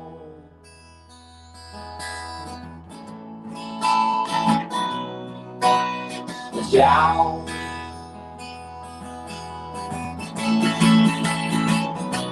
Oh, sit down, oh, sit down, oh, sit down. Sit down next to me.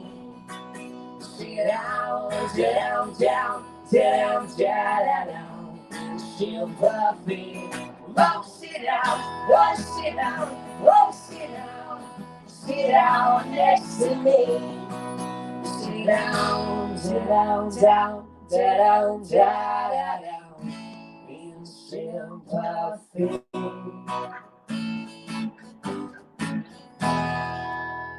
Cheers, thank you. The words you sung burst twice. Oh no, it's been a while. It's been a while. We've got an excuse for lockdown. I should do one of our own. So yeah, we're going to play one of our own songs now. Is it Other Side? Yeah, this one's called Other Side.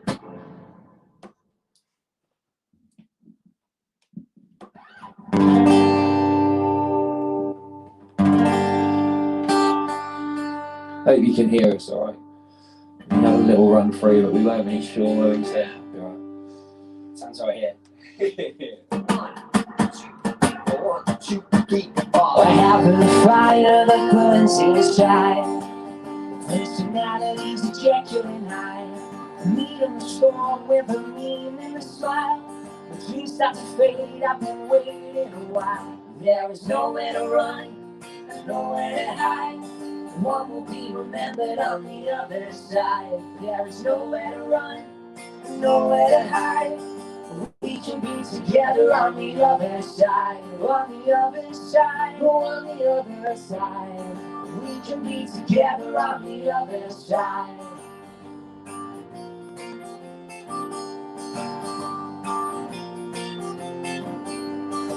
My mind is a loaded gun. I fill it up with the feelings of everyone who take me to bed. She's by my side, free from the world where my thoughts collide.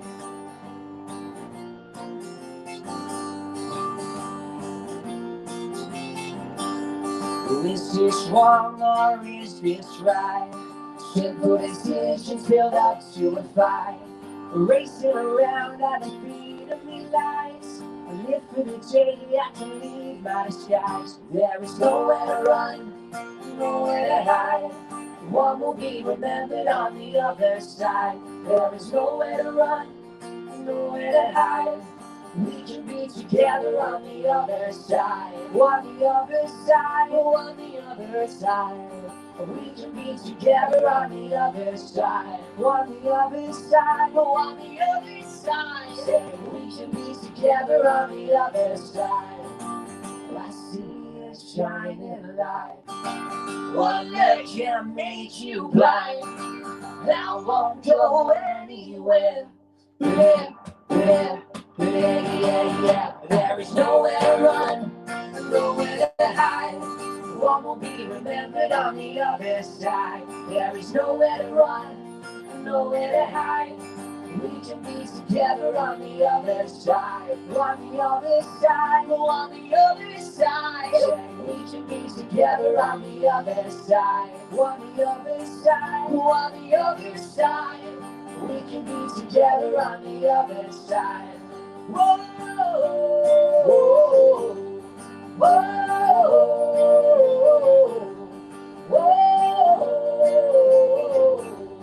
whoa. There's nowhere to run, nowhere to hide. One will be remembered on the other side. There is nowhere to run, nowhere to hide. We can be together on the other side. Thank you very much. Cheers. So yeah, once again, massive thanks to Chris and Jack for having us on here tonight. It still feels weird to be playing a little bit live again. Back to actual gigging next week, aren't we? Should be good. Are we going to again, David? A little respect for it. Okay. Yeah. We're going to do a little bit more of an upbeat one though. This one's a little respect. There is it. Yeah.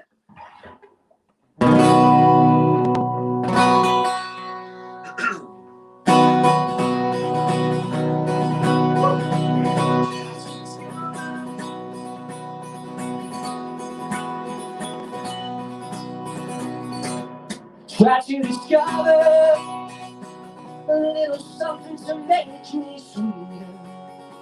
Oh, baby, refrain from breaking my heart.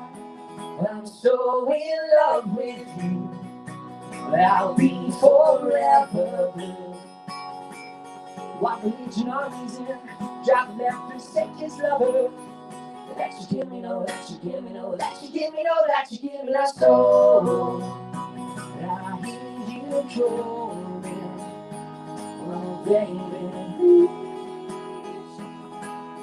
give a little respect to you.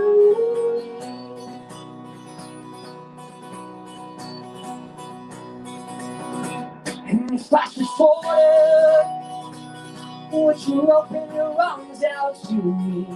Yes, we can make love not war.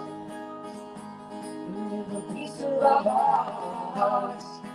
I'm so in love with you, I'll be forever blue. That you give me no reason why you make me work so hard. That you give me no, that you give me no, that you give me no, that you give me my soul. Calling, oh baby, please give a little respect to me.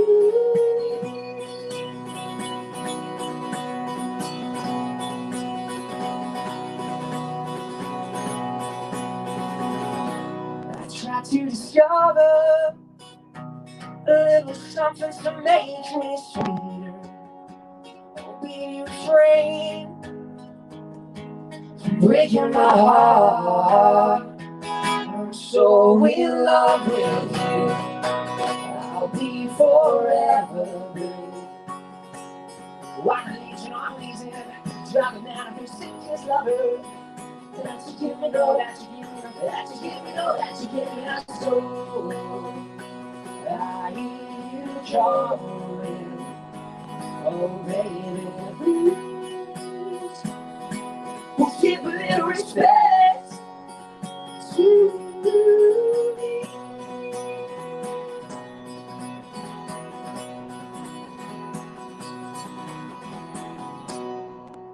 Thank you. Cheers. Like that.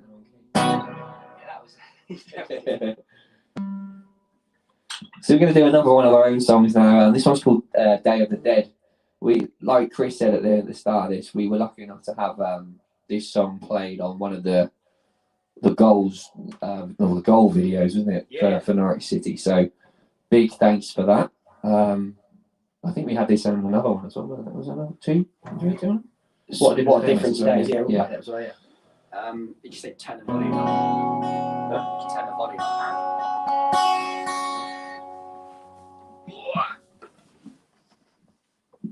We're cranking the volume up. Okay, there we go. Why is that gone quiet? Get the neighbours singing. Yeah. Cool. Day of the Dead. Come see us as well when we're playing in Norwich. Busy summer.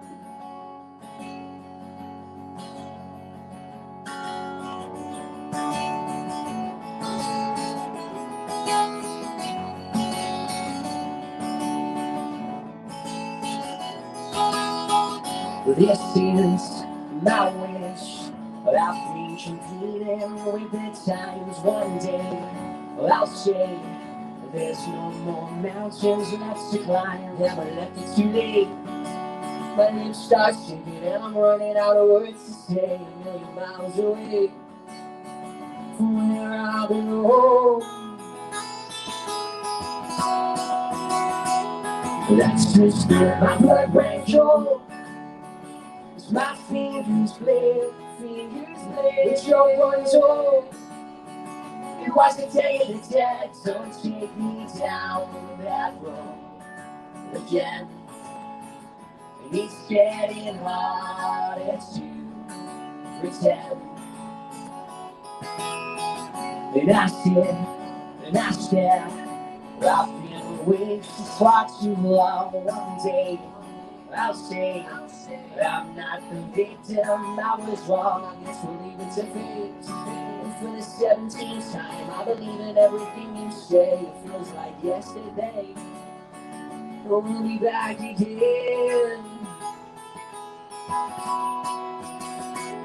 And that's just it, my blood red cold. As my fingers bleed, choke gets cold.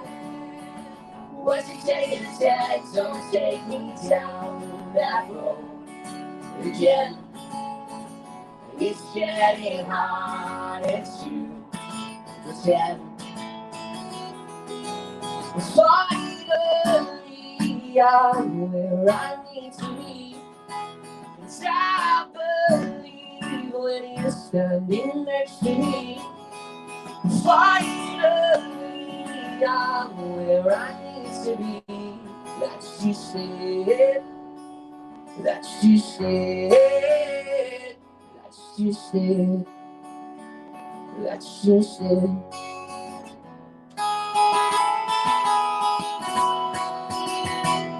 That's just it. My blood ran cold. My fingers bleed. It's your dead soul. Was it day of the dead? Don't take me down that road again. It's getting harder to pretend. Don't take me down that road again. Oh, it's getting harder to pretend.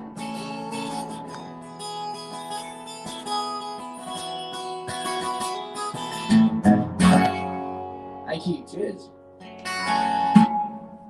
Country rules. What? Yeah. So we haven't been to Carrow Road in years. We were season tickets, weren't we? We used to be season ticket holders when we were young. I used to be ball boy for years at Carrow Road. Yeah. So we're not really up to date with the songs. I always remember you telling me that story when you Gerrard. No, Gerrard, yeah. And touch Mourinho's coat. Touch Mourinho's coat was a claim for him, yeah. Don't know if he'd still be around. But yeah, so we're not really up to date with all those sort of fan songs and stuff, but we thought this one may be one of them if it's a very sort of neutral football song.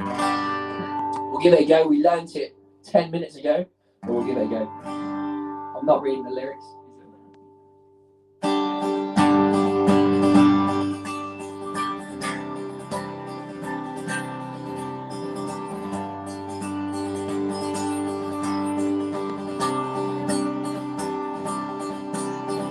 When I'm with you, baby, I go out of my head. I just can't get enough. I just can't get enough. With all the things you do to me, everything you said, I just can't get enough. I just can't get enough.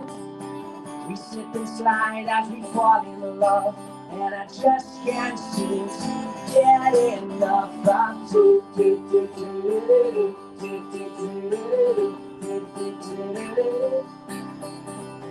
We walk together, we're walking down the street. I just can't get enough, I just can't get enough. But every time I think of you, I know you react to me. I just can't get enough, I just can't get enough. It's getting harder and it's running to love, and I just can't seem to get enough of you.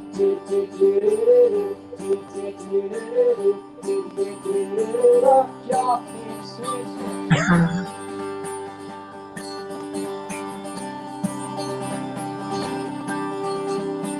and when the rains, you're shining down for me. I just can't get enough, I just can't get enough. Just like a rainbow, you know you set me free. I just can't get enough, I just can't get enough. You're like an angel that you give me a love, and I just can't seem to get enough of you.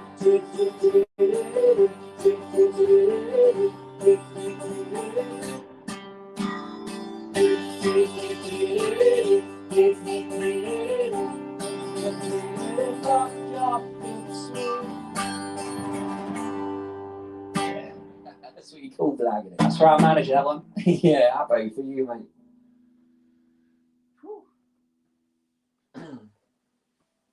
We got Revo in there halfway through having a little dance, which was nice. Boys, I'm absolutely loving this, boys. There he is. Keep it up, mate. Keep it up, boys. You're doing me proud. Keep it up. It's absolutely brilliant.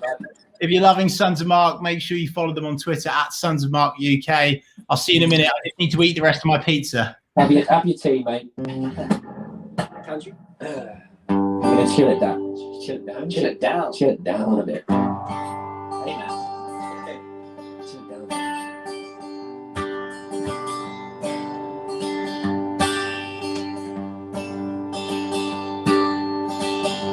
Almost heaven, West Virginia, Blue Ridge Mountains, Shenandoah River. Life is older, older than the trees, younger than the mountains, blowing like a breeze. Country roads take me home to the place I belong. West Virginia, Mountain Mama, take me home. Country roads, all my memories gather around her. A memories lately shrink into blue water. Dark and dusty, painted on the sky. A misty taste of moonshine, teardrops in my eye. Country roads take me home to the place I belong. West Virginia, Mountain Mama, take me home. Country roads, I hear a voice In the morning now she calls me. Radio reminds me of my dreams so far away. Driving down the road, I get a feeling that I should have been home yesterday. Yesterday, country roads take me home to the place where I belong. West Virginia, mountain mama, take me home. Country roads, take me home to the place that I belong. West Virginia, mountain mama, take me home. Country roads, take me home. Country roads, take me home.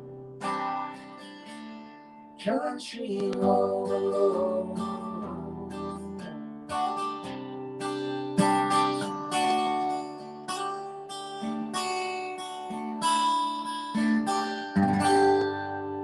Thank you. Cheers. Woohoo! Oh, what difference? There we go. 5 minutes. Yeah. Should we do what different take it back for you from? No. Watchalong. So we've got about 3 songs left. We've got 5 minutes left, so yeah, try and do this quickly. This is another one of our own songs, which is on Norwich City channel. This is called What a Different Today Makes.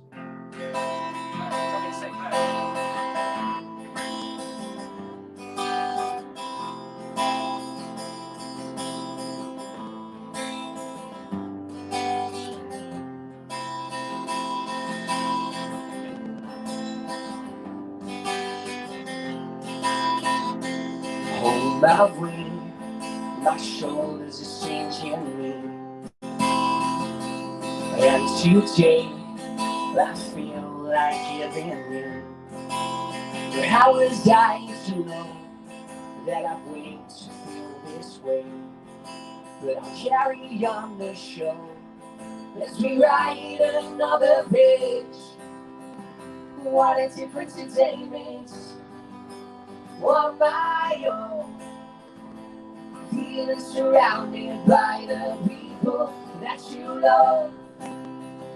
It's tomorrow's a handshake to the rest of the world, with a feeling of love and pride and the sun shining in your home.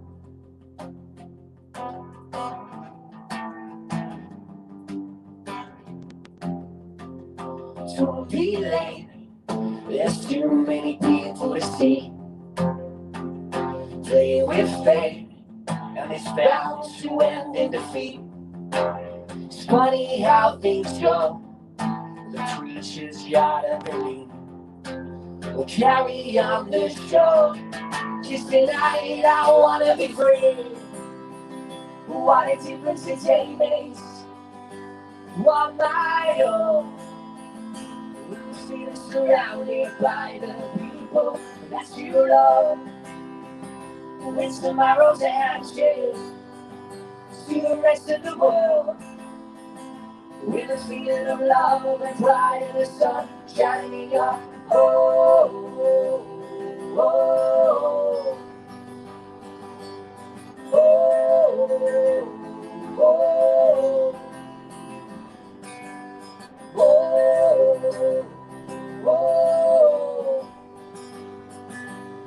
Whoa, whoa, whoa.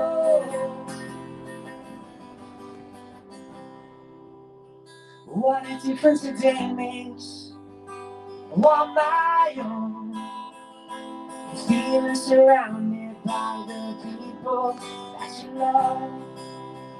And then tomorrow's a handshake to the rest of the world, with a feeling of love and pride in the sun shining in your home. What a difference a day makes. On my own, surrounded by the people that you love. Tomorrow's a handshake to the rest of the world. With a feeling of love, right and the sun shining in your home.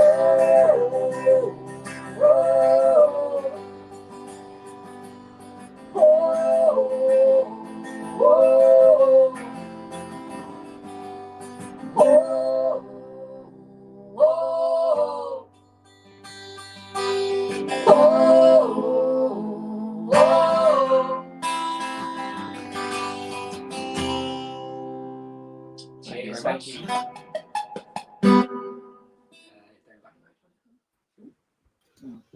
Oh, Hello. hello, boys. Hey guys. Honestly, thank you with all my heart. That I don't know about the people listening right now, but that was probably my favourite part of this live. We've had Grant Holt on, we've had all of the lads on, Jake Humphrey. I love that. And can I just say that's really I don't know about you, Jack, that's given me a lot of energy. Well, the problem was, lads, the problem was I was meant to be resting, but I'm downstairs going, country road. I love it, lads. Love it. Oh, unbelievable. Boys, thanks so much for jumping on for a little bit of time today. And as we've said before, please go and check out Sons of Mark on social media, at Sons of Mark on Instagram, at Sons of Mark UK on Twitter. Boys, have you got any last words for the Norwich fans? Just on to next season, really. Yeah, absolutely buzzing. Absolutely buzzing. Thank you for having us on as well. Yeah, thank you. Cheers, boys. Thanks so much, lads. Absolutely wonderful. You're nearly there. So just keep going. And what you're doing is unbelievable. So yeah, hats off. Top man. Thank you, lads. Thank you so Cheers, much. Owen. See you later, boys. Brilliant. We needed that, Chris. We needed that, mate. We did indeed. Although, Jack, I'm going to quickly leave and come back because we're the wrong way round, and I don't want this to go wrong. All right, hang on a minute. Okay, mate, go on. Welcome along, everyone, to the 24-hour watch along. A massive thank you to Sons of Mark. As Chris mentioned there, you can follow them across socials. They are a genuinely brilliant band. I've listened to a lot of them recently, and can just imagine when we're back allowed in the pubs and out and about in Norwich, it's going to be cracking singing along to them. There we go. Sons of Mark. Check us out on Spotify, Apple Music, etc., etc. Wonderful. They give up their time completely free. Of course, they usually charge for a set, but they've done it in the name of charity, which is absolutely brilliant. George Taylor, been feeling super anxious all day, so just ran so hard I threw up. Well, goodness. Well, don't do that too often. Feel great now. Exercise is key for positive vibes. So is TNC. George, completely agree, mate. Whenever I get a little anxious, out for a walk, and I feel good. Right, Chris, we're past the halfway point. Yes. What have you just done in your little break? So I went downstairs and I successfully got my rocket fuel. Nice. Well, unfortunately, we're not sponsored by them yet, but my Red Bulls are here, and I'll be drinking them out of my Big C mug for the duration. I had a shower. I actually just went and had a shower. Did you? Yeah. I had a wash. Excellent, mate. I had a little face scrub. Just ate my dinner, which my mum cooked for me beautifully. She's been brilliant today, my mum. She's made me cups of tea, brought me my cocktail, a blackcurrant squash. I've got armed with jelly babies, and that's great. So we've got so many more live guests to come. You're joining us. It's 10:30. I feel like Clara Amfo taking you late into the night. She doesn't do that slot, does she? Who does the slot? Like Hugh Stevens. It's 10:30. This is the chillest to chill. We've got 11 and a half hours to go. We've got who have we got coming up? We've had them. Chris Elliot, big Norwich fan. Swansea Amy, you guys all love her. Dean Ashton, Michael Bailey. He's on the graveyard shift. Then we head into Totally Tete. Really looking forward to chatting to Jack. Then we hit the international Canaries, the Brazilian Canaries, the New York Canaries, Hoffer from America. Oliver Hill's in at 5 o'clock, although he's in the UK, which is unbelievable. Michael Abrahamson from South Africa, Nick Mashter for a little transfer window update at 7 a.m. Dave Carolan. And then, as I mentioned, at 9 a.m., we have got an exclusive to bring you. There's something in this box that we will be releasing. Oh, yes. At 9 a.m. tomorrow morning.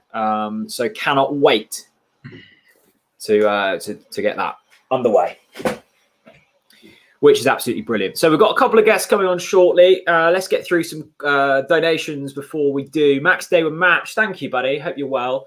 Amazing work, boys. Such a brilliant thing to do for such a great cause. Good to see Norwich back in the Prem.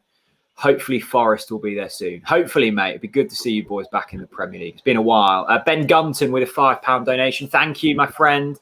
I'm sure we missed a few during the set, so apologies. I've also just had an updated sheet sent over for the people donating on the Big C charity page. So to Megan Crayford Noble, Patricia Judson, Daniel Tinker, James Youngs, Tom Wincheffel, Kate White, Emma May, George Haslam, Tom Chatwin, Carolyn Humpton, Lee Powley, Alan Cooper, Abigail Walker, Craig Rackham, Peter Blois, Kirsty Anderson, Judy Trivet, Joe Harvey, Megan Jones, Rebecca Smith, Tim Seeley, Steph Bowyer, it's James Savory, Ben Taylor, Ben Ambrose, Andrew Thorby, James Lombard, Claire Williamson, Tom Grimshaw, Adam Ditch, and Peter Gibbs. Thank you all so much. We really appreciate it. And we are past the 11,500 mark. Next step is 12,000. Now, we might be slightly delayed getting figures through the night because understandably the people at Big C will be sleeping. So we're kind of going on guesswork a little bit. But we can assure you we'll do our best to stay across things. Yes. Yes, the pizza is cold. Robert says my pizza's cold. Yeah, it is. And by the way, I tell you what's worth a donation. Me and Jack are wearing blue and white on Talk Norwich City. Yeah. That's a big deal, isn't it, Jack? It is, yeah. Is there something on the back of these? There might be. Oh, yeah, Big C. Yeah, blue and white, but, you know, it's for Big C. We did say, can we have yellow and green, but they said no. Jacob Sheard. Shout out to Rach and Neil. Shout out Rach and Neil. Hope you're doing well.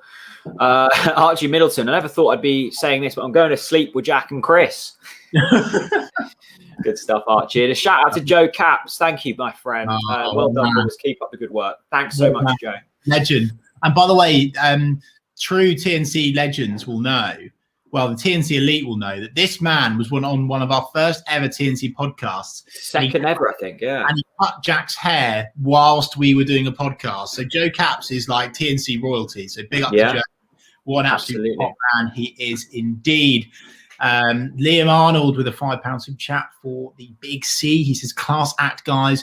You're doing us all proud. Keep it going. Can't believe where you guys have come since those humble beginnings way back in 2013. Wow, Liam, big up, mate. That's really, really kind. Thank you so much for your support. A lot of you are saying you're going to bed now, but can I just say it's really worth breaking the rules tonight because at 11:30, we've got Dean Ashton rocking up. The Dean Ashton, not this isn't a Darren Farley impersonator. The Dean Ashton, and then we've got Michael Bailey, and it's going to be really interesting because you guys will be able to actually see what Michael Bailey does when he gets back from the match, working, hustling late at night to get his athletic articles prepared. So that'll be a really interesting insight. So please do stay up late with us tonight. It's going to be a really, really fun one in store for you now.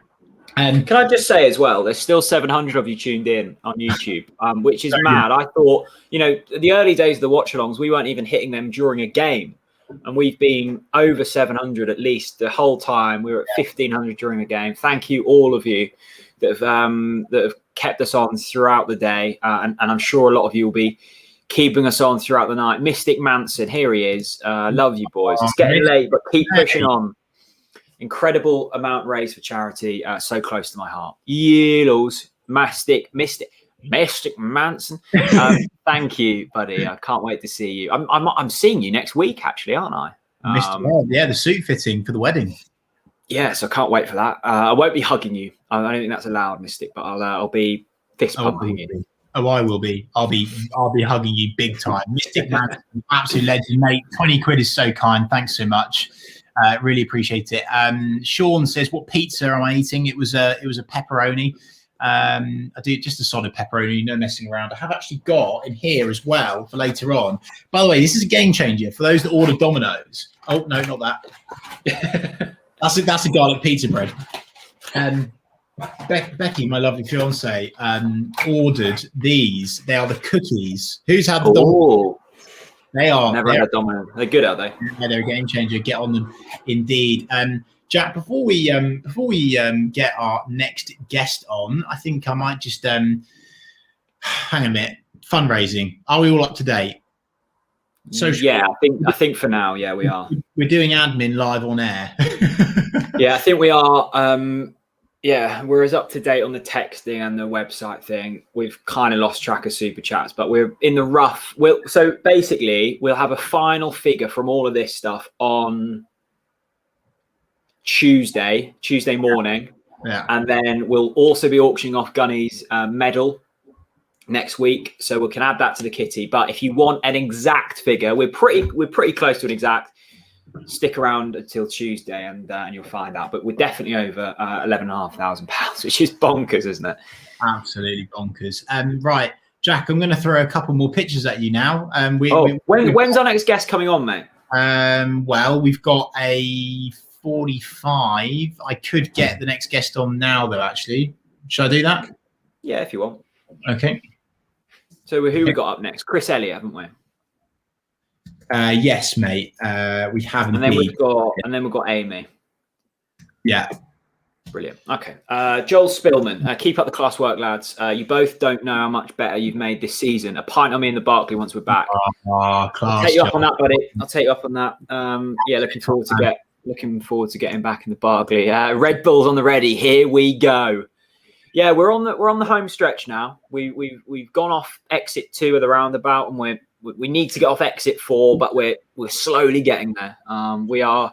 I must admit, I had a bit of a 4 o'clock. I had a bit of a scare because I was like, I feel horrendous, and I don't know what changed. I don't know if it was the mango or something, but I was just bosh.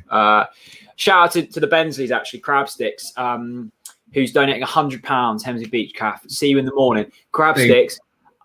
Massive respect. I'm not going to be awake in the morning, so message me, maybe come round later on or something like that. But thank you so much. And Matt Hale, legend as well. Thank you so much, Matt.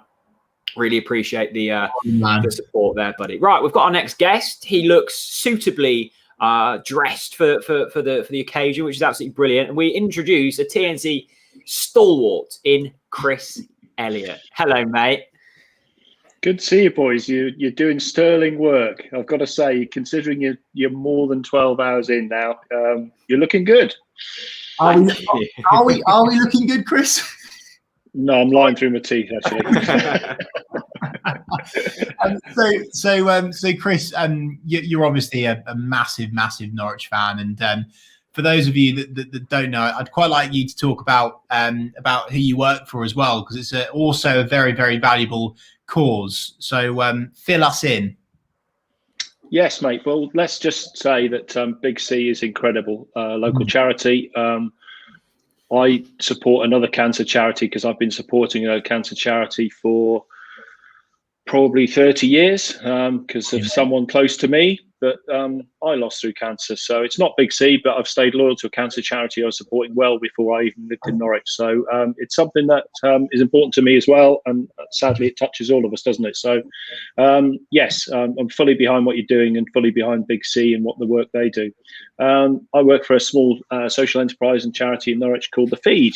We've got a cafe on Prince of Wales Road in the city. And from there, we help people who've been out of employment for many years through things like homelessness, people who've been in prison, people who might have had health issues, mental, physical problems, all sorts of things. And the little cafe that might look like any other regular cafe in the city is somewhere where we deliver privately support for people like that as well. So, yeah, that's a little bit about what we get up to. But I'm really, really excited about the day. I've only been working for the Feed since October. I'm really excited when on an evening I can leave the Feed Cafe and head a very short distance down to Carrow Road. And that's something that hasn't happened yet because of all the reasons we know. So I'm looking to make a lovely little connection at some point between the Feed. Maybe we'll just open up a little bit into the evening and get a few fans in on their way to Carrow Road for an evening kickoff. That's a little dream I've got that kind of bonds together work and Norwich City. We will do it. We will do it. Chris, let's talk about this season, matey. You've obviously been watching it on the box like everyone else. What's been the standout performances for you of the season, and when did you truly believe that we would go up? Yeah, it has been exceptional, and of course I've watched. I think I've only missed 2 games. Obviously, it's all been iFollow. Yeah. But I've only missed 2 games, which is I go to occasional away games when we can actually physically go. So I've seen more of this season than any other season I've been a fan. And I did go to 1 game. So in that little window when fans could go to Carrow Road, I went to the Cardiff home game. We won 2-0. It could have been 6. Todd and Emmy scored beautiful goals. So at least I've had a flavour. But yeah, thinking about what I was really confident once we got to January. I think I just couldn't see us. I think we'd gone through half the season by that point. We'd played everyone. We'd played all the good teams. We played the middle of the road teams. I just thought we are clearly one of the best 2 teams in this division. And we had a little mini wobble that I think we perhaps all took too seriously, because our bad run was a loss and a draw, wasn't it? I think. Yeah. And then we went on just steamrolling everyone, didn't we, on the run that was 9 straight wins, I think, in the end. So I think January I was very, very confident, and that was much earlier than it would normally be for me. I think certainly 2 years ago, it was closer. We were neck and neck with Sheffield United and Leeds, weren't we? And that was a real 3-way tussle for 2 places until well into April.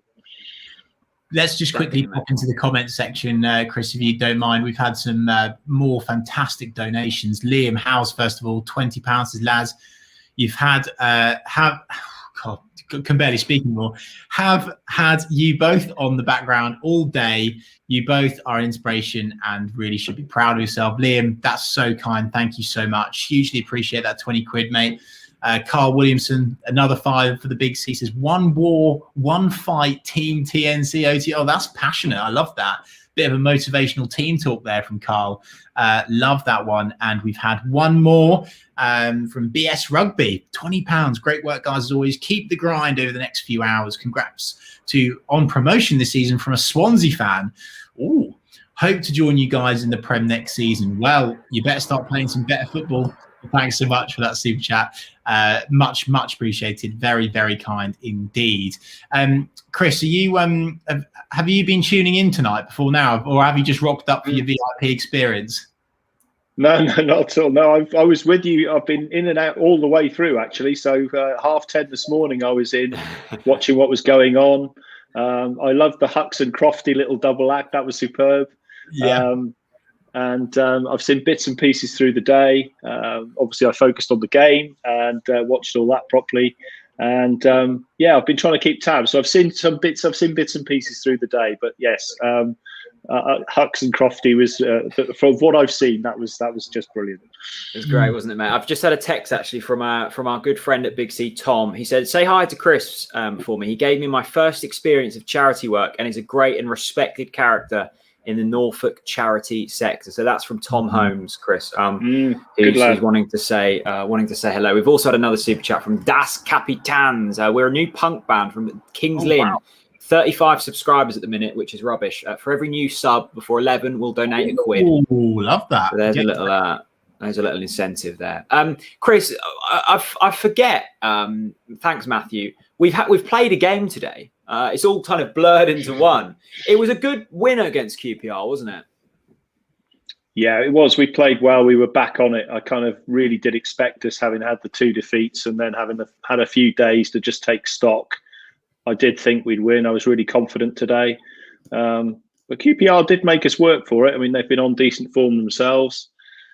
But we created a lot of chances, as we normally do. And Timu could have, there was the big chance that could have made it 3-0, and then we'd have had our feet up for half an hour, wouldn't we, I think, at the end of the game.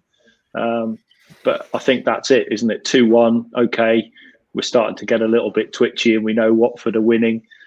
But we just go and create another fantastic chance again, don't we? And we are. It just shows we are too good. We create chances for fun.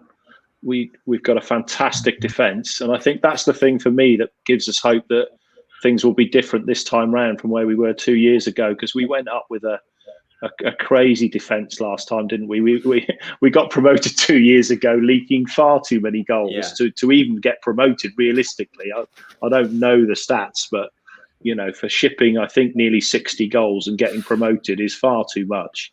So I think, Ben Gibson coming back, Grant Hanley, that gives us some scope for optimism that we can grind out a few points next season, where we just really couldn't do that in the season that sadly ended in relegation for us.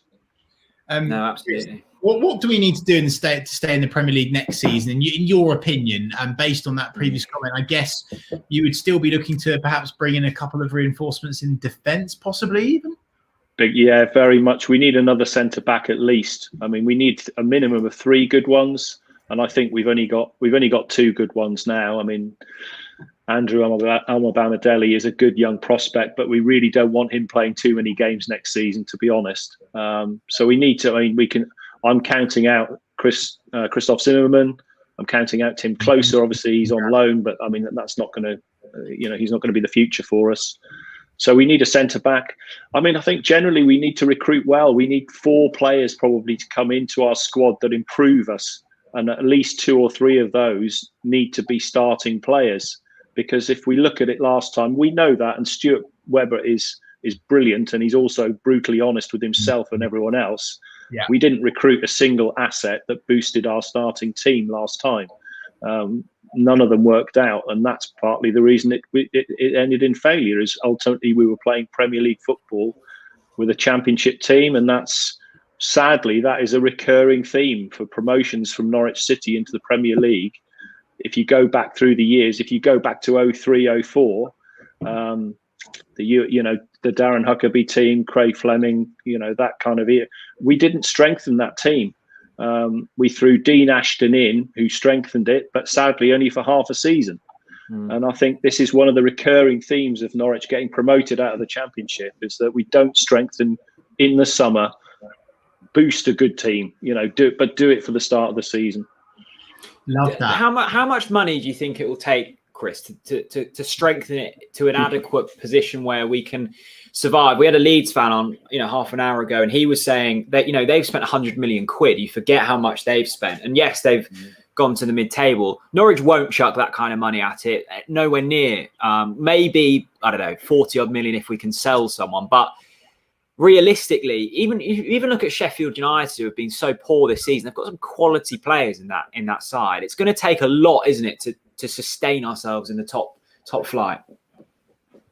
It is, and it's going to guarantee it, it's going to be the kind of money that we just simply haven't got. So we're going to have to be incredibly cute. And that's why the recruitment is a massive challenge, because I'm saying, and I think probably lots of us are, strengthen the squad, get another centre back, get another striker, do all these things, but do it with 20, 30, 40 million.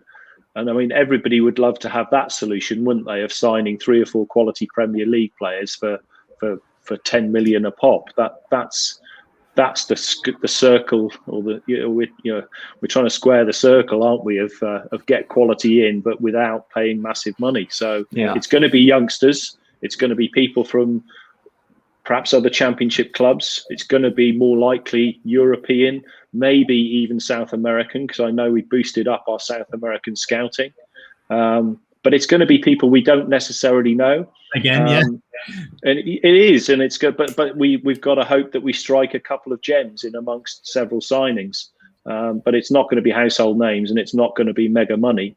But we've got to trust the fact that we're 2 years further down the road of a recruitment network that's probably bigger, probably more savvy, has got the experience of knowing who they recruited last time we got promoted and why it didn't work and what didn't work.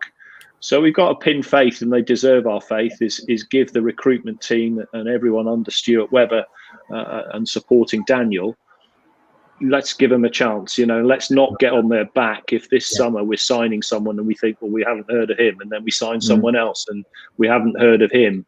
It's not going to be household names, but let's get behind them and let's give them a chance. But Chris, I love your style there, and something that Norwich fans need to, I think, try to keep in the back of their minds is we've already signed Ben Gibson who, by the way, was in the England team 5 minutes ago. We've already signed Dimitris Giannoulis, who was off to Porto, Roma, Newcastle 5 minutes ago. These are Premier League caliber players. I still am of the faith that Norwich have got a very good chance of holding on to their best players because of the global pandemic. So actually, the next season might play into Norwich's favour. And I've got real confidence. I really do. And I think, and I'd highly recommend, if anyone's not listened to the Stuart Webber High Performance podcast, Jake Humphrey's podcast, it's really fascinating what Stuart Webber says about, the recruitment, learning from mistakes, going down, coming up, Daniel Farke, his role, responsibilities. And I'm really, really confident. Chris, I want to say, I do want to just say something to you now, mate, because now you're on air and obviously you've got to go to bed soon as well. I just want to say thank you. So everyone that doesn't know Chris has been a mentor for me for many years, but I hear from 1,000,001 other people in and around Norwich and Norfolk.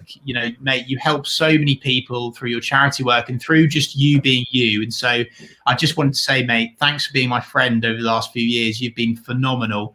And I really appreciate your friendship, mate. That's really kind, Chris. But I didn't realise we were hitting the emotional hour. We're there now. We're there. I appreciate it, mate. This is what being a Norwich fan is all about, and you embody that, mate. So kudos to you. Thank you, guys, and I appreciate that, and I've got a lot of respect for the way you've both worked incredibly hard. Stuff like this doesn't happen. You've built something here in terms of a fan channel and all the engagement you've got over many, many years. I've known both of you for quite a few years now, and I guess what I've seen in you both is a real work ethic and a real hunger to turn your passion for Norwich City into something that actually has been an absolute rock in terms of what we've all needed this season. Is that you've created a match day experience for us all when there really wasn't anything. So I was more than happy to come along tonight, and for us old timers, this is already late, Well, Chris, we'll let you go and make your cup of Horlicks, mate. And thank you so much for coming on. I echo Chris's thoughts. I've known you for a long while, and you've helped me no end. So have a good sleep, and we'll speak to you in the morning. Yeah, no, I'll be back, and I'll be watching in the morning, and happy to come and have a quick chat if you need a little nudge to keep you awake in the morning. I'm sure we will. Chris, great to chat to you, mate. Have a lovely evening. Good to see you. Thanks, Chris. Cheers, mate. What a lovely man. Chris is just such a lovely Norwich fan. Really is. And I really wanted to get him on tonight. So there you go, indeed. Chris, I've had a tattoo design sent through from a good friend of mine. Right. Okay. From, Thomas earlier wanted to. Oh, yeah. So this is the current design we've got. I don't know if you're going to be able to see this. Hang on. Look at that. What do we reckon? Oh, mate, yes, 100%. Love it. So we've got we've actually got some nice detailing at the bottom there. So Thomas, if that's the tattoo you want to get, let us know. I can get the design over to you. Thank you very much. Amazing stuff there. And I've just had a message from one of the Norwich players. Yeah, and it's really, really lovely. Which I'll read out in a minute. Because let's get some donations in. We've had quite a few. A big thank you to Matty, who's donated £2.99. Our next guest will be on in 5 minutes. So you've got a 5-minute countdown until our next guest. You'll know who she is. Paul Davenport, £20. Thank you, Paul. Charlton fan here. No relation to Ian, who was on the super chats earlier. But I'm sure he's a great bloke too. Fantastic work. Lost my mum to non-Hodgkin's lymphoma 20 years ago in July. Me too. Me too, mate. That's how I lost my mum, non-Hodgkin's lymphoma. Rare form of cancer. Paul, thanks for your super chat, my friend. We really appreciate it. And as always, we're raising money for the Big C tonight, but that doesn't mean to say that, any of you can't seek out help from them. They're thereabouts. Adam says, if this total hits £15,000, you actually get a Norwich tattoo of his arse. No, thank you. And Jack Wright saying, keep it going, bruh. Thank you so much. We've got another guest in. Yeah, I have been messaging this man on and off all day, and this time it's an iconic duo. It's Simon Thomas and Serena.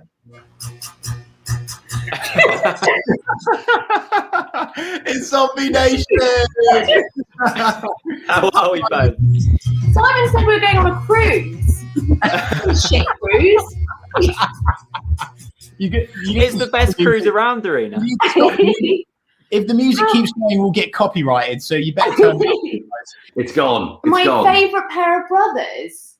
How are you? Oh wow! Yeah, I mean, apparently you didn't know that we weren't brothers, Darina. I didn't. I asked your dad. I said to your dad, "How are the boys?" on Sunday. It kills the kind of mystery of it, doesn't it? When you realise It does. Yeah. The best duo to come out of East Anglia. Oh wow! Oh, that's very kind. Wow, what do you think of your lovely partner Simon, Darina, coming on last time in his swimming goggles? Was he not allowed this time? No, I mean we've got goggles on hand. Oh. Yeah.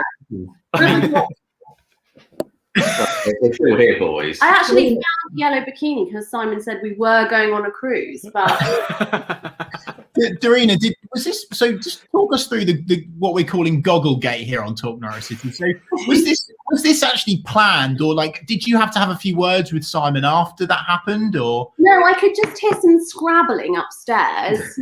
Right. Just urgent scrabbling and then noise. Well, I just said I'm off to join the boys because we've had a wonderful night against Huddersfield. The boys. I just said I need to get one or two props out. And that was the scrabbling.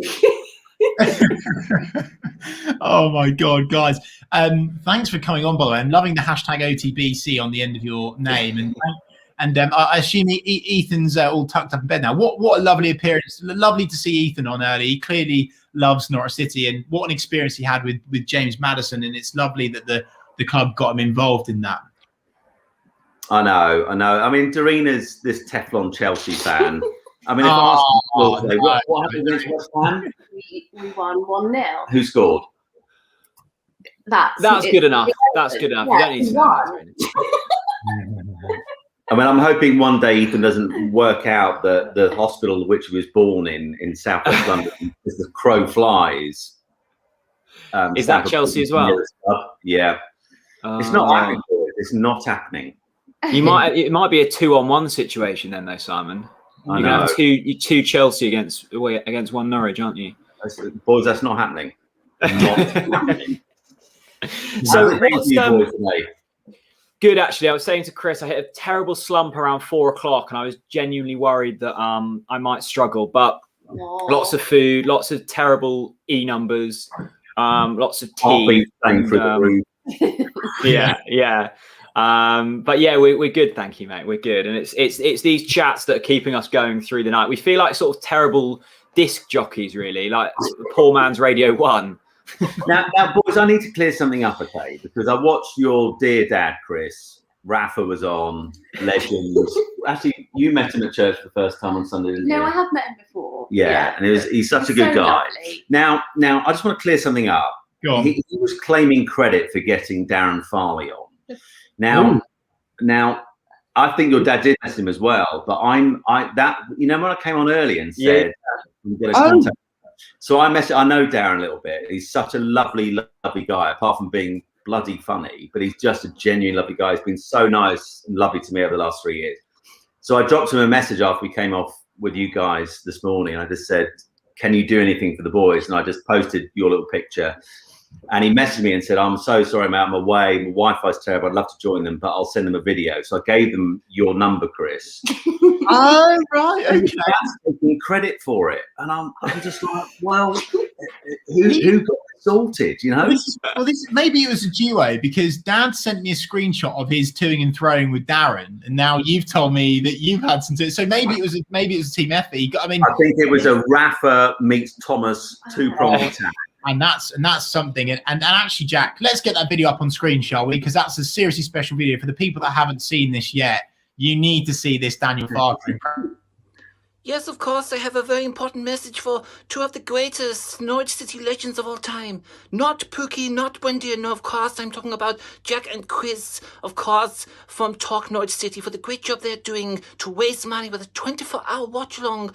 Of course, an incredible job they're doing to raise money for a great local charity, the Big C. Of course, boys, your family is so proud of you, and everyone is what you're doing. It makes absolutely great. And Delia, when I speak to Delia today, of course, she was so excited, she asked me to pass the message on. She said, let's be having you and Chris, the legends. That is what she asked me to say. So, boys, fantastic work. I will donate all my transfer budget, all 27 pence of it, right into the boys at Norwich City to help the great charity Big C. Well done, boys. We're also proud of you. Enjoy the rest of your watch-along, and when it's finished, of course, tonight come to Carroll for the largest portion of my big German sausage you'll ever receive. Because, of course, we can have sausage sandwich. That'll be so nice, dealer. I've promised to make it nice on the barbecue. Have a great time. Talk Norwich City, the legends, Jack and Chris. Doing a great job, boys. Of course, it's a great example. Promotion, Canaries, Carroll Road, Norwich City. It's a great time, of course. Amazing. So good. So, well, thanks, mate, for sorting that. That was I think was it could very have been amusing. about 50 seconds shorter. No, come on, Dorina. We love it. We love it. We absolutely love it. It's brilliant. So Dorina, right? You have. There is a right answer to this question now. Okay. Yes. I'm fed up with this Chelsea nonsense. Okay. You're sitting here wearing your Norwich shirt, and it's all very nice. But let's get this straight. Okay. You now need to support. Can we get this on camera now that you're a Norwich fan?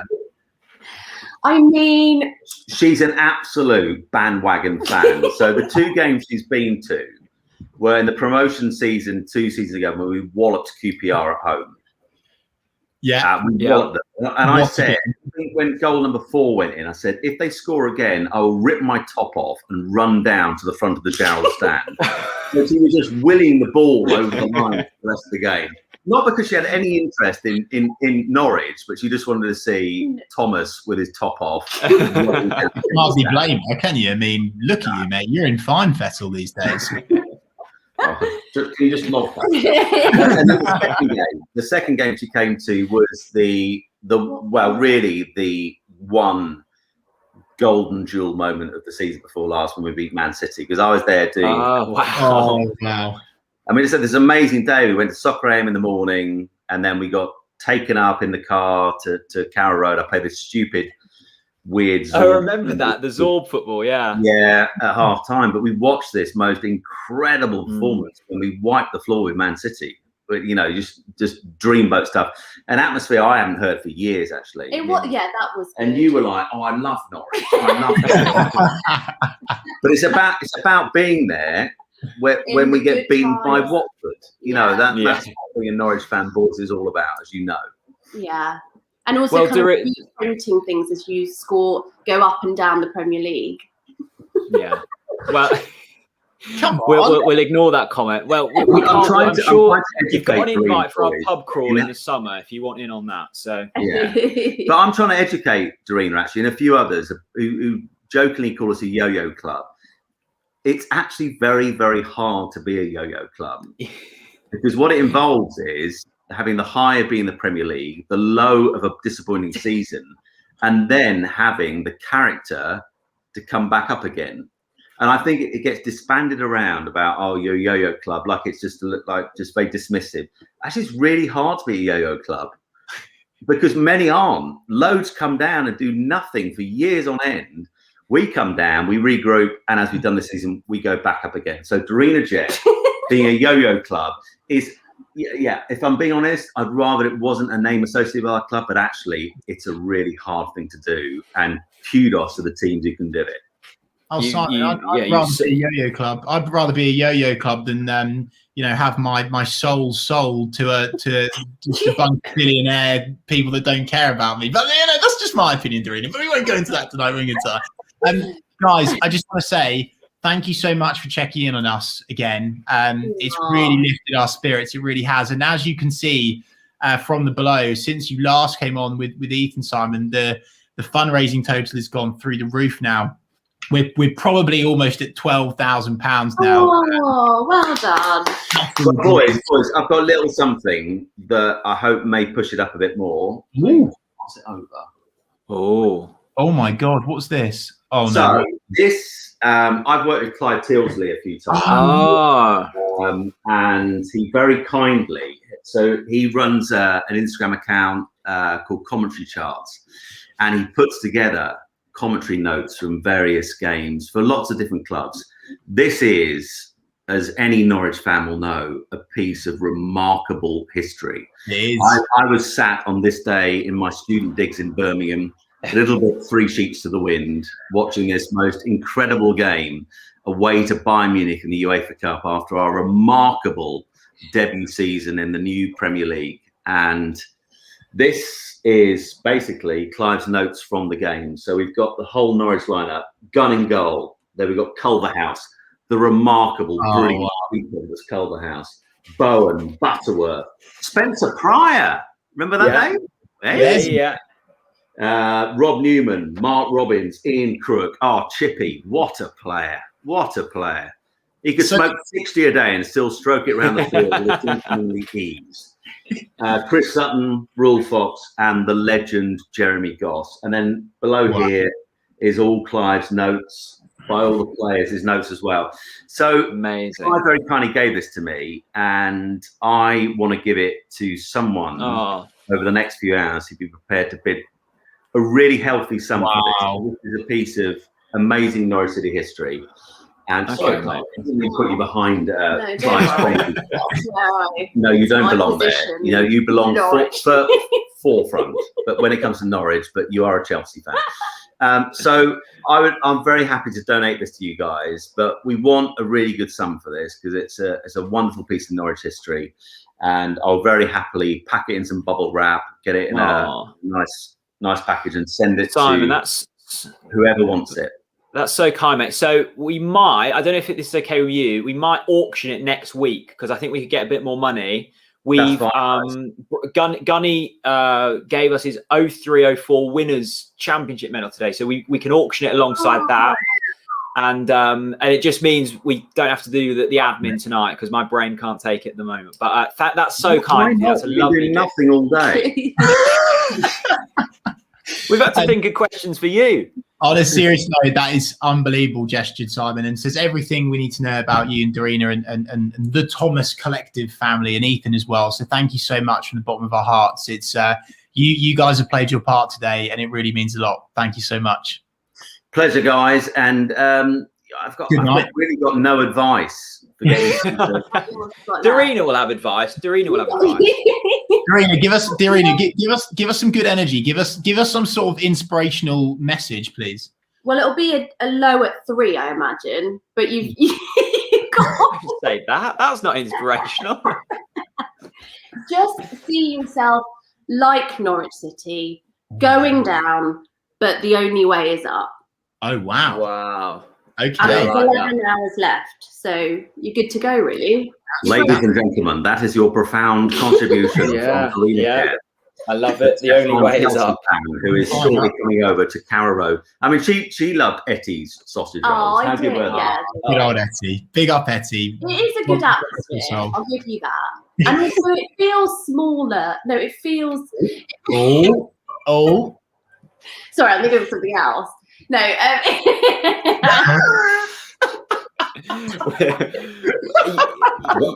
Well, welcome to the TNC small hours. After hours.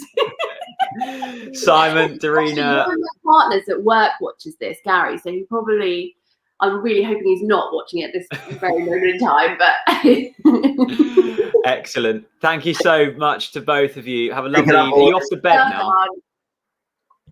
What's that? Are you off to bed now, or are you staying up? Yeah, and I think we'll probably retire and we'll probably tune in about 7 o'clock, and you'll still be there with 3 hours to go. Shush. Bye on that note. Good to see you both. Lovely to see you. That was very nice. Yeah, that was wholesome, wasn't it? Love Simon and Darina. What a lovely family the Thomases are. Just want to say a couple of things actually, Jack. Just a couple of quick updates before we get on Swansea Amy. Yeah. A few things have happened. So I've got a few people in my DMs. So Adam Leventhal is flirting to come on again. Lee Croft is just saying, well done, guys. And also as well, and I wanted to share this message, and I don't know quite yet. I don't know how much is being donated, but what I really wanted to show everyone is I have had a, well, I'm not going to show you. That's a bit unfair, but I've had a DM from Ben Gibson, who messaged me just now on Twitter and says, "Hi mate, how do you donate more than £5? Amazing work, keep going." And I wanted to share that because how incredible is it that that our Premier League centre-back wants to give to Big C. I just think that's absolutely incredible. So Jack, without further ado, let's get in our next guest. Hi. Hi, friends. How are you? We're friends now, are we? Yeah, we're friends. Come on. I'm on mute. Amy, hello. I was on mute for the whole time. How are you? I'm good. How are you, Dad? Yeah, I'm very well. It's lovely to see you. You've been one of the most requested guests all day. You've hit somewhat a fame level amongst Norwich fans, I think. I think people feel bad because I get so much, abuse on Twitter all the time. People feel like they need to look after me a little bit. Well, I think let's talk about that. When you came onto our channel, what was it, a couple of months ago? February, yeah. February. You have been the most watched preview all season, and since then we back and forth a little bit on Twitter, and maybe I'm encouraging it slightly, but you are a wonderful follow on Twitter, despite the stick that might come your way. Yeah, well, sometimes you have to, I do put it out there. I understand. Sometimes I bring it on myself, but it's all good fun, and everyone's been so friendly. Like, just want to shout out to Phoebe and Susanna because we are internet friends now. So. No, it's been so nice, and football aside, there's such a good community for football on Twitter and everything, and it's nice to be a part of it now. And to be honest, don't want to boost your egos too much, but you have a big part, in that, and why I'm sort of doing more. Look at your face, Chris. You're like, yeah. Amy, right? Let's stop this Swansea nonsense. Come on. No! Don't come on me. Right? You know that you're a Norwich fan. Everyone knows you're a Norwich fan. Are you going to admit now on this charity live that you are actually more of a Norwich fan than a Swansea fan now? Absolutely not. I cannot wear yellow for a start. It's not something that I do very well. There's a soft spot. Okay, that's progression. I'll admit there's a soft spot, but mainly because of you guys and the fans. Not no. But Norwich have been amazing this season. I can't take that away from you. Amy, are Swansea going to make it through the playoffs?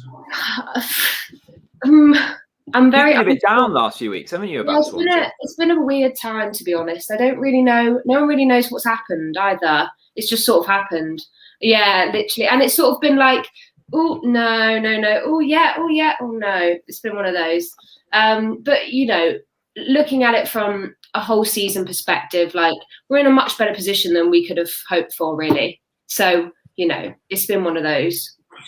Because when you beat us 2-0, whenever that was, I lose track of time. You were like top 2 at that stage, was it? Right. Yeah, top 2. Yeah. And then what happened? Literally, we had the following week, I think we played Man City in the FA Cup, and it was around that time. After that, everything sort of started to go a bit weird, and we weren't playing as well. We started to let in a few goals, which was obviously at that point so unlike us to even concede a goal in a game, So since then, it's just been a bit of a rocky road, But that's Swansea for you, to be honest. It's never comfortable being a Swansea fan. Let's just quickly go to the comments, Amy, if you don't mind, because we've had loads of really kind donations to Big C. Toby Gallant's chucked in 15 quid for the Big C. Absolutely incredible. And oh my God, wow. LJK Gray, £50. Oh my God, thank you. £50 from Lost Worlds Adventure Golf, Beach Road Hemsby, to a very good cause. Jack, that's near you, isn't it? Yeah. Beach Road Hemsby. Yeah, the Hems Vegas, we call it. Well, there you go. And genuinely, £50 is an unbelievable amount of money. So thank you so much. It's incredibly kind. And I also just want to say, before we get back to Amy, I need to make a bit of a special announcement, I think. I know that I said to you guys that Ben Gibson had DM'd me and said, I want to donate. The donation has been it's gone through the system now. So Norwich City Centre back Ben Gibson has donated £500 to the Big C this evening. It's I'm speechless. Like, I already loved him, and now I think you're never going to hear a bad word about him ever again out of my mouth. He's bought me for next season. I'll tell you that for free. So Ben, if you're watching this right now, big up and respect to you, my man. What a season for you, and it says everything about you as a person, not just a footballer. Well done, Ben Gibson. £500 to the Big C. Definitely. Amy, thank you so much for your donation earlier on as well, actually. Yes. How's the last sort of year been or so for you? Because I know you've got, a successful career in theatre, and theatre's been decimated, right, by COVID. Everything's shut. What's it been like for you? I know you've been on, furlough and stuff, but it's been tough, I suspect. Yeah, definitely. It's been, no cliches. It has been the hardest time of my life for sure. When you work in theatre, if anyone here has any experience working in theatre, you'll know it is very intense. It kind of sucks your whole life up in the same way I imagine being a footballer does. I imagine it's the same sort of thing. The people you work with become your social life. It becomes everything. You sort of live and breathe it. So to have that taken away was, so tough. And yeah, I'm still not due to go back till the autumn now. So wow. I'm sort of, trying to decide, should I try and get another job? But obviously being on furlough, that's quite difficult. But honestly, like connecting with people on like socials and doing a few more bits like that, that's honestly kept me going. So thanks to anyone who's sort of interacted with me and, made me smile or whatever. And thanks to you guys for having me on in the first place. Because, small things like that have kept me busy throughout my week, Yeah. Amy, it's a pleasure to have you on. And the reason why I loved you on and why I really, really want to talk to you is I'd obviously seen your bits on social regarding the Swansea chat. And what I love is you're a woman in football, and there's not enough voices for women in football. So I was very, very proud to get you on the channel. I think it's an incredibly important thing to do. Before we get back to you, more donations are coming through. Tim W with a £5 for Big C. Thank you so much. Christian Boys, £5. Thank you so much. Oh, look at this. Some praise for Amy. And all the guests. Amy is such a cracking person. Amy, what's your thoughts on that? A cracking person. I'm very flattered. Thank you. Very, very kind indeed. Chris says, time to change the ticker. Yeah, we will get to that in a minute. And thank you for your £3 donation. Keith says, I work in theatre. The operating theatre. Amazing. Lovely old job. Mike, £10 super chat as well. Absolutely incredible donation. Amy, yes. What do you really think of Norwich? Because I know we've had some Twitter banter over the last few weeks, which I think it's fair to say you have enjoyed it, but sometimes it's been a bit hard for other fans. Yeah. Now Norwich are in the Premier League. Yeah. What do you make of this Norwich City team this season? Because I know you were very, very complimentary of, I think it was Todd Cantwell.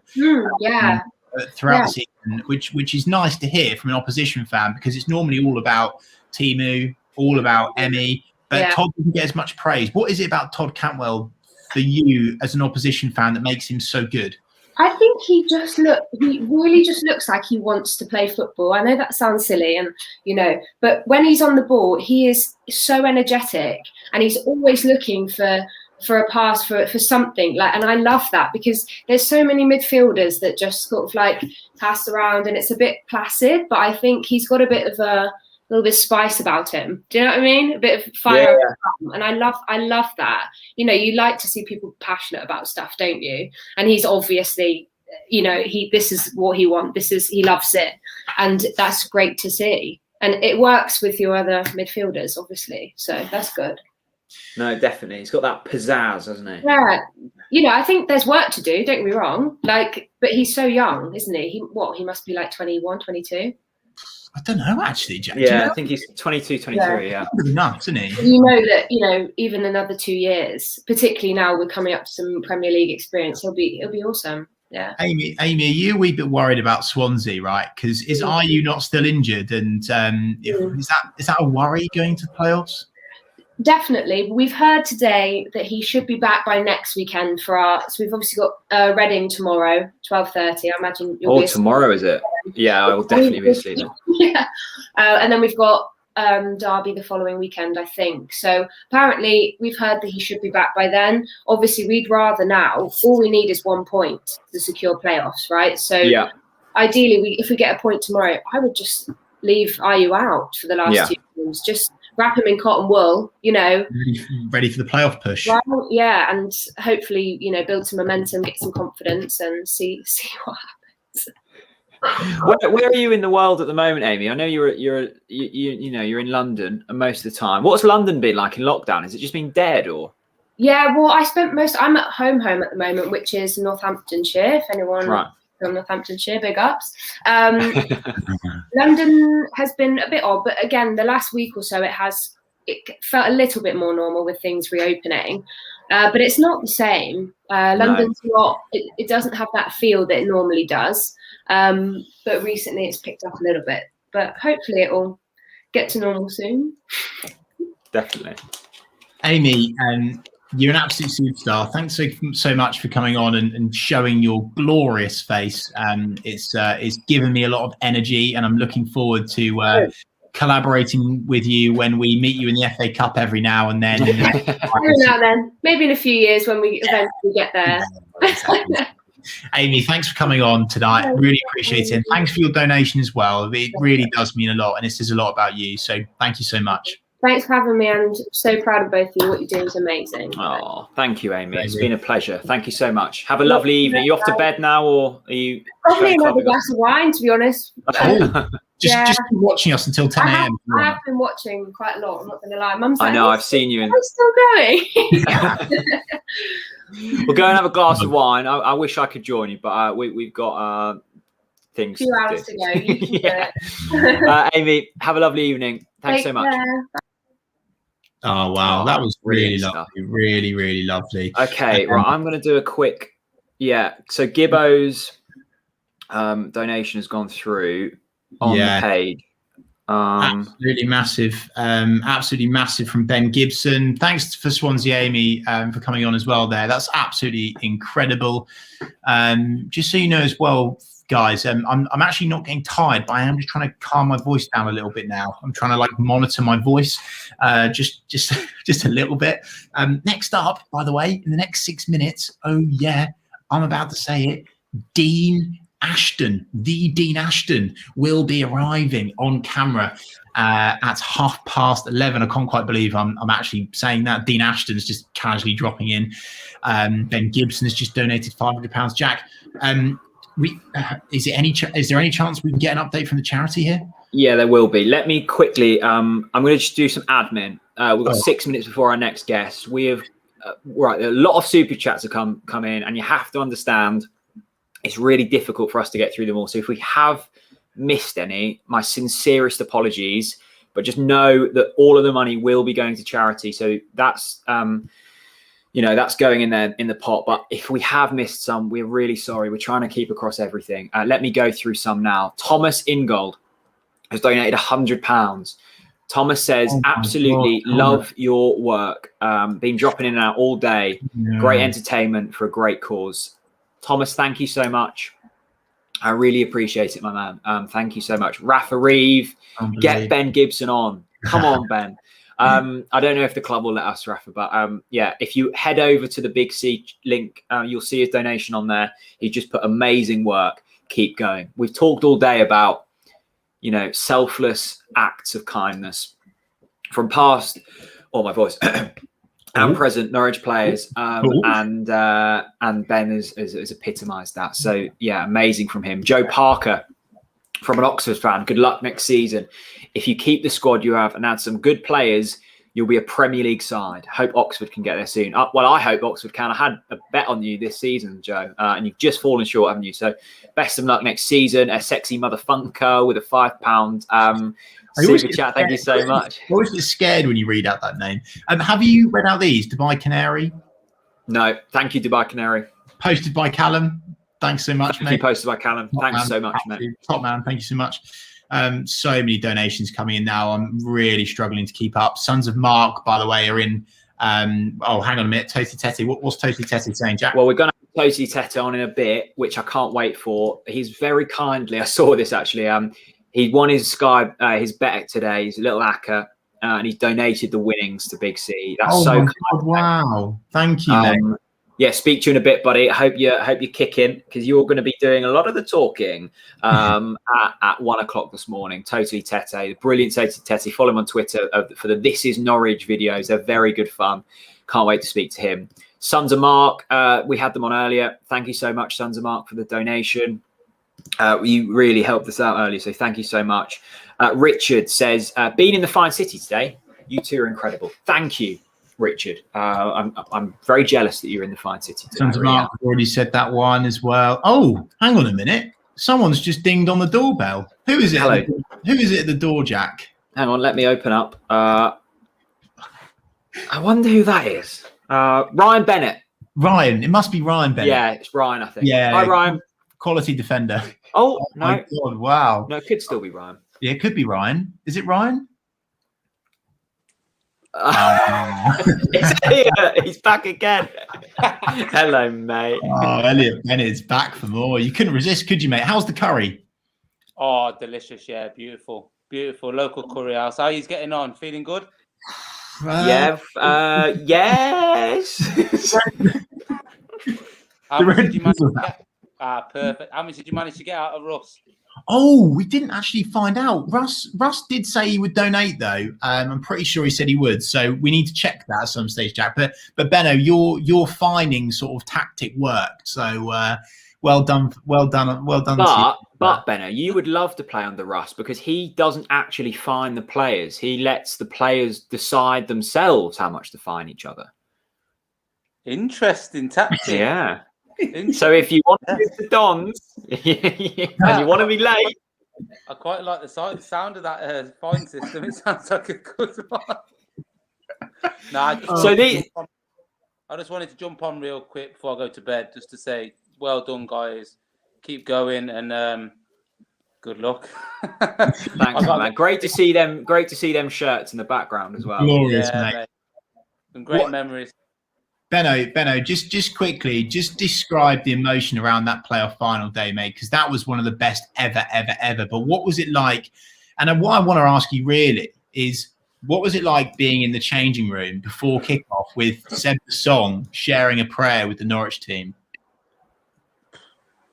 It was, to be fair, that was really surreal moment. That particular bit, just because it wasn't something that he kind of shared with anyone any other time. It was something he did quite private, and yeah, the whole day, everything about it, to be honest, the build up, the fact that Middlesbrough kind of during the season thought they'd done it. They came to Carrow Road and beat us and were jumping around like they'd got promoted already. And we were made aware as well of a few things. Like we turned up to Wembley and we kind of left the dressing room.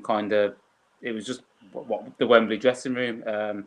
They'd turned it into like a Middlesbrough shrine of all their greatest moments and this, that, and the other, and just little things that we were hearing on the grapevine. Oh, they booked like a party and stuff like that. And I just think just everything about that day was destined for Norwich to be promoted, to be honest. And obviously, getting the goal so early, it was game done in the first half. It was one of the most enjoyable games I've watched of football, because I never felt under any kind of threat, to be honest. And to kind of see the half of Wembley in red, very quiet and sombre, and the yellow bouncing around was it was a moment I'll never forget. It's wonderful, isn't it? Mate, thanks for coming on again, and thanks for sharing that special day and that special memory. Thanks so much, mate. Have a good night's sleep, and I'm pleased you enjoyed that curry. Yeah. Hey, good luck, guys. Well done. Congratulations and everything. Well, thanks for your donation. Benno. Thanks so much, mate. I'll see you later. Good night, Benno. See you, mate. Oh, that's brilliant. And out with Benno, and in with another Norwich City legend, Dean Ashton joins us. Dean! How are you doing, fellas? Dino. Mate, I need you right now. I just need you to just pretend it's a Sky Sports appearance. Just wax lyrical about Norwich City. Tell me, how has this season been for you watching this glorious Norwich City team? It's been a joy. Not only that, getting paid to watch them as well. How about that? Look, to be honest, I would pay good money to go and watch Norwich, let alone be paid as work. They, I think the excitement of 2 seasons ago and the sort of madness that came with it in terms of the 4-3s and 3-2s and that sort of a season. This has been totally different. This has just been sheer class, refining the way that they play, defensively looking imperious, which I don't think anyone would have really guessed at the start of the season that they could be that efficient defensively. So I think Daniel Farke and the players have to take a lot of credit for the mentality. And like I said, I think it's some of the best football I've ever seen, certainly in the time that I've ever watched Norwich. Dean, when you're in the studio and obviously covering these games for the well, not in the studio as much obviously, but when you're covering the Norwich games for what I would call the national audience, what are the national pundits saying about Norwich? Because there's always this angst amongst the Norwich fans that we don't give our credit, we don't get our credit, and all of the other clubs that are perceived as bigger than us get more credit. Are the nationals now finally starting to accept and appreciate the true Farke ball that we are experiencing and loving as Norwich fans? I can't see how they can't. Do you know what I mean? I think the proof has been there. I think if this was just a one-off season 2 seasons ago, then you could maybe accept any criticism. But the fact that they've come back and done it again, I think says everything about what the club's been like behind the scenes. And I think that's the sort of thing I've been hearing, is that, a lot of other fans, a lot of people in the media are quite impressed or envious of how Norwich have been able to get this model, hardly spend any money, produce players that maybe people haven't even heard of, and all do it with a style of football that they have done. I think is there's probably a few clubs scratching their heads to think, well, why can't we do this? But I don't think it's as easy as that. So I think they're getting the recognition. But as always, going back up to the big time, the question is going to be, well, are they going to have a go? Or is it going to be nice old Norwich, easy just to toodle along down the A11, roll them over and get away with 3 points? I think that's something that needs to change, doesn't it, next season? Definitely. Dean, you go, Jack. No, Dean, I just wanted to say, I've listened to you a lot on Talk Sport and Sky Sports and Quest a lot this season. I just wanted to say, well done, because I think that the whole kind of lazy punditry tag is a thing of the past now. And it feels like if you want to get in your place and, you're a pundit on all the nationals, you've really got to put work in. And I listen to you speaking, especially on Quest when you're covering, sometimes Championship down to League Two. How does he know this much stuff? It's phenomenal. So amazing work this season, mate. Cheers. Yeah. I mean, you boys, obviously the amount of work that you do when it comes to Norwich, you probably don't feel like it's work. Or certainly you don't act like it seems like hard. It looks just enjoyable to you. It's like it's a joy to be doing your work. And I feel the same. I think it took me a while after I finished to get into this sort of place, but now it's like, I love it. I love finding out what's happened today in League Two and who's possibly going to get relegated, and the promotion place the same in Leagues One and the Championship. Look, it's a lot to cover, but I love it. It's every Saturday, every Sunday, I'm just across all the leagues enjoying seeing what's happening. I can imagine you and Colin Murray on a night out is a blast. Colin just during the day is a blast. He's such a character. But I think the one thing that hopefully comes across on the show, but I think he's genuine in terms of he actually really cares about the supporters of each club and what that means. And if he's very much like, he'll be across all of the sort of forums of all the clubs to see what's been said, and if there's something that maybe we've missed out that the supporters are adamant has happened at their club, he wants to get it in. He wants to make sure that he doesn't miss anything that clearly the supporters have seen, who are covering it even better than we are. And we don't want to make sure that they've watched the programme and we've missed something because we've maybe not been across it. And he's like that. He makes sure that we're not lazy. So every show is intense and making sure we give a good account of every club.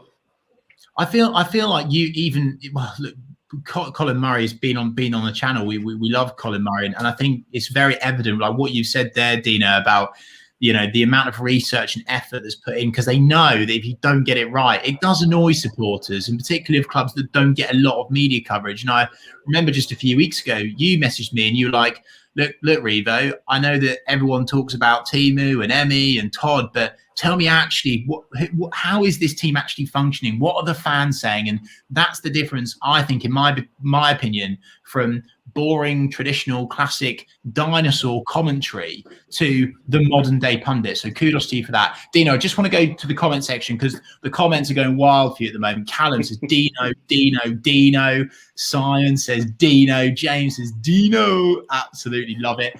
I tell you what, mate. The comments are flying in for you at the moment. Oh, here we go. This is quite interesting. Actually, I can't do that one. Don't worry. I'll get in trouble for that one. James R donates a £5 for Big C. He says, you guys help make this glorious club even bigger and better. Wow. Thanks for all the hard work you put in. So proud to have such an amazing community. James R, thank you so much for your donation to Big C. Dino, can you talk us through this Norwich shirt you've got on, please? Why that Norwich shirt?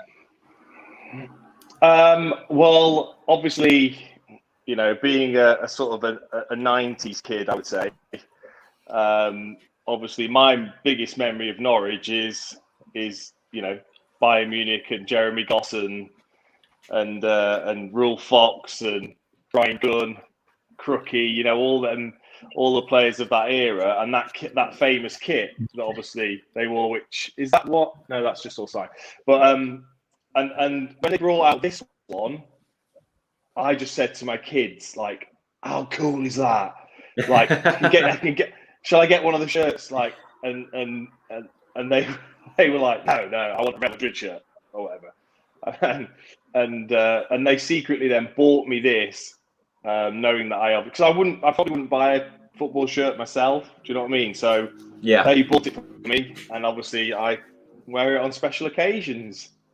That's amazing. I love it. Dina, how's the golf going? I'm very jealous. I was almost tempted to unfollow you on Instagram a little while back because it's just constantly you up Royal Norwich, just playing wonderful golf. Do you know what? Someone tweeted me or on Instagram or something saying something like, does he ever see his wife? Do you? Yeah, in the evening. Every now and then. Yeah.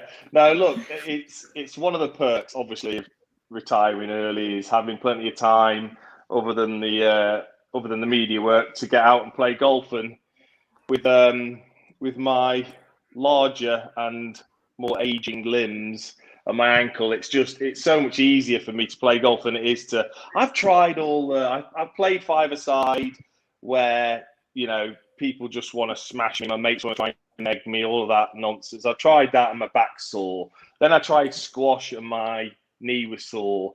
And then I tried, I just keep trying these sports, but actually golf is the one that I just love. Socializing, it doesn't take a strain on me. And Norfolk's always sunny, so like the weather's always great. So I love my golf, and I get out as much as I can. And it's no surprise to see some familiar faces up there. John Ruddy was up there yesterday, and Wes is up there, and Matt Gill and people like that. So it's nice.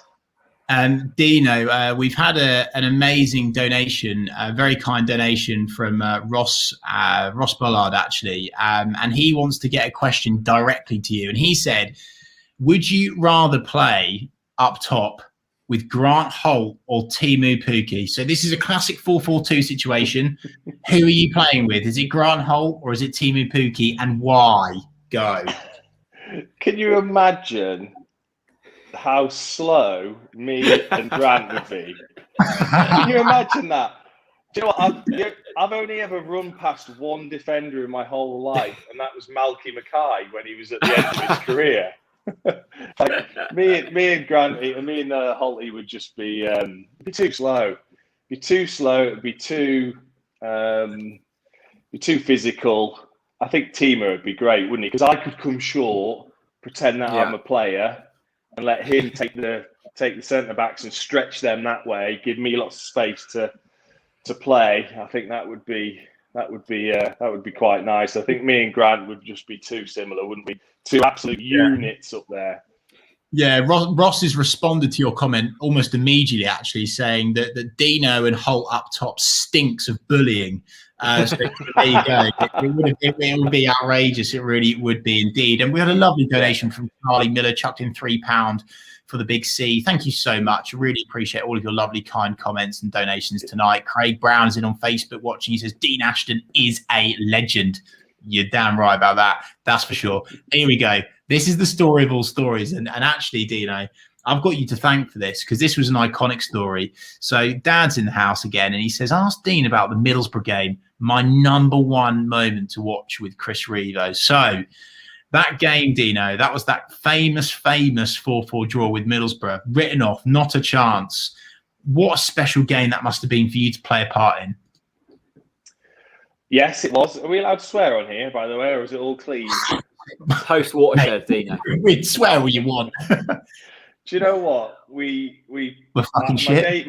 My debut was at Villa Park where we lost 3-0 and got battered, and then the next game was Middlesbrough at home, and in the second half, Jimmy Floyd flicks one over the wall for 4-1, and I'm thinking, what the fuck have I done? I'm thinking bollocks. I should have gone to Palace with Dowie, and actually, then it's weird because to score your first goal for your new club and what really want to celebrate it, and you sort of can't. At that point, you're thinking it's just a consolation, but deep inside, I was buzzing. But obviously, we're losing. But strikers are happy. If we score and lose, most of us are happy. We're like that. We're horrible, selfish creatures. But then for that to happen, I think that sort of changed my opinion.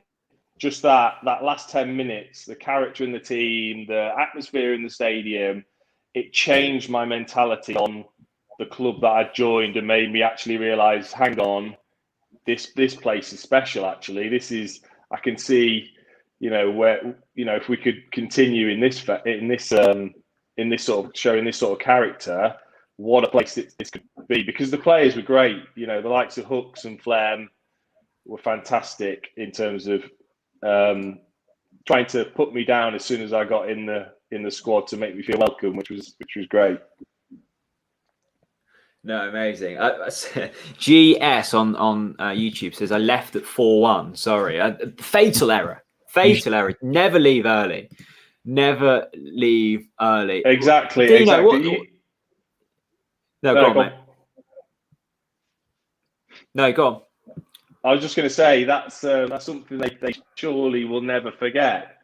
I hope they've never left ever again. Ever. They've learned their lesson now, Dino. You hammered that into them for sure, mate. For absolute sure. This is a nice question from Matthew. Dean only played at Norwich for a year or so, but settled here with his family. What does he love about the city in Norfolk? It's a good question, Dino, because a lot of your work will, take you all over the country. A lot of time in London. Yet you chose Norwich, and it seems like a lot of former Norwich players, even if they haven't spent years here, end up residing in the city. Yes, that's because I met a Norwich girl, Jack. That's why. was that on the VK beer shandy? Oh, was it? What do you have, Dino? What's your drink again? What is it? The old no. I used to drink this. Oh yeah. I've moved on. I've matured. No, I used to drink pints of half Smurf Ice, half lager. That's it. Yeah, the old turbos. In Mercy, Michael. Could you just imagine exactly. Dino? Could you imagine Dino in Mercy just like with hair? Do you know what I mean? Oh, with hair. The thing is, I when I first came to Norwich, obviously there was Jason Shackle, there was Ian Henderson, Jarvis. I was good mates with Jason Garrett, that's it. And so we used to go out quite regular. and I actually met my wife. She worked on the door at Mercy. So no, she wasn't a bouncer, Jack. For God's sake, no, she was. She used to work like with a clipboard and letting people in and stuff like that. And I met her there. Kicked you out. Yeah, exactly. And no. They were told they had to let us legends in. Do you know what I mean? And she hated it. She hated it because we were like all arrogant and just walked in as if we owned the joint. So I met her there, and then I only knew. So actually, the first time that I met her outside of Mercy was. Do you remember we played Reading and we were 1-0 down? And we got a penalty in the last minute, and I'd cracked my eye socket earlier in the game. Took the penalty in the last minute to equalise and missed. And I then had to have somebody look after me that night because of the head injury. And so I called my now wife up, who I'd only known for like 4 days, and said, "Do you want to come round and look after me?" Amazing. I know. Dino, that's class, mate. She did. Dino, that's so good. Mate, you've done a grand job here, and thank you so much. And one of the last questions, I'm sure there'll be a few more, but one of my last questions is, what do Norwich City need to do to stay in the Premier League next season? Because obviously we're going up and down, but when do we break the duck? When is our moment when we can stay in this league? How do Norwich City stay in the Premier League, in your opinion? What would you do if you were Daniel Farke or Stuart Webber in this summer window? I'd do whatever I could to keep Oliver Skipp for another season. I'd do whatever I could. Everyone has said that, Dino. Everyone said that. I think that position certainly was the big miss, I thought, in the Premier League because we play with our fullbacks so high. When we lose the ball, them spaces are just so open, and you don't really want your centre back be drawn out wide. And Oliver Skipp's been brilliant. As soon as you lose the ball and it goes down whatever side, he's the one that normally comes out and engages first and allows the centre-backs just to drop slightly to assess the situation before committing. And that's amazing how much difference that can make to your centre-backs being able to stick together in the middle, not be drawn out and drawn apart.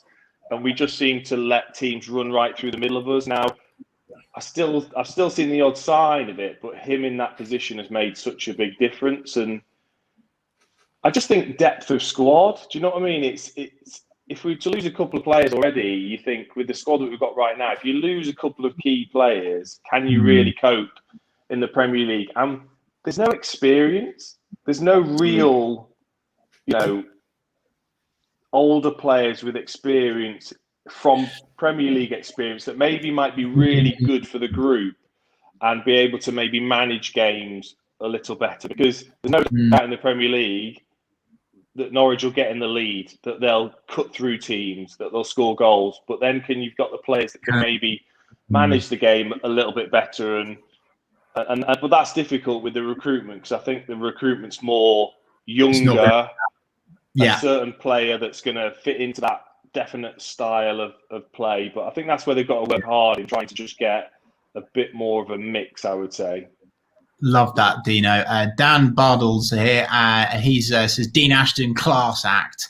Was destined to be England's number 9 before his injury. Yes, very, very true. Keep it up, lads. Absolute legends for what you're doing. What you're doing here. Up the Villa. Dan, good evening to you, sir, and lovely kind words. And we would agree, and I'm sure Dean would agree as well, that he was going to make it as well. Duncan Drake with a £5 donation to the Big C. I remember being 8, waking up at the crack of dawn, Dad dragging me to Colney and meeting the 04-05 Prem team. I'll never forget meeting team. You know what, Duncan? I reckon I might have gone to that same day, that opening day at Colney, because I had a picture that day with, unfortunately, Dino, for some reason you must have ignored me, but I had a picture that day with Nigel Worthington and Darren Huckabee. And Darren Huckabee at the time was like this like the Messiah. It was like meeting Jesus Christ. Like I thought it just came over. It couldn't get bigger and better than that. So Duncan, massive thank you for your support. Dino, mate, thank you so much for coming on tonight. It's been an absolute pleasure. I salute you. We love your work on EFL Quest this season. It genuinely has been a joy, isn't it, Jack? It's been lovely massively. to hear from you, mate. It's so good that you're talking about Norwich again. And you're welcome back on any time. Pleasure. No, brilliant work that you're doing, lads. Well done all season. I know that I've heard a lot from Norwich fans, if I'm honest, in terms of how much you've helped them, do you know what I mean, get through what's been an incredible, difficult season, watching their team actually get promoted without being there. You've tried to give them that little bit of experience that maybe they've missed, that real purpose in the way they've watched their team, and now you're doing this, raising money for such a great cause. So keep the enthusiasm, boys. It's great. And Chris, whenever you need to, mate, my razor's waiting for you. Mate, it's close. It's very close, mate. Dino, I've told the missus I'm getting the wedding done and out of the way, and then it's all going off. Love you, mate. Top man. Dino, thanks, mate. I'm sure I'll see some more posts from you on the golf course soon. Have a good one, buddy. Of course. Yeah. Take care, boys. See you, mate. Dean Ashton, ladies and gents. I love Dean Ashton. I really do, and I really mean that. What an absolute top one. He's just a really good guy, and I love that. We've said that about everyone now. Yeah, I'm going to be saying that all night long. I really am indeed. Now, Jack, you don't know that this man's turning up because I've not told you yet. And I'm really hoping tonight that his Wi-Fi works. And me too. Oh, look at his strap. I've just seen his tagline. How do we kick him? How do we kick him? I think we should we should let him in now because We'll let him in. Here he is. Adam, how drunk are you? to be honest, I'm not that drunk. Are you still working or? No. I've sort of packed it in for the evening. But how are you, gents? Adam, how does the Premier League taste? Please join us in the Premier League tasting session. Hang on a minute. Obviously, we're run by Italians. Yeah. So very nice. We're doing well. This isn't sort of anti your sort of sponsorship deal or anything, is it? This is all. It's fine. Laken's is ale anyway, so we respect Peroni. Fine. Here. This is just more of a celebratory drink. But cheers to the Premier League, gents. Adam, it seems as well, not only have you been promoted to the Premier League in footballing terms, but your Wi-Fi has been promoted to the Premier League. Yeah, I don't know what was going on yesterday, or whenever it was, but hang on a minute. I've just got to play something for you. Hang on.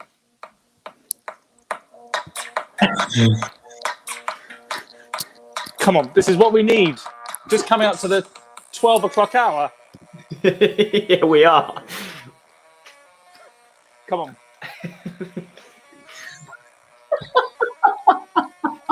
We needed this. We needed a man in the stream who has just felt promotion. He is jubilant. I never thought I'd get Adam Leventhal on the channel dancing to Zombie Nation. I mean, I'm done now. Like, just finish it now. It can't get better. Oh dear. It's all good. Like, it's been a good day, and you have to sort of when you're working at a game like that, and you're obviously a fan, but you're also covering it. You have to be sort of quite considered, and also the atmosphere is completely neutralised because of the situation that everyone's in. But is then it still playing in the background, by the way? Yeah. No, it's just like a bed. Okay, yeah, nice.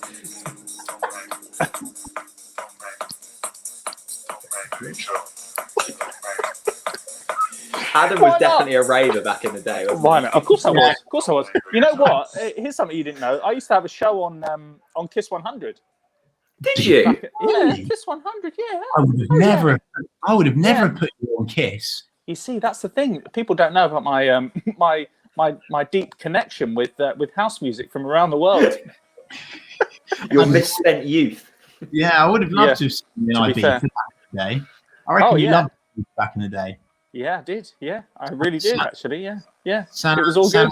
San Antonio, Space Ibiza, you were there, weren't you? Of course I was. Adam, let's have a serious discussion now. Okay. Watford. Wait a minute. He's like, I don't want a serious conversation.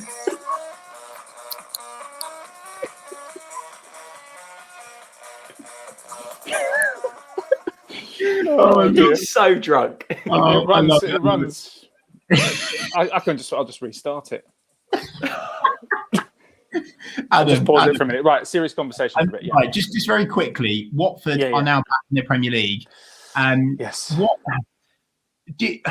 I feel like Watford have got.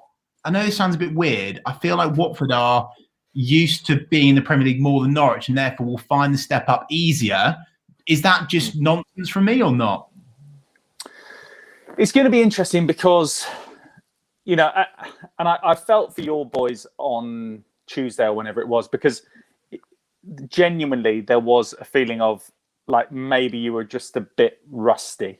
You weren't quite up to speed. The intensity drops out when you don't have anything to play for. And that's what Watford will now experience against Brentford and Swansea, which thankfully we don't have to play with anything riding on the game. But I think you'll go up. You've got that unity. You've got that identity. You've got a philosophy and all that sort of stuff. So I think you'll be all right. I think Watford have still got that connection and that ability to bring in maybe an X factor player that you know that Norwich might not be able to do, or might not, according to the model, be willing to do. But I think that any team coming up from the Championship now, they've been on their knees in terms of finances. You know, when you have your revenue cut by 50% and then you have to still be paying Premier League wages, especially in Watford's point of view, you're not really going to be able to sort of really go for it. You're going to be looking at that Premier League money and going, right, well, this can actually be the answer to a lot of our problems, and sort of just cause a little bit of financial equilibrium rather than it being, you know, a time to go, woohoo, let's spend. So I don't know. It's going to be fascinating to see what happens, because Watford have still got a lot of work to do, and it means in terms of keeping hold of big guns like Sarr, you know, proper experienced players like Cleverley and Hughes and maybe Shalabar. There's lots of tinkering to be done, but you know what? And this is the common ground that both of us have in terms of the teams. Getting promoted early is so valuable because you can get your work done, and you can steal a march on other teams, be it in the Premier League, who are still sort of just negotiating their games.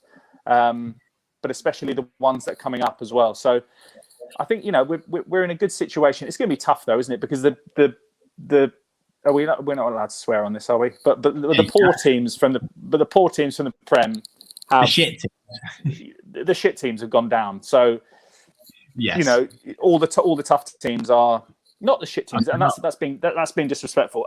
Like West Brom haven't really made any impact whatsoever. Sheffield United had, you know, one season in the sun, and they're back to their rightful place probably in the Championship. And Fulham, I quite like.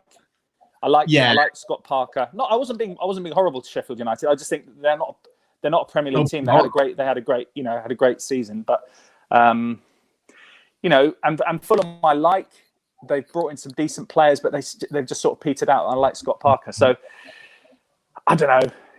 All those teams in the Premier League, there's not one that you can sort of pick off because you know that they're a weaker team that's just survived. So I'm just trying to work out who are the teams that are going to be the sort of the lower hanging fruit that might be sort of on the wane. I'm thinking maybe like a Crystal Palace if they lose Wilfried Zaha or someone like that. I don't know. You start to sort of think, ooh, if Dyche goes from Burnley, are they going to drop like a stone? Yeah. You've got to start to think about those sort of things when you go up. There's a lot to be optimistic about. Adam, do you think that you'll be able to keep hold of Sarr? Because I feel like another piece of common ground is Norwich fans are. I mean, it will be a minor miracle if we keep hold of Emi Buendia beyond this summer, in my opinion. Yeah. The same situation with Sarr, because he's your star man, right? And if you manage to keep him, that's going to be some mean feat. It is very similar. I think that the difference, I think, and I don't want to be demeaning, but I would have thought that the money. No. The money that not that Sarr seemingly is driven by money, but he will have come on a better contract than on a 4-year contract from Rennes when he was signed on big money coming into Watford. So he's on a solid wage. Buendia's expectation would probably be that he would probably leave at some point and probably would have left in the summer if things had been different. So correct me if I'm wrong. I don't know if that's. I think that I don't think I'm speaking out of turn. I think that's probably about right. So, but then he has to. He also has to think. Well, who do I go to? You know, he was being lined up for Arsenal, wasn't he? Quite heavily linked with Arsenal last season. Is that right? Yeah. I mean, who's going to snaffle him up? That's going to play him week in, week out, or is he going to have a chance? That's the thing. Like with Sarr, for example, get up, have another season, and then go for the money that you're worth. And hopefully, you know, for you guys, you keep Buendia for Watford as well. I think the expectation is that they'll be able to keep him for one more year, and then within that period, you try and sort of nail them down on a 4-year deal. Give them an incentive this summer, pay them a little bit more, and then, you know, say just give us one season and then you can go. So we'll see. We'll see. Adam, let's just quickly bob into the comment section because there's been more amazing donations come in and some complimentary words for you as well. James asks, "Is Adam's insight is always spot on?" Well, I'll tell you what, James, if you think that after a few beers, then you're definitely right. That is for sure. Jimmy Anderson, wow, is this the cricketer himself? Says, "Lads, bloody good effort. Keep up the great work. Cracking guests on tonight. See you boys in the morning." Thank you so much for your 10 quid for the big C, Jimmy. And I must say, kudos to Adam because he's had Wi-Fi issues. He got absolutely moved the Carrow by Zombie Nation. He couldn't even, poor old Adam. He tried to make amends, and then the Carrow Road PA was turned up even more. Oh, there we go. I need that. You need to what I want to find out. Look, have you got a guest coming up? Because I don't want to use up your time. Like if you've got no, mate. We've got your colleague Jeremy Goss hanging on the line. Who's coming on? Your colleague, Adam. Your colleague. Who? What? Michael Bailey? Yeah, he's on that. He's on the graveyard shift. What time's he on? What time's he on radio? On Radio Norfolk. On Radio Norfolk. No, I'm joking. Midnight what time's he on 1. your show? What time's he on your show? Midnight until 1. Yeah, midnight. You're going to keep him on for an hour. We're going to try. We said to Michael, we're just gonna watch him type his. He said he's gonna try and finish his athletic column tonight. We're just gonna watch him type. But what are your plans? I mean, like this is an amazing thing that you're doing, and I need to drop in my donation. Can I do it on? How do I do it online? What's the? Chris, send Adam the link to our little page. I'll send you a link, Adam. Don't worry, mate. It'll be on the Twitter, won't it? I'll send you as well, mate. Thanks, mate. It's very, very. So cool. our plans, we've got some Americans, Brazilians, and South Africans like early hours. So they're kind of in a time zone that's relatively comfortable for them. And then in the morning, sorry to interrupt. I heard this guy on Talk Sport the other day, which I'm guessing is the Brazilian guy that you're having on. Is it? He's amazing, like big Brazilian fan of Norwich. Maybe is that right? Lucas the Brazilian. Yeah, probably him. Yeah, I doubt there's many. I think he said there was 12 in his club, so it's probably him. If he's sort of like if he's uply mobile and talking about Norwich in Brazil, then that's probably him. But he sounds like a great guy. So yeah, looking forward to that. Sorry, carry on with the other guests. So I got him, and then once we get to like 6 a.m, we're back to we're getting people out of bed at 6 a.m on a Sunday to come and chat. So we've got a couple of, we've got Nick Mash, who works for the PA, Oliver Hill, just Norwich fans. So we've had some good fun so far. We're in our 14th hour. It's amazing. Being live. 10 to go. What we say, nearly 13,000 raised for Big C. So thanks for coming on. What on this Watchalong alone? Yeah. Fuck, that's brilliant. That's so good. Well done. That deserves a bit of the old nation, doesn't it? Hold on, hang on. Let's just get it going because I've got the video as well. Which, if you haven't seen the video for a while, it's brilliant. It's really good. See, like the intro as well.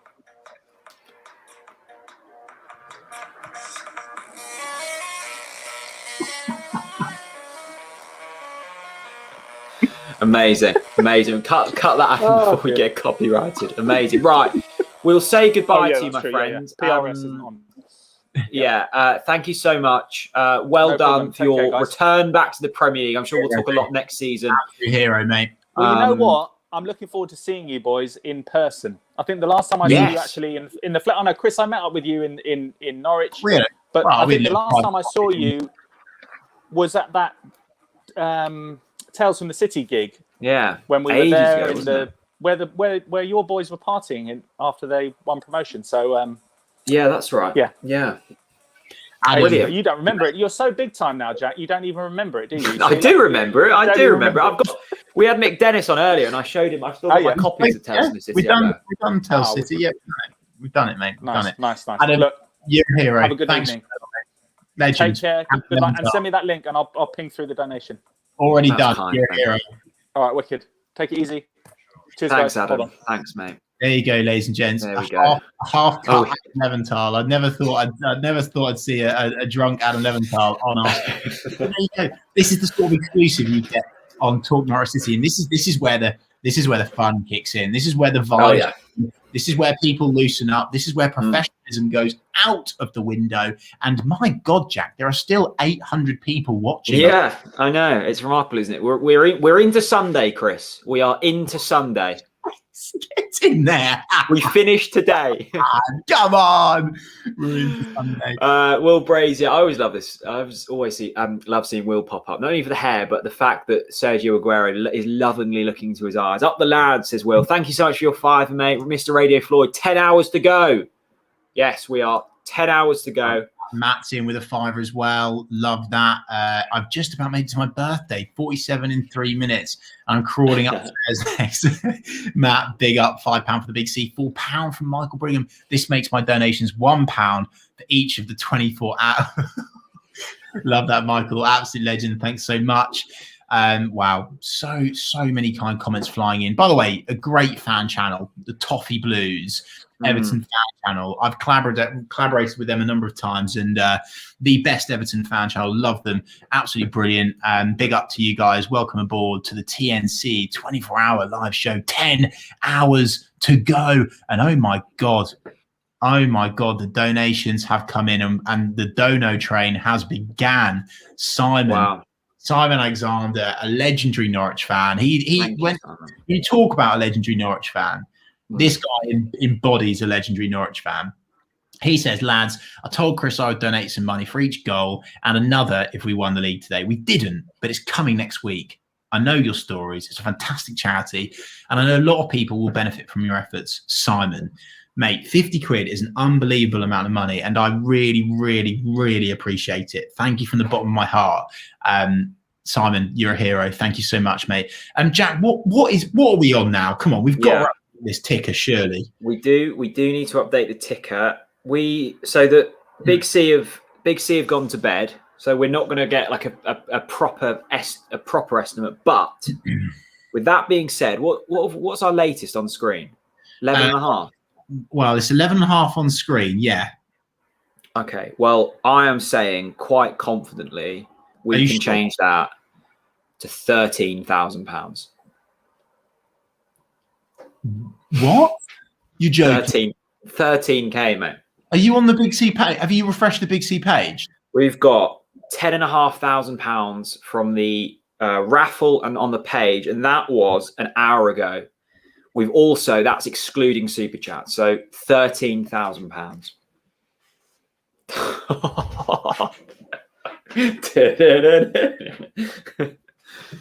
Oh my god, fucking hell, I'm gonna get emotional in a minute. £13,000. Yeah. Oh my god, bloody hell, guys, it's unbelievable. Jordan, 20 quid. Got to get some sleep, lads, purely because my youngest will be up at 6. That's a lovely comment. I really appreciate that. You legends, kick it off, Jordan. Big up. Thanks for your 20 quid, mate. That's absolutely unbelievable. Matthew Carter in for another 3 quid. Would you swap Aarons for Skip? Ooh, that's a debate that I'm not sure I want to be having at this time of night. Jack, what's your thoughts on that? Look, I think that the situation with Skip has changed somewhat since Mourinho has gone, and I'm fascinated to see who comes in next. if Ryan Mason gets the full-time job at Spurs, which I doubt he will, I think he'd be really keen to embed Ollie Skip in straight away. But if someone else was to get the job, I think we've got a genuine chance of keeping Ollie Skip. You've got to look at this from not only Spurs' point of view, but also Ollie Skip's. Ollie Skip knows that he will get game time every single week at Norwich City in the Premier League. Will he get that at Spurs? No, probably not.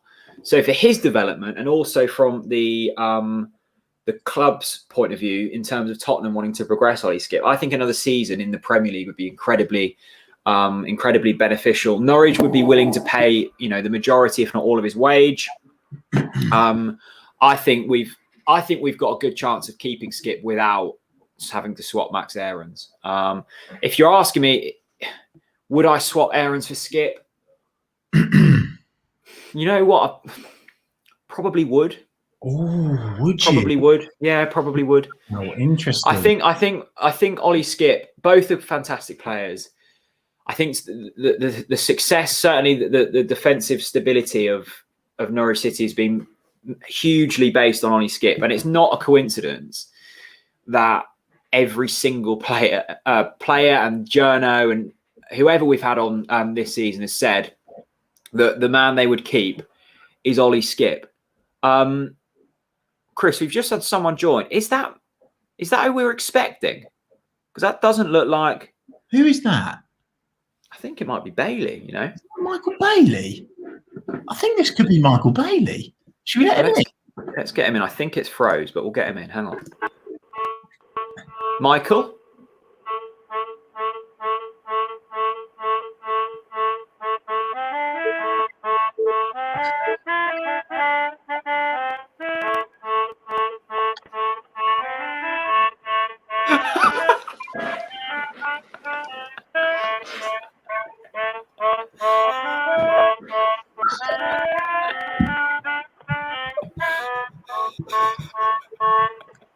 Sorry, that was terrible.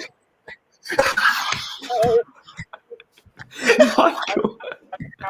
My car in the car park. What are you doing? I think I might get done in the car park. Let's play up some podcast. Can you hear me? It's a bit about. A bit closer, Where's your mate. mic? Is your mic down your shirt or something? I mean, I can't believe what we're witnessing right now. That's better. That better? Oh, Michael, could your you hear dulcet tones. Yeah, we heard it loud. We were like, is that Michael or is someone? Are you cold? Yeah, freezing. Yeah. Michael. And I was like, I'm going to get done probably because I'm not even sure if I'm supposed to be in the car park. I'm probably trespassing. Yeah. But I decided if I get done, then they can donate the donate the fee to the Big C because that's. I know I'm supposed to be at home. Yeah. I went home and then I thought it might be nice to do it at Carrow Road, so that was what I did. I've spent all day following you guys in the car, pretty much on my way to Loftus Road, and then on the way back. So I thought I would talk to you in the car because it's what I'm used to. So, well done. Well, Thanks, mate, a lot has happened. How long did it take for you to learn? What's the contraption you've got there? That's my melodica, but the tube's broken, so I had to blow into the hole directly. Well, I had to get home and obviously try and plan my piece, which I haven't written yet, and then I had to try and learn it.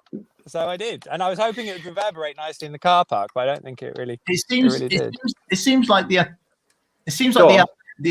athletic journos have just lost the plot tonight. We had Adam Leventhal earlier, who was on the devs. He was loving it. He was drunk. Yeah. Well, we said to him, we were like, "Have you not got a piece to write?" Like, nah. No, he's done for the night. He's all right. You know when you get your parents to write you a letter at school when you haven't done your homework. We're not going to have to write to your editor in the morning, are we, Michael, and say, "Sorry, Michael was playing the melodica in Carrow Road at midnight." No, it's all right. It's engagement. Yeah. Michael, can we hear that again in the car because we couldn't quite see it on your face? Is that okay? It was so bad. Proper phone. Here we go. How's that? Ready? No, yeah, lovely. Yeah. We need to see the musical instrument. Okay, everyone's gonna have to dance, all right?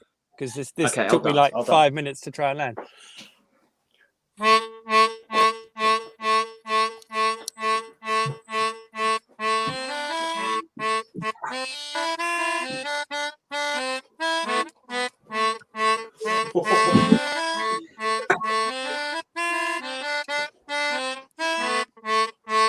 And the best bit is you won't get done for copyright the longer I play it. So Yeah, exactly. over the next hour, we'll just keep bringing it out. If someone posts a great comment, you can have that or not. Maybe tell me not to play it. That might be breaking news. Breaking news has just come in.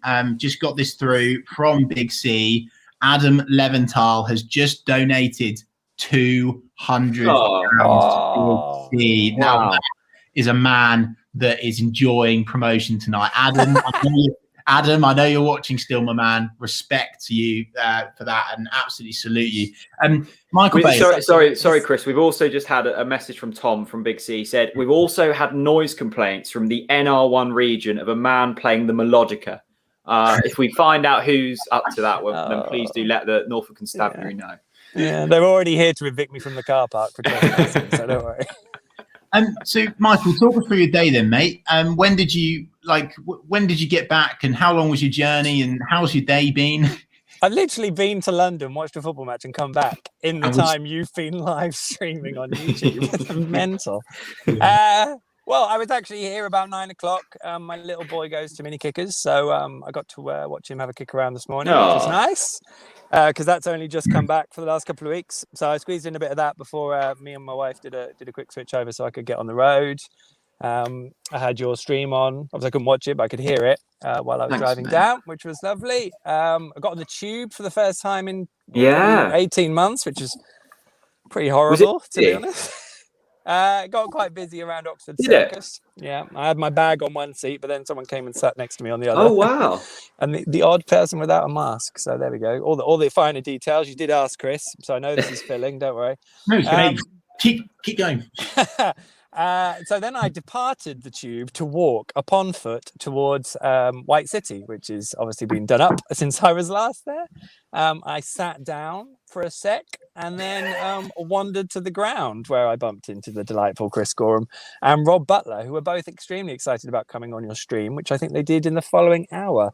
Yeah. What did you make of Rob's glasses? To be honest, I didn't notice them in person, and then when I caught one of the pictures of the stream, I was like, "Oh, look at Rob's glasses!" In a nice way. I thought they were fantastic. With the yellow. Yeah, he's really upgraded the personal. I mean, the Radio Norfolk wages must have gone up because the personal brand is looking good now. He's really a superstar. Those two are such superstars. They really are.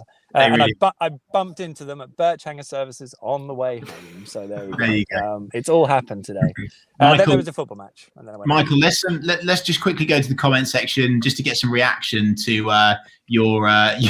No. Oh God, no! Come on, no, that's not fair. First of all, hashtag book the melodica. There you go from Mr. E. Love that. Unreal Dancing Jack says Nick Mobin. Love that indeed. Simon, this is extremely kind donation. Thank you. This is great stuff so far. My dad and myself have now agreed on NCFC XI. Oh, wow. Okay, so this is his all-time NCFC XI. Gunn, I assume Brian. Fair enough. Bowen. Drury, Big Duncan Forbes. Oh, wow, Duncan Forbes. Great shout. Andy Linnigan. Linnigan, is that spelled correct? Am I going crazy? Michael, was he in your area? Right. Yeah, well, slightly, late 80s. Okay, Martin Peters, Ian Crook, Dale Gordon, Disco Dale, what a baller. Darren Huckabee, Robert Fleck, Ted McDougall. Michael, what's your reaction to that XI, please? That's one hell of a team, that and that's a good stretch of eras as well. I'm a fan. Yeah. That's good work. Not many of the current players in there. Well, I was going to say, when I did a bit for the Bournemouth website a week or two ago, it became quite apparent how close Temu and Ted McDougall are to really their achievements at the club. I think one for different eras, and I never saw Ted play, obviously, but it does. It's very hard to judge now, isn't it? Because there's the recency bias, and it's hard to give it a proper evaluation at the moment. So we'll see how it goes over time. But I think Temu. Well, I've heard people talking about Emmy being the best player they've ever seen in a yellow shirt and things like that, and Temu's strike rate is phenomenal. So I think we'll be talking about those two and whoever else in XIs in the future. Well, we had your podcaster buddy Steve on earlier, Michael, giving his best stats from the season, and he said, and I know you've discussed it on the Athletic Pod this season, like Pookie's the rate in which he's got to 50 goals in the Championship, like, is unbelievable. Like, it's just unreal. It's mental. I mean, I remember 2 or 3 months in from when he joined. I think it was the goal at Reading. So really early on, I just thought this guy looks too good for this level because he's just stroking that home from 20 yards and the precision. The one where he sort of opened his body up and and just sort of just bend. I mean, it's probably his textbook finish. It was a lovely ball from Todd as well, and the goal before that at Preston was such I love the shot from behind the goal for that because it was such a precise, accurate finish. And you just sort of thought, well, this guy for finishing is too good for this level, which I think he's proved if we ignore his miss today. I think he's a superstar.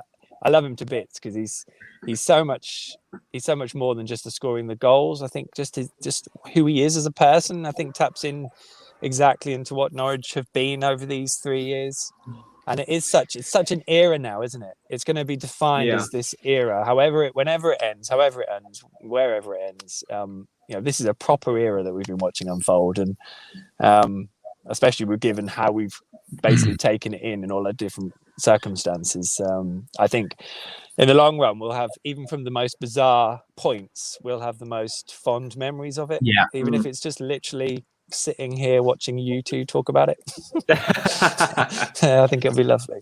Michael, I really love where you've gone there, mate, because I think it's very easy to get caught up in the here and now, but quite often we don't zoom out on successful squads and understand where they fit in the bigger picture. And a lot of former pros will say, yeah, you always talk about the here and the now, but seriously, and I'm not just sitting this up, I think we have witnessed history.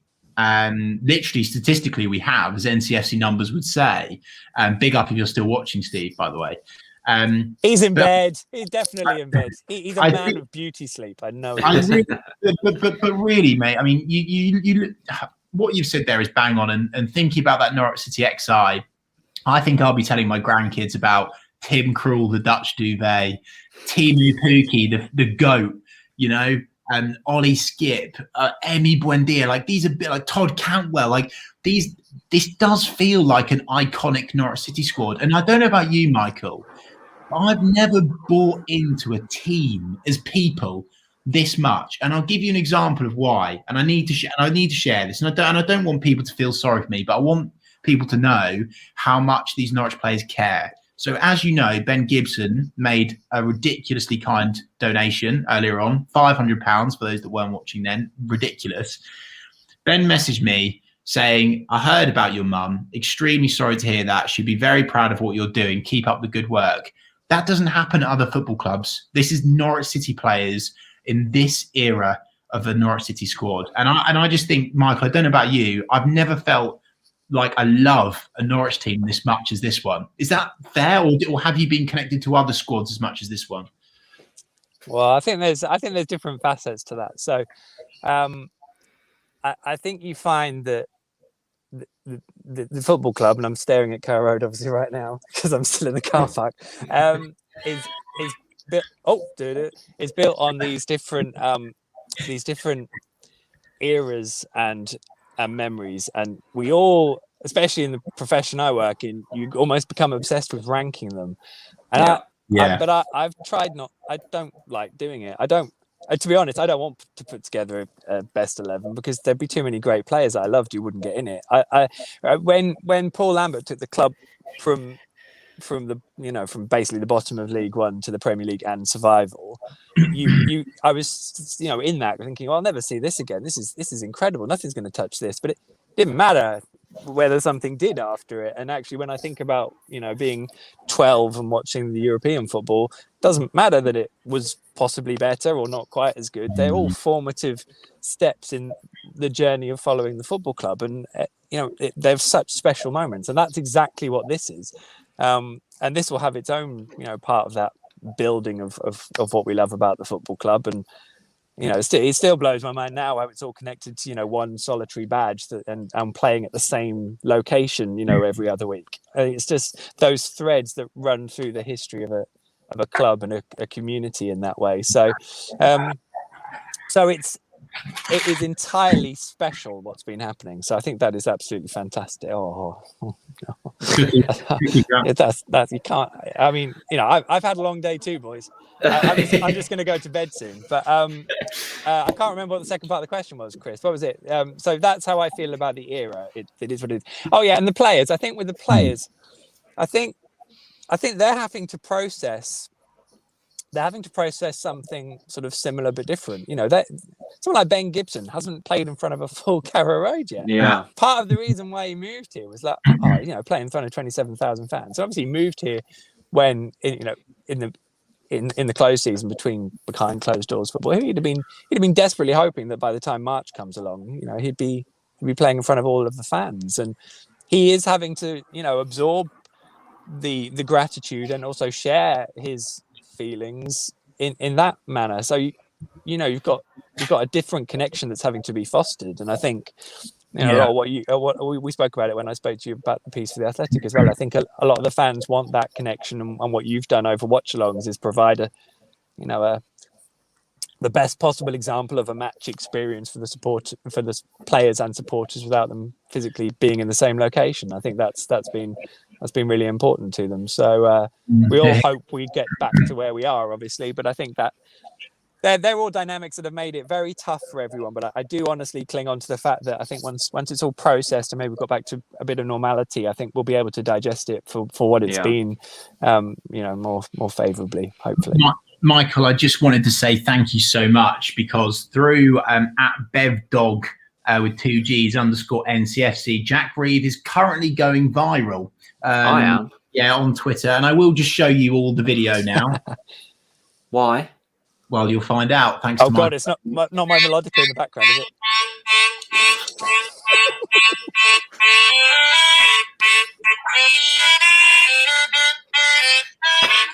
It's going mental, mate. You're all over the internet now. Michael Bailey, you've made Jack Reed into a meme. Well done. Yeah. It's all I've ever wanted to be. I can't wait for 50,000 people to have heard that melodica playing. No one needs to know, though. That's the best bit. It's all Jack's, that. They're beautiful moves, by the way. He's got quite a few in his locker, actually. He has actually. Jack Reeves got quite a few in his locker. That's after no beer as well. Imagine me on a few beers in ocean rooms. I have. I obviously this isn't open because I'm in the car, but I have bought a beer. Yeah. Well done. Bit of a legacy. Yeah, love that. Love to see it. Michael Bailey, is this the Coleman's shirt you've got on at the moment? By the way, please. Yeah, it is. Look at that. Wow. So I did notice.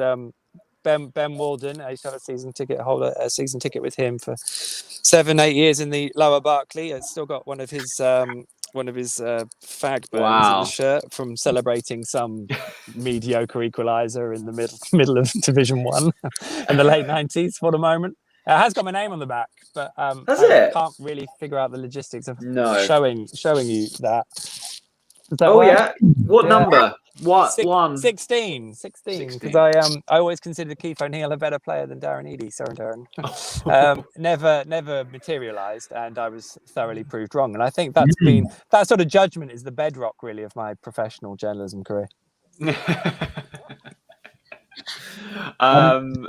Definitely. Eliza says, I don't know if you want to believe Eliza. Someone get this man some jump leads. The light's going to be no good for your battery. I think the actual lights are on, so I'm going to turn that off. Oh God. Okay. So yeah. I'll camp here and I'll see you at 6. Yeah. Jack, you just keep Michael entertaining me. I'm just going to top up my water because I've now I've got through a whole tankard of water today. So I'm going to go and top up now, mate. So one moment, gents. It's too much Red Bull. Yeah. Go and top up. Right, let's see who else we've got. Thank you to everyone who's donated today. Michael, can we have a sneak peek or a sneak insight into what this weekend's Athletic piece will be about? Yeah, I mean, I haven't finished it, but it is. It's the framework is all there, and I think if we think about who scored 2 of the 3 goals today, I think that's probably a little angle. We've got two fullbacks scored. Oh, okay. I suppose both with the potential of not actually being at the club next season. So, yeah. What's the situation with reflection on that. Kintier? We were discussing that earlier, and we couldn't quite get to the bottom of with where we're at with him. Yeah, it's a bit muddy, and we don't really know. I think it's probably the fairest way to put it. So I would be speculating at the moment. Whether that's different by the time the piece goes up, I don't know, because I might find out. But I think it's a curious one, because I think for me, there is an argument to have, even if Xavi doesn't trigger his obligation, which is on appearances and is equally a bit muddy. Would it still make sense to get him in as a backup left back, given Dimitris will stay? I think it's hard to judge him in the last 2 games, and I know that will be what people will be saying in the back of their minds. It's like he's looked a bit ropey defensively, maybe, on coming back into the team, which is probably a fair point. But I think you have to appreciate, he hasn't played a lot of football, and it does take a little bit. And also, I think some of the gelling around him hasn't been great. I thought he was better today, but against a poorer side than Watford, obviously. So I don't know. It's a debate, really, a debating point. I don't know the answer. It depends how much Norwich want to make life a bit easier for themselves, or what targets they have that they're also looking at. So, and the forgotten man, I guess, in all this is Sam McCallum, who I assume is coming back next season. Yeah, he will. Yeah, I mean, he's had a great season. What a lovely guy, by the way. I've spoken to him a few times, and I think he's a top guy. He's had a slightly different route into professional football, and I think that means he really appreciates where he's at. I think he's had to fight a bit at Coventry. I think when he went in there, they already had Ryan Giles in, and it was a bit of a curious situation for him, and he ended up having to sort of be shoehorned on the right a bit.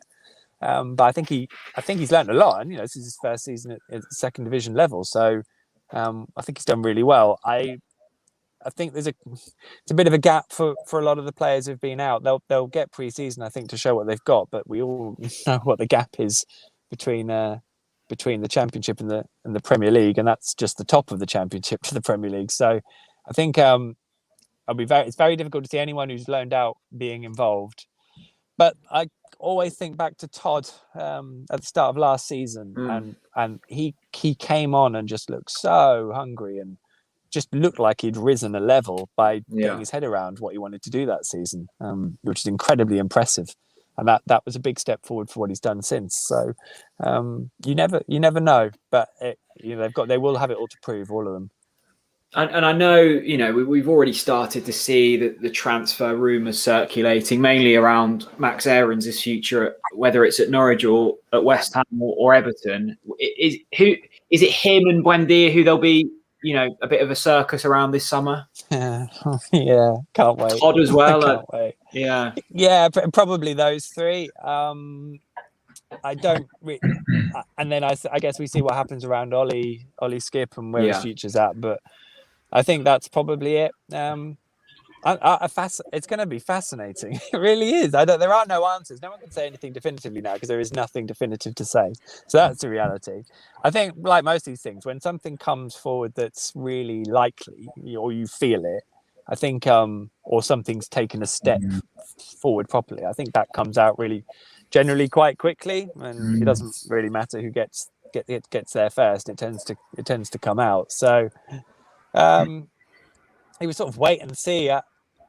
I struggle to think of who's going to have the money to buy these players. I think even Everton have kind of been like, well, we might buy Max if we can get the price down, which is like going to be it's not going to happen. No, so it'll be fascinating. But I mean, I think those in Norwich will say they can probably replace anyone. They'll feel quite confident about that. But it's they would say that, and it's not going to be an easy one to replace. Certainly, Emmy's the one. I think replacing him will be. You can't replace him. You can't replace Emmy. As simple as that. You literally can't. Michael, I was gonna say, you said the word fascinating in that lovely monologue there. I'll tell you what else is going to be fascinating, ladies and gents. Tomorrow morning at 9 o'clock is a special time, isn't it, Jack? Why is that? Yeah, well, we've been sent a package by the football club, and we've been told, look, we can't open it until 9. We don't know what's in here. We've just said, look, we've been told something's happening at 9 and we can open it then. I don't know if Michael's in on the act. I suspect he is to some extent, but 9 o'clock tomorrow morning, the club have said something's going on. I don't know if there's a contract for Ollie Skip in there. It could be. Ollie Skip is in there, literally. It could be. He's just going to burst out, run around a lot. Michael, I've got I found some old pictures for these. Let's face it, the awful graveyard shift hours. I thought Hi everyone. There's no comments so far. Or, for a while, is everyone asleep? Or there's still 750 people watching. But no, great. Hang on, these are the hardcore. These are the quality. They're all Michael, or they've all just kept us on like an audio book to go to sleep to. So get your comments in if you're listening and watching right now, Michael. I'm going to throw a couple of pictures at you, and I want your instant reaction. Ready? Okay. Yeah. Talk to me. Youth. How many dubious hair? Who's got the worst hair? There's some terrible hair in that. We've aged quite well, I think. Jack, Jack, you look like you've been to the gym in that picture, mate. Unbelievably. Guns. Well, I've always had massive biceps, haven't I? What about this one? Michael Bailey acting as the headmaster. It's my Mr. Bean outfit. Legendary. I wanted to show those pictures, mate, because you've given us some extremely kind comments, forever really, but especially this season. The article was brilliant, and what I wanted to just quickly chime in on before we keep you for the rest of the full hour that we booked you in for, I did just want to say genuinely thank you for being such an incredible mentor, friend, and I almost feel like colleague now on the TNC Watchalongs. You coming on as well, mate. Honestly, you have been so good to me and Jack, and I'm very, very grateful. And I'm speaking on behalf of all the Norwich fans that are thinking this in the comment section now. Your articles in The Athletic, they're so much more than an article. They're a story. They're a thing of beauty. They're a thing that I get my coffee ready in the morning, and I scroll through. And honestly, here's how I scroll through a normal article. Here's how I scroll through an Athletic article. And it just I can feel it, I can taste it, I can smell it. And honestly, Michael, thank you on behalf of all the Norwich fans for all of your work this season, mate. And thanks for everything that you've taught me and Jack over the years. We really appreciate it. Oh wow, well, thank you so much. It's nice to hear that, because it is a lot of work sometimes. Yeah, I bet it's a slog, mate, because difficult. You'd think, the traditional way of reporting would be, you get your match report out, you get some quotes from the manager, but the way the Athletic have gone about things to be different, you're not really basing it off match reports or quotes, are you? And you've got to come up with 4-5 columns a week. And I'm like, how is this guy coming up with these ideas? It's remarkable. More 3. It's more 3. But last week there was about 10, I think. Yeah, well, that was the Super League's fault, and we're not going to talk about that, obviously. But yeah, I mean, it's curious how it's altered how I do my job, and I don't have to ask a question in a press conference if I don't feel there's a need to, which. Good. Daniel Farke has been asked the same 3 or 4 questions, I think, on repeat the last 4 weeks. And even for him, he's probably at a saturation point of being asked the same questions, and it gets a bit like that, for us at times as well. So it's nice to have the freedom and the creativity, I suppose, to think about what I'm going to do and what I'm going to cover, which I do really appreciate in the job I've got now. And I mean, on you two guys, I mean, it's been so much fun getting you involved in anything I've done.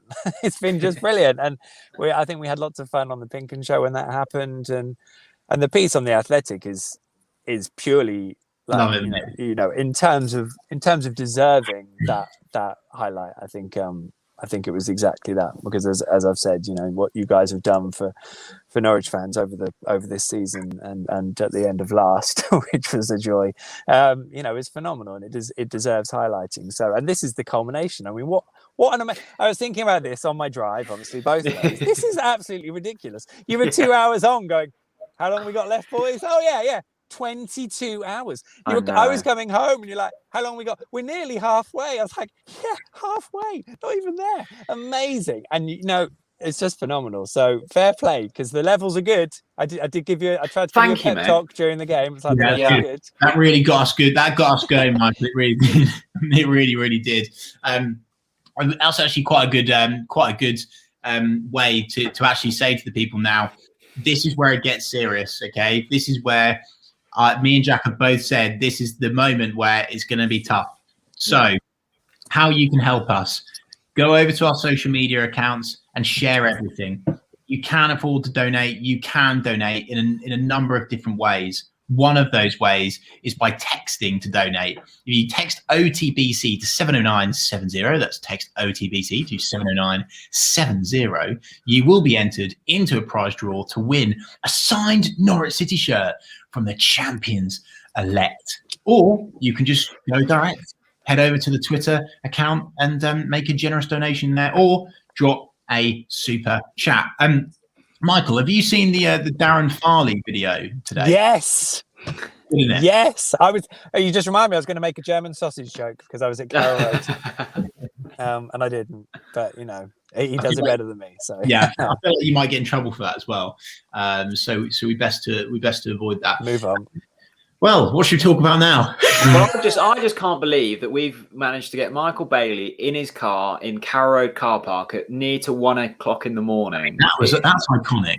Surely you're at the point in life now where you're questioning things, Michael. Yeah, no, this was stupid. It's a stupid big gesture at the start, and I didn't think about what the next 55 minutes would be like. I'm getting cold, but it's still there. Wow. Amazing. And everyone's commenting, and I've only just noticed your name tagline, MBHMSPTL. We'll let people figure out what that means, but absolutely brilliant. Yeah, by the way, I changed, so I have fun with it amuses myself. I don't think it amuses anyone else. But on my match tweets, I try and think of, slightly different emojis for teams. So today it was a hugging emoji for QPR, because it's like, but the two games where I changed my normal Norwich beginners emoji for a cruise liner, they lost. So I ditched that today and they won. So amazing. There we go. That's the sort of insight. I also love, Michael, you're a serious journalist working for a big organisation, and for 24 hours you had a picture of you topless from our cartoon thing that we did, drinking a Lakers. I kept going back on your account. I was like, surely he's changed it back. Oh no, it's still there. Yeah, I did forget about it. I had to look at Chris's. I was like, when does Chris change his back? So it'll go back on when we win the title. I can put it back on, can't I? 100%. That's the way it works. Simple as that. I normally try to keep mine on for the whole match day. That's my rule, and then it goes back to the original profile picture. And it's just a bit fun, isn't it? I was creeping into match day -1 of Watford, I think. So I needed to ditch that off quite quickly. But there we go. So what's coming up for you guys over the coming hours? Good, Michael. Ask us questions. That's what we want. Right. We have got, after you, Totally Tete, that makes them brilliant Norwich City videos. Yes. They're very funny. They are. Then we've got Lucas, the Brazilian canary. Aces. Then by the way, pause on that. I've had a message from Lucas. He says, Michael Bailey is a legend. He is an inspiration to me. I'm a journalist too. First time I talked with him was on LinkedIn. Only God knows how bad my English was back then. Ha ha ha. So there you go. Not at all, Lucas. Not at all. Better than my Portuguese. Yeah. So Lucas, then we've got the New York Canaries, who we did go to earlier, but they couldn't hear us. So it was a bit of a one-way conversation. I watched that. Then Michael Hoffer, who is a sponsor of the channel. He owns a law firm in America. So he's up. And then we've got Oliver Hill, who is also a sponsor of the channel. Michael Abrahamson, who's a South African canary. Nick Masheter, who you'll of course know. Dave Carolan. And then that takes us into the final hour where we don't have a guest because we've got this exclusive reveal of some description with that box. Very exciting. Well, you can give Mr. Carolan some stick because he could have done with Millwall taking a point today. Well, he got very offended with what I said earlier. I called him physio and he was sending all kinds of abuse. I thought he was a physio. I'm pleased. What is he? A sports scientist? Yeah. It's the same thing, isn't it? Why don't you have that conversation with him when he comes? That'll go viral. That will be great. Yeah, well, that might keep me awake. I might just get to the point in the night where I'm looking for spars with people to just try and give me some energy. Go rogue. Do it. Have you read out this donation yet, Johnny Williams? Have we had that, Jack? No. Johnny Williams, £5 for the Big C. Jack and Chris, fantastic job today. Question for Michael: does he have any left field City players that he was? Oh my gosh! Wow. Do I? Go on. Eric Fugelstad, what a player he was, by the way. Talk to me. Beautiful left foot, Eric Fugelstad. He was so cultured, and he was a good defender too. So quickly, Dave Carolan's still here. Oh God, I've dug this whole thing. Sorry, Dave, you've got to be up in the morning, mate. Go to sleep. He's staying through. He's doing the hard yards. But he's just messaged me. He's just messaged me on WhatsApp. I'm still here, if Jack wants to spar. God. He'd have you both on. He would. 100%. There's no doubt about it. So yeah, I mean, I've got a Raid Award shirt, as has probably become quite. I don't know, maybe not. Well, yeah, it's out there before. I still think he had something. I thought he took good left-footed crosses and corners. But that's funny. I mean, obviously, anyone who's been following Norwich for 7 years has only known up and down. And I can tell you, it's such a different dynamic when you're watching the same football in the same division in the middle 10 positions, season on season, not really expecting anything else. And, you get excited when a second-tier Dutch winger who's slightly ropey comes in and you're like, maybe this guy will be quite good. And he's like, he is quite good, but then he's not really. And you just drift. So, but it's still following the football club, isn't it? That's just part of the journey. So Raider Ward was one. I don't know really. That's probably it for that. What about in like the mod? Maybe since you've been working as a journalist, have you maybe looked at a player and gone, maybe he's got a bit of stick, and you've had a little bit of a soft spot for him deep down? Dennis there's Dennis Shreveni. What icon? I mean, I never spoke to Dennis properly. I spoke to him through an L once. Good guy. I think that was it. Oh, the lights have gone off at Carrow Road. I think because when you speak to someone as a human, you sort of form a slightly different, view of them and sort of distant relationship with them in that way, I suppose. Trying to think who I mean, I think Alex Pritchard probably came across as quite moody to everyone, but I really loved talking to him. I found him brilliant. I found him fascinating and entertaining. And I know it didn't go the way anyone hoped for, but I had a lot of time for him. James Husband as well. He had a really dry sense of humour, which I think most people thought was just ridiculous, but I quite liked him too. So I mean, players who probably didn't come off for them, but then when you do speak to them, that they're well aware of how bad things go. That it's not like they're not, it's not. They're in that position trying to prove something, and if it doesn't come off, then they just have to move on. They can't really sit there going and lamenting it and apologizing for it all the time, which I think when you're a supporter, you kind of just want them binned off and never to see them again and give them as much stick as you can every time you see them afterwards, which is an understandable relationship, and hopefully the player goes on to somewhere where he is more appreciated. So I suppose it's quite a different view that you look at it when you're doing my job and trying to speak to these guys and get some insight as well. So, Jack's delivery. What's the delivery this time, Jack? Next food delivery. Oh, coffee. That looked good. Hang on. Oh, this is unbelievable. I don't get this sort of service. This is.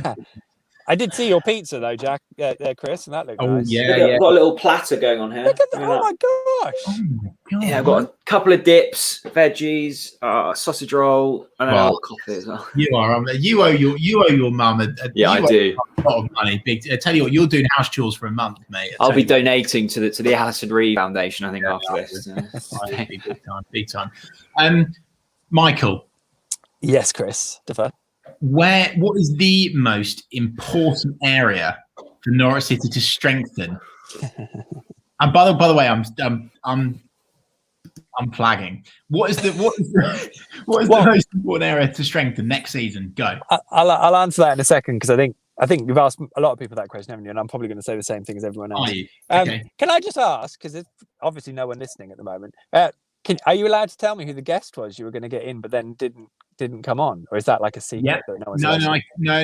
I'm happy to tell you now because a lot of people have said name and shame, and it's a shame because he did say that unfortunately he just read the message too late, and it was organised through a third party. It wasn't show stopping, but it was actually Andy Marshall. Okay. Who of course would have been great value. Crossed the border from Norwich to Ipswich. So there you go, Michael. That was the guest that unfortunately dropped down.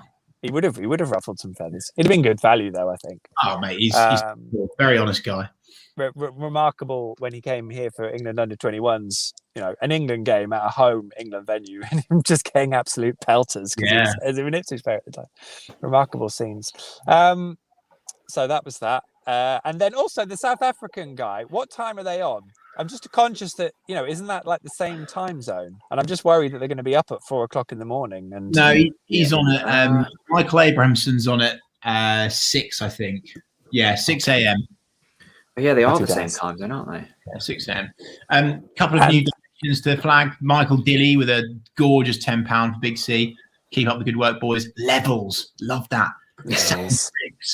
Everton fan here. Wow, thank you so much. Congrats on the promotion. Glad to see you back. Huge respect. We've had an influx of Everton fans because I believe an Everton fan channel has kindly retweeted our stuff. So thank you so much for that.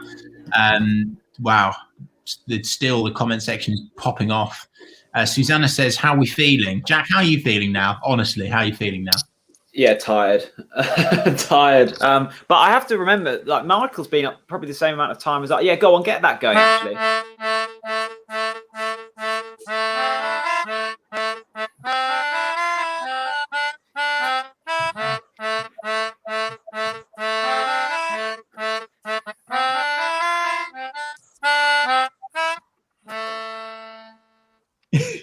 Yes. Amazing. Yep. Gorgeous. That really got me going. Thank you very much. Oh my God! Wow, the Dono train has begun. That's really got the Dono train going. Yeah, Max Hill. Oh, God, you go. Stuart Peck, £50. Wow, Stuart. Yeah. Thank you. Well done, Stuart.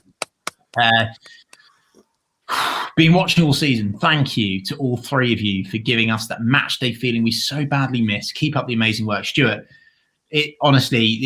It's everyone else. We just sit here and talk to the camera. Everyone just joins and gets involved and talks to each other. That's all we're doing. We're facilitating, but I really appreciate it. Nonetheless, my voice is going. Stuart, thanks so much for the super chat, mate. Jack, what's the next one? Yeah, I'll read this from Max.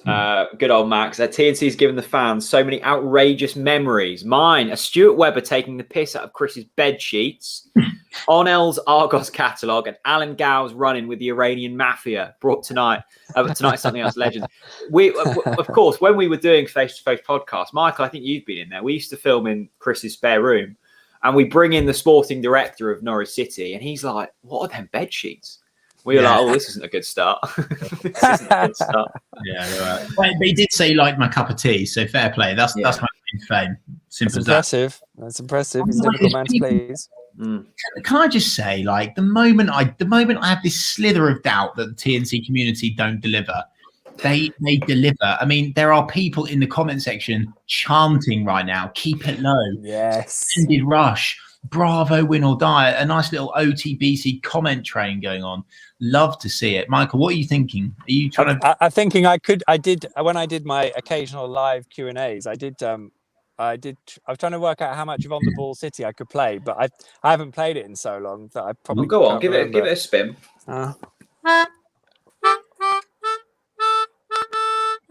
No, it's going wrong.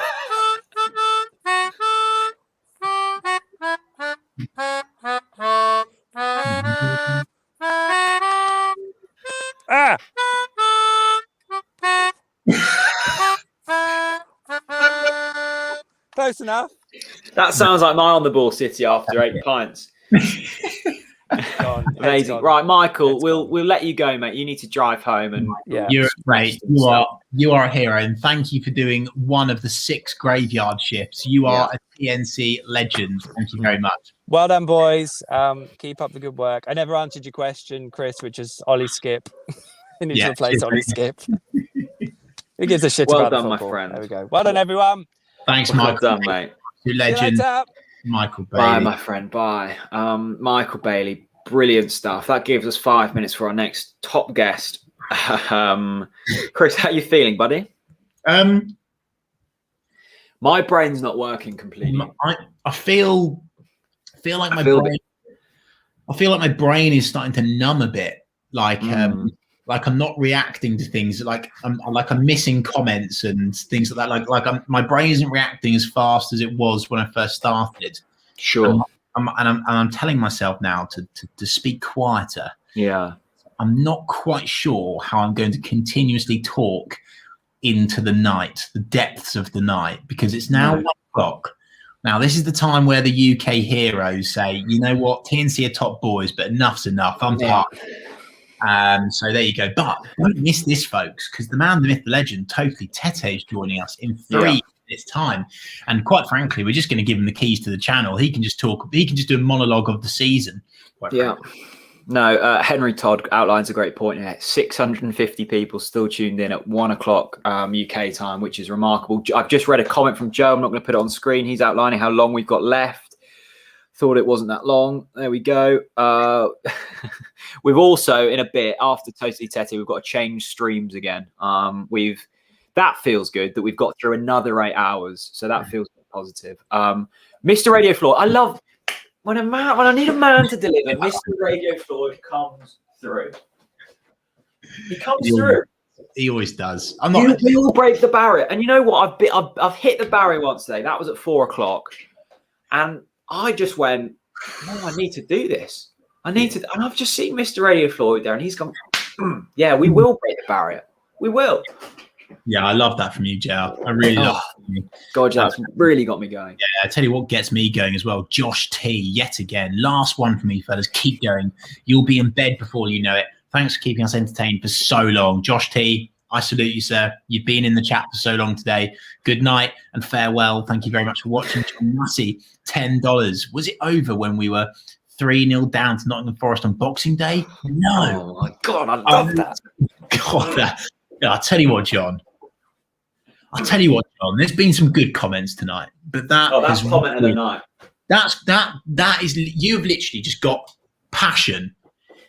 You've just got passion and just injected it into my arm. And John, you're a legend for that. And not just you, your dog. I'm not just saying that's comment of the night. That is dog of the night. Yeah. John Massey, absolute hero. You've just really got us going. Thanks for that energy. You know what? That's one of them where you want your vaccine, but you always don't take it out. I want more. More of that good stuff.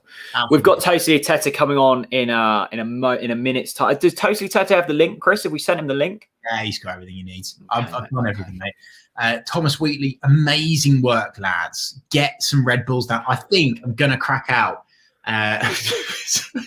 Wow, you're gonna crack one out as soon as Jack gets in. Brilliant. I'm going to crack open my next Red Bull.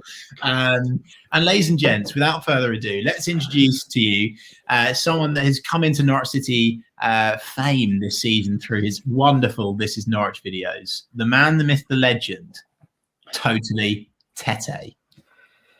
Hello, good, mate. Hello. This is Hang on. Totally Tete. Talk to me. What's going on behind you, please? Talk me through I've got a special visitor. He's been here since Christmas, and he's been in isolation with me. So that's where he's been since he's been kicked out of the White House. Now we messaged Jack, and I think I'm right in saying, let me quickly look at our schedule. Call him Totally Tete, call him Jack, whatever you want. You are, Jack, our final UK-based guest of the night.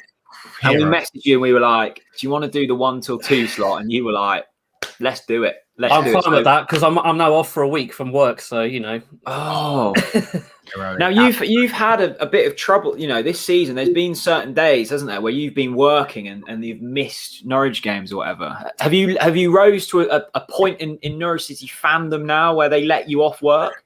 I guess so, I suppose. I mean, they kind of know my videos, but I mean, I try not to talk about it because they don't really know about Norwich. My manager's a Norwich fan, but I don't think he gets it. I mean, he's not on social media, but he knows about the fart grove, so yeah. TT, I really need to ask you a question, okay? And this is a bit personal, right? So when you finished watching a game and you go, right, it's time to get to work on your next video. What is your creative process like? What are you eating? What are you drinking? Like, do you do this in some sort of drunken state? Like, because the creativity sometimes it just blows me away. Like, have you got like incense sticks in your room? To be honest, I'm surprised I've still got so many ideas on me. I've had to create a little note section on my phone with ideas, and yeah, I mean. Sometimes it all depends on what happens in the game. Like, for example, the Stoke game when Buendia got sent off, perfect example to crack out Mark Corrigan from Peep Show shouting at him. But, just anything that pops up in mind. I hate having to deal with a 1-0 win. Like, that's just boring. But unless it's like Middlesbrough, I can crack out AJT, because, sorry, he's an easy target sometimes, but I'm sure he's a nice lad anyways. No, mate. Well, there you go. An insight into TT's creativity there. This is interesting. James has said, "Don't ask Tosi Tete what went down at the 2 lifeboats in Sheringham." And TT, is this? I mean, it's beyond 1 o'clock in the morning now. So is this something that just can't be said on air? Nothing happened. No. He's just trying to be a mind at lunch. But he's a good lad.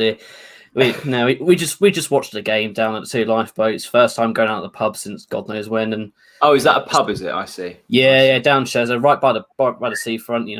Quite chilly, but What, you went there today? Did you? I did. Yeah. Oh wow, back in the pub. What's the pint order? Or are you a G&T type man or something like that? No, I'm Strongbow dark fruits. Oh, dark fruits. I could do with the dark fruits right now, actually. Do you know what, TT? You absolutely stink with stench of a Strongbow dark fruits. I knew you were going to say that before you even opened your mouth. I was waiting for you for the stench comment. Well, mate, you've been first of the night. That's iconic from you. I absolutely love it. There's loads of love for Toasty Tess in the comment section. Let's get some comments. Yeah. You know what the amazing thing is with you, Jack, is like Norwich Twitter or football Twitter is a really interesting place, right? And there have been times where football Twitter's been against me or Chris or both of us. And I see you as almost the Mahatma Gandhi of Norwich. You've brought together two rival nations. In TNC and Norwich Twitter, and now we're just one big harmony of love. I don't think I've ever been called Mahatma Gandhi before, so I'll take that. Jack, you've lost it, mate. He brought peace, didn't he, Gandhi? Well, yeah, of course, but something. Right, Jack, we keep forgetting that we have actually played a football match today. We beat QPR by 3-1. It feels an absolute lifetime ago, but that is pretty much the title wrapped up now, isn't it? Yeah, definitely. I mean, I'm so glad we won. After 2 losses in a row, I'd admit I was a bit nervous, but I had a feeling we were going to win. There's no way we're going to win 3 in a row, lose 3 in a row. They would have been pretty much concentrated. The hangovers would have been gone. And, don't get me wrong, QPR are a decent side, and, they did get us worried when they scored their consolation, but we had it under control. And are you like? I think there's a certain split between football fans and Norwich fans. Some are just like, I'm happy to be promoted. Some are like, I'd be so annoyed if we don't now go on to win the title. Where do you sit in them camps? I mean, I'll be disappointed if we bottle the title, but I mean, I can't see it happening now. Only 1 point we need, and I'm sure we'll be Reading next week. But I did get a little bit worried when obviously we lost to Watford, but what's there to worry about? We've been the best team in the league. We deserve this. A few questions. Oh, go on, mate. No, you go, Joe. Go. Few questions, Jack. Where does Totally Tete? Where does the name come from? That's when I was a proper, football Twitter, nerd. Just I love Teddy, and it's back when people tried to make like marvelous Malumbu names, like perfect Pritchard, and I just thought, do you know what, totally Teddy sounds nice, and I mean, it would have been something I could have changed before I started doing videos, but now I've been doing videos, I can't change it. It's got to stick. Even if Teddy goes, I'm still gonna have to keep the name. And why don't you explain quickly, because we've just assumed that everyone knows Totally Tete, but there'll be people in here who don't follow you. Describe your videos if you can. I mean, that's quite difficult because they're comedic videos. They're basically just an alternative highlights from the actual game in a ropey way as anything. Just memes, and more memes, pretty much. It is memes, isn't it? Oh, look at this! And I knew this was going to come. Lauren, the proud sister, a legendary sister. Seeing my little brother on with you guys is definitely worth another donation from me. Proud big sister moment. Well, there you go. You've suitably embarrassed him, Lauren. Well done, and thank you so much for that. TT, I was going to. By the way, I'm just calling you TT now. As that's if you fine. like. That's fine. TT, if you're Stuart Webber and you're sitting around the boardroom table now, and you're looking at your chips, and you're kind of trying to work out where to place them in the Premier League, where are you placing your chips? Who are you buying? Who are you getting rid of? Are you getting rid of anyone? What do you do if you're in charge of HMS Pistol League going to the Premier League? Talk me through your 5-step strategy to Premier League survival. Step 1 would be do all your best in trying to get Skip once again. Even if it's even if it's another year on loan, I'll be happy with that. But I can't see it happening. But you never know with Mourinho being sacked. But I don't know. But yeah, I mean, agree, it's a slim chance. But if not, well, I mean, I'd like us to improve in defensive situation. I mean, obviously, Hanley's been great. So is Gibson. Omobamidele's coming when necessarily, but we let's be honest, we've had injury problems all season. So I like us to have some decent cover. So we don't have to go through what happened last time and have to play Tetty centre back. As much as I love Tetty, but let's not put us through that again. But that's if he stays next season. No, that's brilliant, mate. That's skip first. What's point 2 on the point 2 in the master plan? Point 2 would probably be the defensive cover, I'd say. And I guess point 3 would be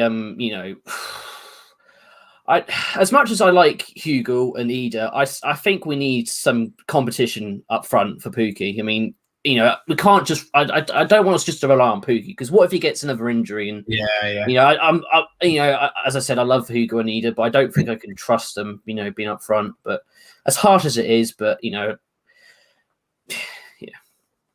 And is Pookie still your number 1 in the Prem, Jack, or are you looking to splash the cash on someone else?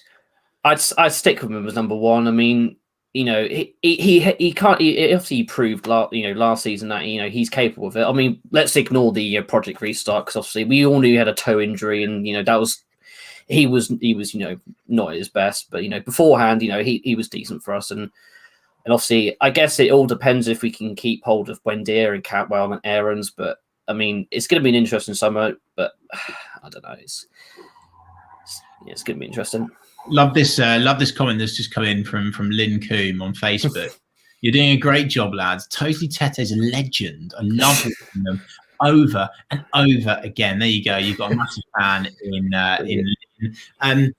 Yeah, look, I don't know.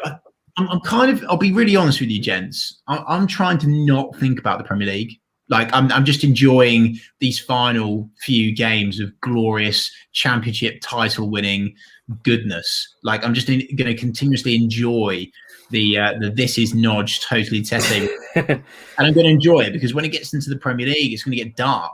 It's going to get really YouTube will have to die out, and I have to try and branch on to different videos. God knows what I'll do, but I can think of something. So I think it's going to be fascinating in the Premier League, because it's different to when we went up last time. The last time we went up, there was no expectation in terms of the promotion, right? So you get there, and Stuart Webber said it. many a time on here and on other platforms. Like he described it as 38 free hits, didn't he? And I think they expected the bounce back. This time round, they kind of need to go for it a little bit. Yeah, definitely. It's been said before, in the stream. We're definitely much better compared to last time. Much better defensively, because we were leaking in goals still when we were scoring for fun in 18-19 season. And when Deer has improved a heck of a lot, and he's the best player in the league for the championship. And obviously, as I said, it all depends on if we can keep hold of him, and obviously financially, we're a lot stronger than what we were, and I think that can help us out, to at least compete, in the transfer market. Tosi Tete, what's your go-to Tangfastic, please?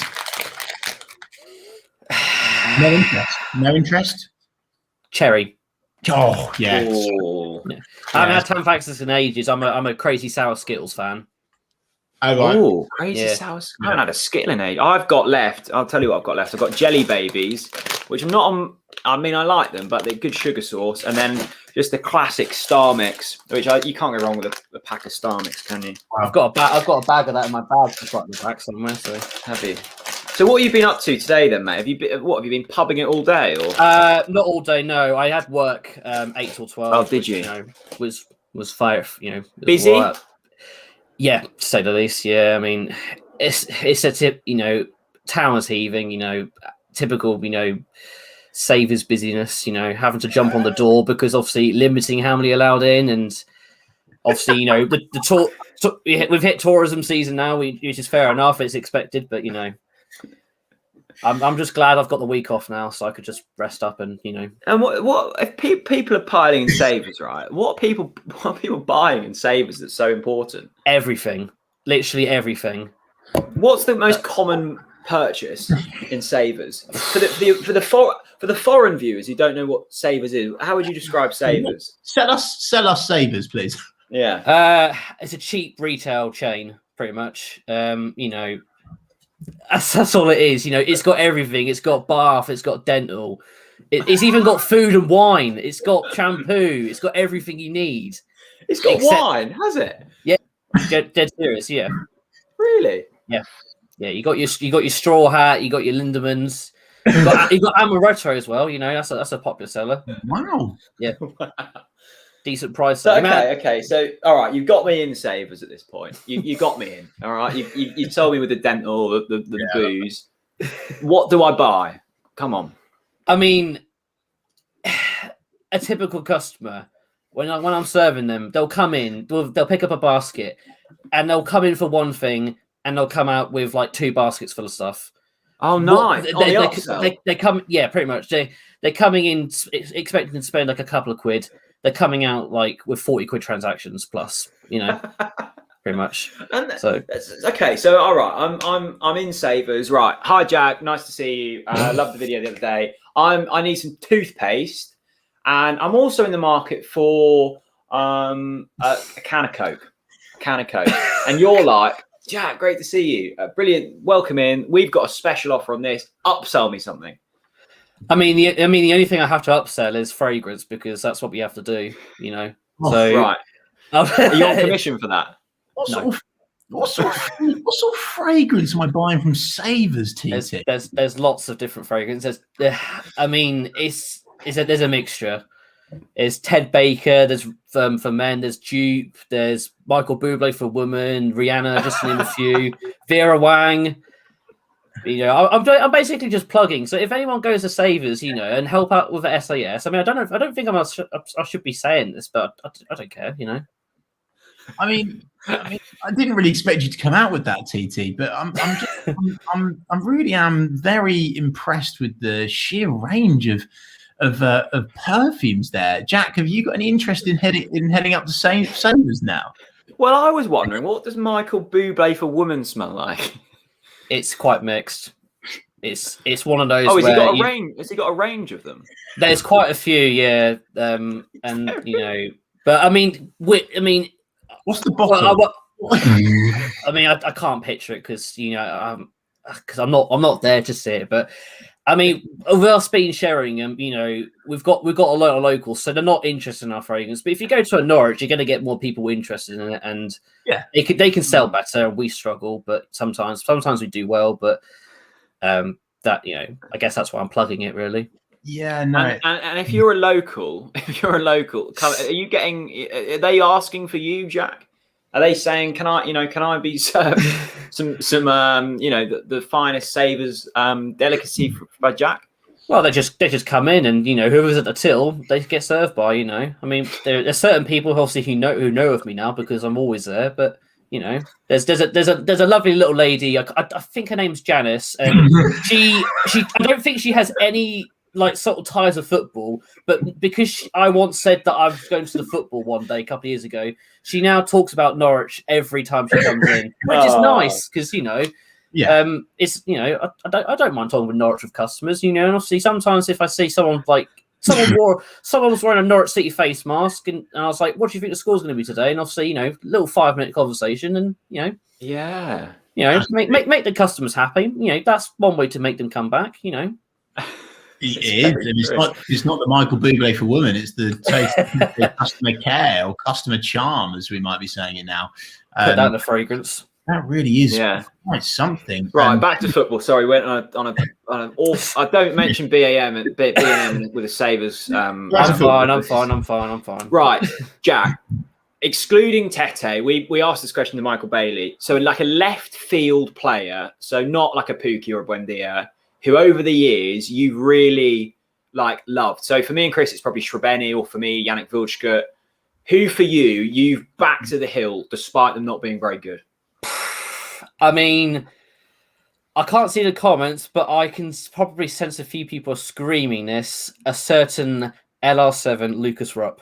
Oh yeah. I mean, you know, I do like him, and you know, there's that, you know, he's been good when used upon, and obviously he's had a few criticisms, and you know, one of the scapegoats, as I'd say, but you know, he's done a decent job. I mean, you know, you only have to look at his 107 completed passes against Birmingham early in the season. There's Robbie. The El Ras. We've been. I don't know what they call it. A takeover. El Ras flying in. El Ras. Just quickly, because we've had. We'll get back to El Ras. We've had a message from one of our guests from earlier who is still watching, Lee Croft, aka Buzz Lightyear, and he's just said it was good chatting to you all this morning. I can see how fucked you're looking now. I'll join you in the morning. How you're still awake is beyond me. So there you go, Lee Croft, ladies and gentlemen. Have a good evening, Crofty. Have a good night's sleep, and we'll see you in the morning. The El Ras takeover is quite something here. The Lucas Root Appreciation Society is going crazy, and it's not surprising. And then TT, I actually want to open up a debate here, actually, and I'm just going to stay quiet for a minute. Oh God! Now, this man, top left of the screen now, I don't want to let him get away with this. And I know it's late in the day, but when Lucas Root joined, obviously, Talk Norwich City sponsored Lucas Root because we backed him, we believed in him. And then there was, I think it's fair to say, a slightly disappointing run of form in the Premier League-ish. He was all right? But then in the Championship, that man came alive. What have you got to say to Jack Reeve for writing off Luke? I mean, Jack, he was the Lucas Root Appreciation Society will be furious with Jack Reeve because the slander was on another level. So, Toti Tete, tell us now, why have you always backed Lucas Root? I mean, I have to admit, I haven't always backed him, but in the Championship I have, but in the Premier League, he was quite disappointing, but I could see some signs that, you know, there's a good player in him, and obviously, you know, as the Championship season started, you know, he started to grow in and become a good player, and obviously, you know, in the October-November side, you know, he was obviously vital with Skip, and then obviously, disappointingly comes the injury, and he's just struggled to get back in, but I mean, let's be honest. You know, you can't break down Skip and McLean in the middle because they've been fantastic. You know that. You know, I think my issue wasn't necessarily with Roop. Was we signed like Roop and Duda were the two players who were tagged with, you know, saving our Premier League survival. You could tell from the offset. Although Duda he scored 5 and 6, and scored a wonderful brace on Friday. We're into Sunday. I keep forgetting we're into Sunday. They were never going to be at that level. But Rupert's been good. Again, he's one of them players, hand on heart, Jack. Is he a Premier League footballer? I think we need to see a bit more of him next season if we are going to play him. I can't really say just yet, but since Project Restart, obviously there was no real standout player. It was very disappointing. So, when he joined in January before the Project Restart, he was okay. It wasn't anything special, but just average. But right, this is a good question. This will liven up not only this chat but the comments. Here we go. Matty TNC Harris Premier League goal of the season. Okay, so we can each have our goal of the season. We'll let the comments have a goal of the season, and then we will break it down. You both start. I need to quickly go to Lou, and then I'll come back. And I'm still listening, so don't say anything naughty. And we'll get to the bottom of this debate. TT, do you know what yours is definitively? Could you just go, bam, that's my goal of the season? That's the problem. There's been plenty of good goals. There's two that spring to my mind. Buendia's goal against Bristol City and Campbell's goal against Sheffield Wednesday. I was at my number 2 was Campbell, actually. I think that was the goal that just made me think we are so Premier League. The way that the swagger, the way that shot just bent in, it was just glorious, wasn't it? It was such weak foot as well, yeah. Exactly, by the way. Well, weak foot. Yeah. If I'd had a weak foot like that, I would still be playing myself. Wow, the comment section is going crazy now for the goal of the season. Get it in. Loads of you are saying Emmy versus Barnsley. I can't remember that one. Bristol. Yeah. The one against Barnsley was quite similar, but except he shot first time, I think.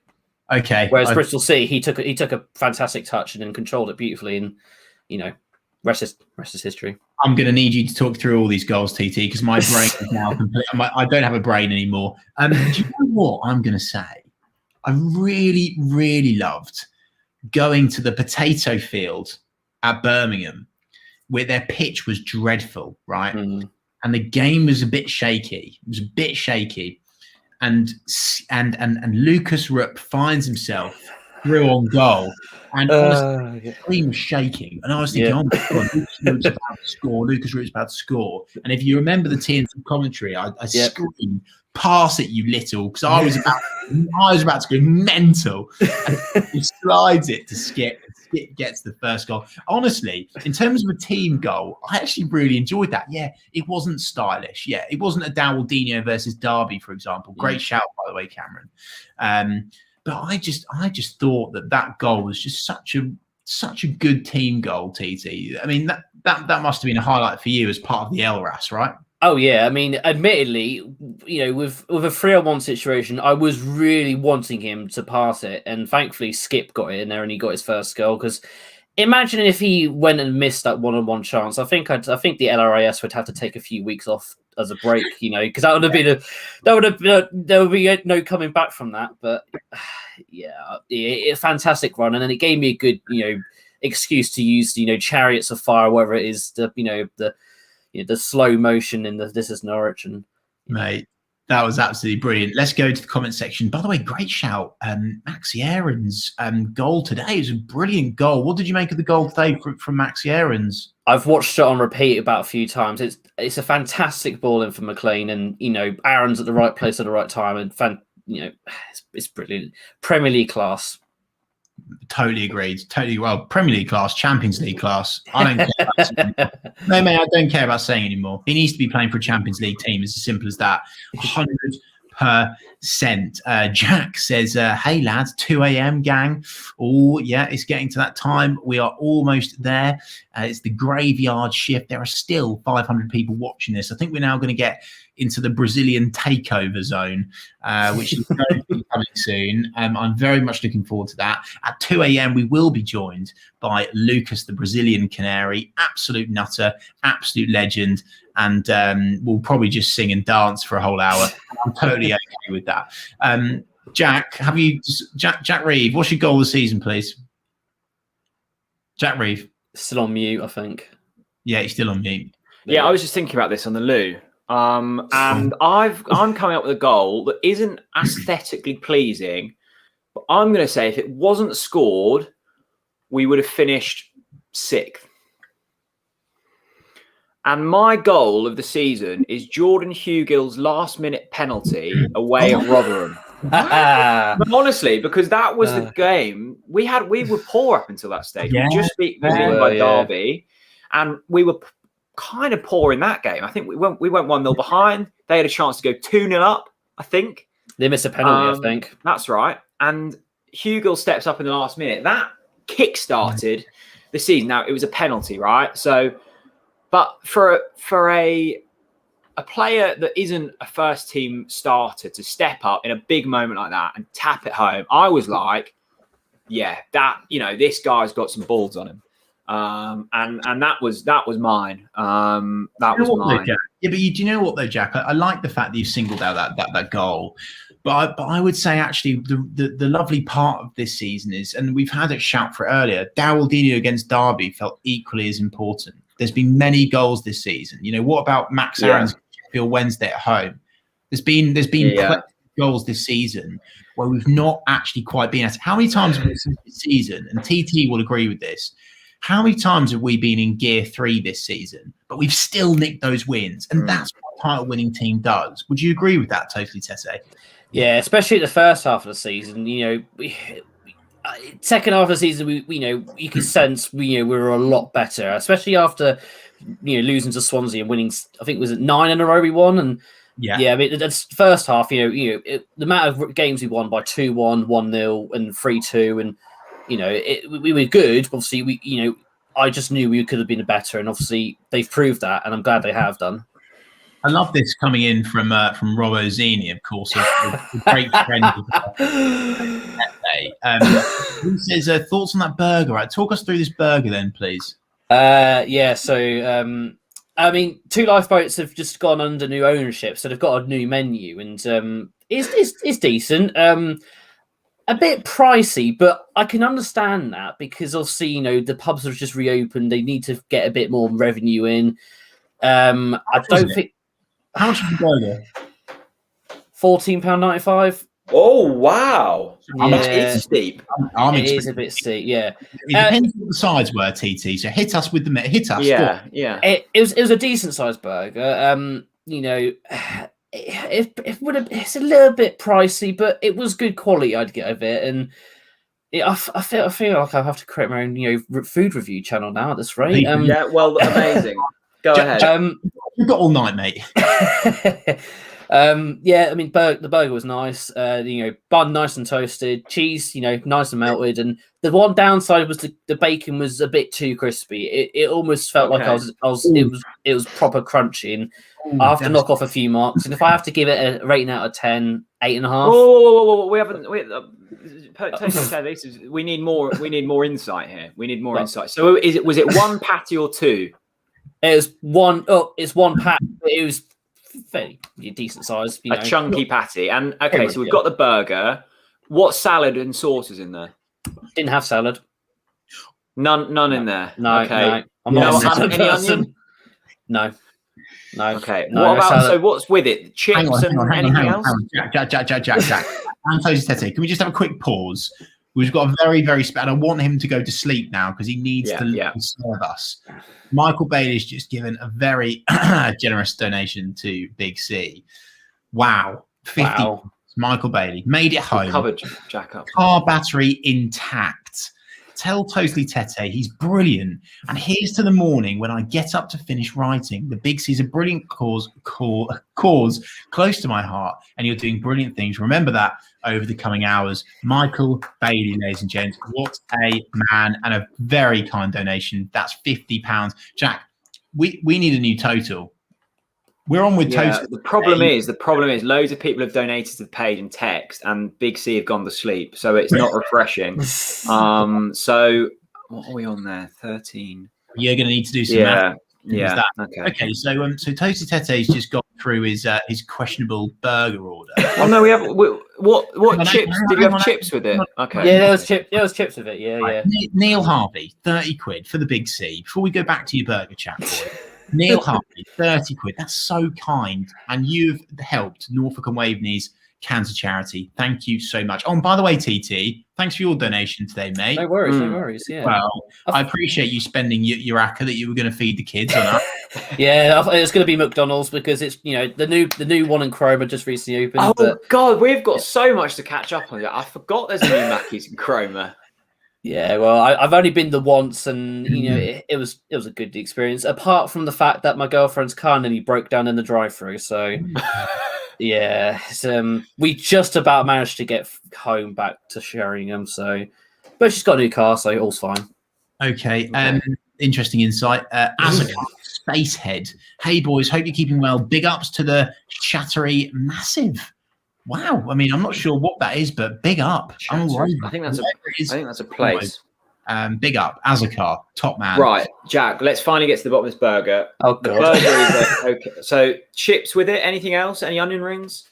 There was onion rings. Yeah, there was 3 onion rings. There was like one biggish one medium size, and one little small one. So if And you're eating this outside, obviously. Any outdoor heaters?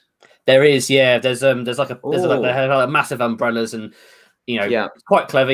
Little button to press, turn it on, and then red light comes on. It automatically turns off after like probably half an hour, and just turn it back on. Simple as that. But and it's you and the boy. So what is it? 6 of you? 5? There's 5 of us. Good old Robbo, who's just mentioned. Callum, posted by Callum. Jimac247, and the man, the myth, the legend, the anchorman, Josh Potts, who is the most inactive person in the world. Good luck trying to talk to him because he's a ghost. But yeah. So it's you boys. Okay. Final rating for the burger then. Well, I'd have to stick to the 8.5 because it was decent quality. I mean, I know I didn't have salad, but I'm not a salad person. That's not me. I'm not afraid to admit that. Okay. If there is any slander, I'm ready to take it. Just whatever. All right. Well, we've got to the bottom of the burger stuff. Brilliant. Let's have a quick spin on the McDonald's in Cromer. Hang on. Hang on. Thank fuck we're done with the burger. Yeah. Yeah. Right. Quick spin on McDonald's. What is it? Straight drive-through at the moment.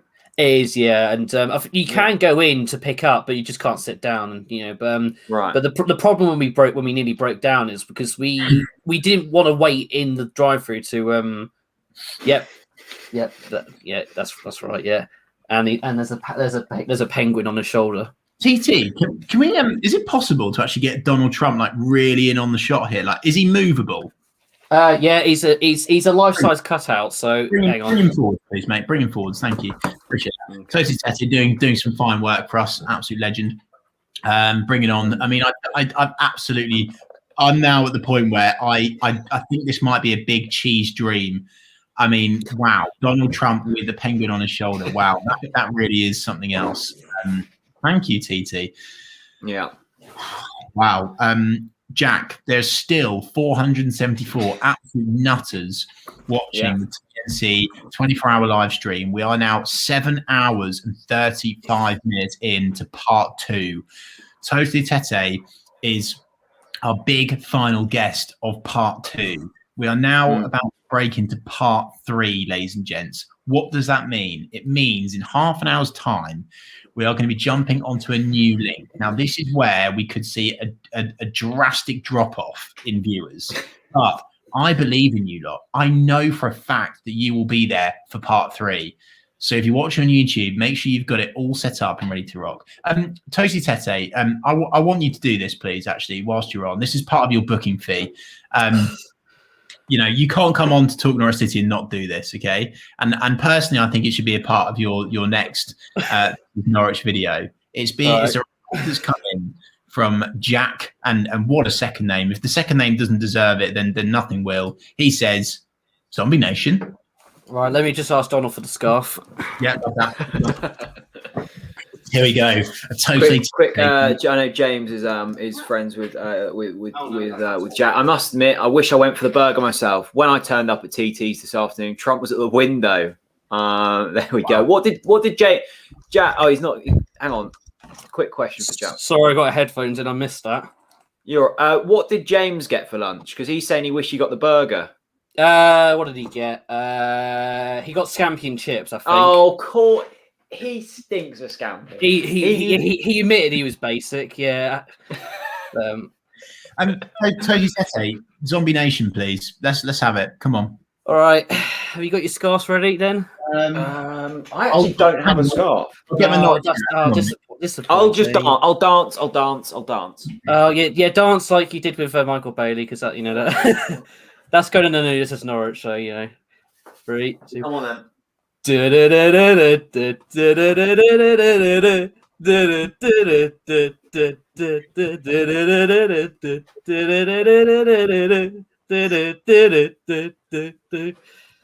Oh wow, Toji Tete with the Zombie Nation. I mean, if that doesn't break the internet, I don't know what will. I mean, look. No, let's get serious now. Kim Kardashian gave it large with her break the internet caption on Instagram. That is the real break the internet there from Toji Tete. He is just officially gone for a Zombie Nation. And the Elras, by the way, are going mental in the comment section after seeing that. Before I forget, I have to obviously plug the Norwich GC, because I'm part of that as well, and I don't want to. I promised them, so and mine, Callum, and James's podcast, and Nelson, because I promised them as well. Yeah, do that. Small. You're starting off small, but just have a bit of fun, really. Absolutely, mate. Love to see it. The Norwich community is building, and we've got so many amazing podcasts. So big up to you, mate, for doing that with those boys. Matt Loveday, £10 donation to the Big C. Yet another ACCA win. So sharing the love as always. This is why your fans are. Oh, that's kind. Thank you. Keep it going, lads. Stay strong. See you at 6 a.m. Matt, if you're here at 6 a.m., you're a hero, mate. Appreciate that. Wow. Jack, Reeve. Yeah, well, Toji Tete, we'll let you go in a moment, mate, because we've got to switch streams and all that stuff. So we'll let you go in a moment. Final review from you on this season. Oh, bloody hell. I mean, if you have to sum it up, it would be 10 out of 10 if we had fans inside. All season round, it's been a fantastic season. It's been great to watch, and obviously to watch, with your watch-alongs, it's been great. But obviously, the one thing is, it would be amazing if we were in there, especially with when we beat Huddersfield 7-0. That Carrow Road would have been booming under the lights. 5 up at half time. Brentford at home as well. Yeah, Brentford. Yeah, definitely. Those are the games that you miss as a fan. But hey, it's going to mean so much more in the Premier League, isn't it? Totally. Oh, yeah. Mate, any final words for the Norwich fans watching? There's still 472 people watching at 1:30 in the morning. Any final words for them? Apart from follow Toji Tete, obviously. Yeah, and sub to my YouTube, please, because I need. How many followers are you on now, Jack? Come on, let's get you to the next milestone. Come on. I've missed so many notifications. I bet people are going. 3,240. Is that right? That's correct. Yep, and about 1.38k subs on YouTube. So let's get you to 3,300. Follow Totally Tete. Go over there. That would mean a lot to us. So head over there and let's get the boy at Totally Tete. Thank you so much for staying up late, mate. I don't know if this is late for you. I mean, I'm not fussed. I'm going to watch the whole of it. To be fair, as I said, I've got no work till next week, so Well, he's going to be a saver. Still, he was doing the dream again, mate. So I need that rest from there. So Great to see you, mate. Have a lovely evening. Send our wishes to your sister as well. Of course, she'll be off. She'll be off the bed now. But good luck for the rest of the stream. And you're doing a great job. And lots of money raised, fantastic. And I'll be looking forward to how the rest of the stream goes. Thank you, my man. Thank you, my man. Have a lovely evening, or have a lovely morning, I should say. Yeah. See you later, guys. See you, buddy. Totally Tete, the man, the myth, the legend. It's actually almost strange seeing the real Totally Tete and not the man behind the avatar. It's really quite something. I mean, I don't know about you, but yeah, that was powerful, wasn't it? We went somewhere I never thought we'd go. I tell you what, we have had Jake Humphrey, Ben Gibson donating 500 quid, Simon Thomas. You should have seen my phone, the notifications coming through on WhatsApp and Instagram when we went into Savers chat. Yeah. I had Jen going, look, I need to get in the fragrance department.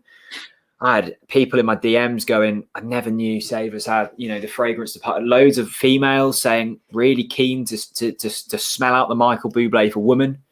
So I tell you what, my neck's just gone horrendously clicky. Oh. Has it? Oh, yeah. I just heard that, mate. You need to drink some more water, mate. Keep hydrated. Yeah. Anyway, right. Let's do some late. Jesus. Let's do some late night admin. Yeah, come on. Let's do that. Come on. Let's do the admin. Right. We have raised over 13,500, I think, at this point. Is that true? Are you sure, mate? Are you sure it's 13.5? Because that's like. Well, I'm not positive, but I'm relatively. Look, we're not going to be positive on a total now until the morning when Big C are back up, because we needed it to be manually refreshed, and obviously the texting goes through to them, so we need to know. But I'm fairly sure we're at that, and of course we've got Simon's Clive Tilsley commentary chart to auction off, and also Gunny's medal. So that's easily another 700 quid probably. Yeah. So that's that. Add that to the total. And if you are still tuned in, thank you. Still 471 of you. There's 3 ways in which you can donate. You can text OTBC to 70970. That's OTBC to 70970. Each text is £5. You can donate as many times as you want through there. Each entry gets yourself a raffle into this competition to win yourself a signed Norwich City shirt from this season. A big thank you to Alan Boswell Group for donating that. You can use the link in the description. Head over there. I tell you what, even if you're not donating, head over there and look through the list of people. You can see all the people that have donated today up to a certain point before Big C logged off. Just look at some of the messages. You can see Gibson's donation, Elliot Bennett's donation. We'll have Russ's donation on there soon. Absolutely brilliant. Or you can leave a super chat, and once we get the money from YouTube, we send it to Big C. It will all be on the page. Just like Totally Tete, you can leave a super chat just like him. He said, thanks for having me on. Here's something extra. TT, mate, it's a pleasure to have you on. You're one of us, mate. It's great to have you on. Absolute top man. Really appreciate it. Jack, how's your fluids? How's your diet? How's your body reacting now? Because how many hours are we in now, by the way? Approaching 16. 16 hours on camera now. Bloody hell, mate. This is getting serious now. This is so in 10 minutes time we're going to be going to part 3. So don't go over there just yet, but each stream only has an 8-hour limit. We'll be going over there in a moment. How am I feeling? I'm not hungry. Food levels are at a good place. Could probably do with another coffee in a bit. Not too bad. My neck's suddenly gone a bit weird. Did you say we've done 16 hours? Yeah. We've done 16 hours. Fucking hell, mate. Yeah, we're 8 to go. We're 8 to go. Bloody hell. 8 hours to go. Mate, I'm backing us here, you know. Oh, I'm backing us for the long run. Yeah. I'll tell you what, I'm getting really fired up for this now. Now, can you message Lucas and just say, mate, bring energy? Oh, mate, I don't need to message him to say that. He's going to come probably with. I mean, he's the Brazilian canary. Yeah. You know, I'm expecting fireworks. It's well worth. As long as there's no copyrighted material, we're good. Wow. That could be interesting. Maybe I'll let him know.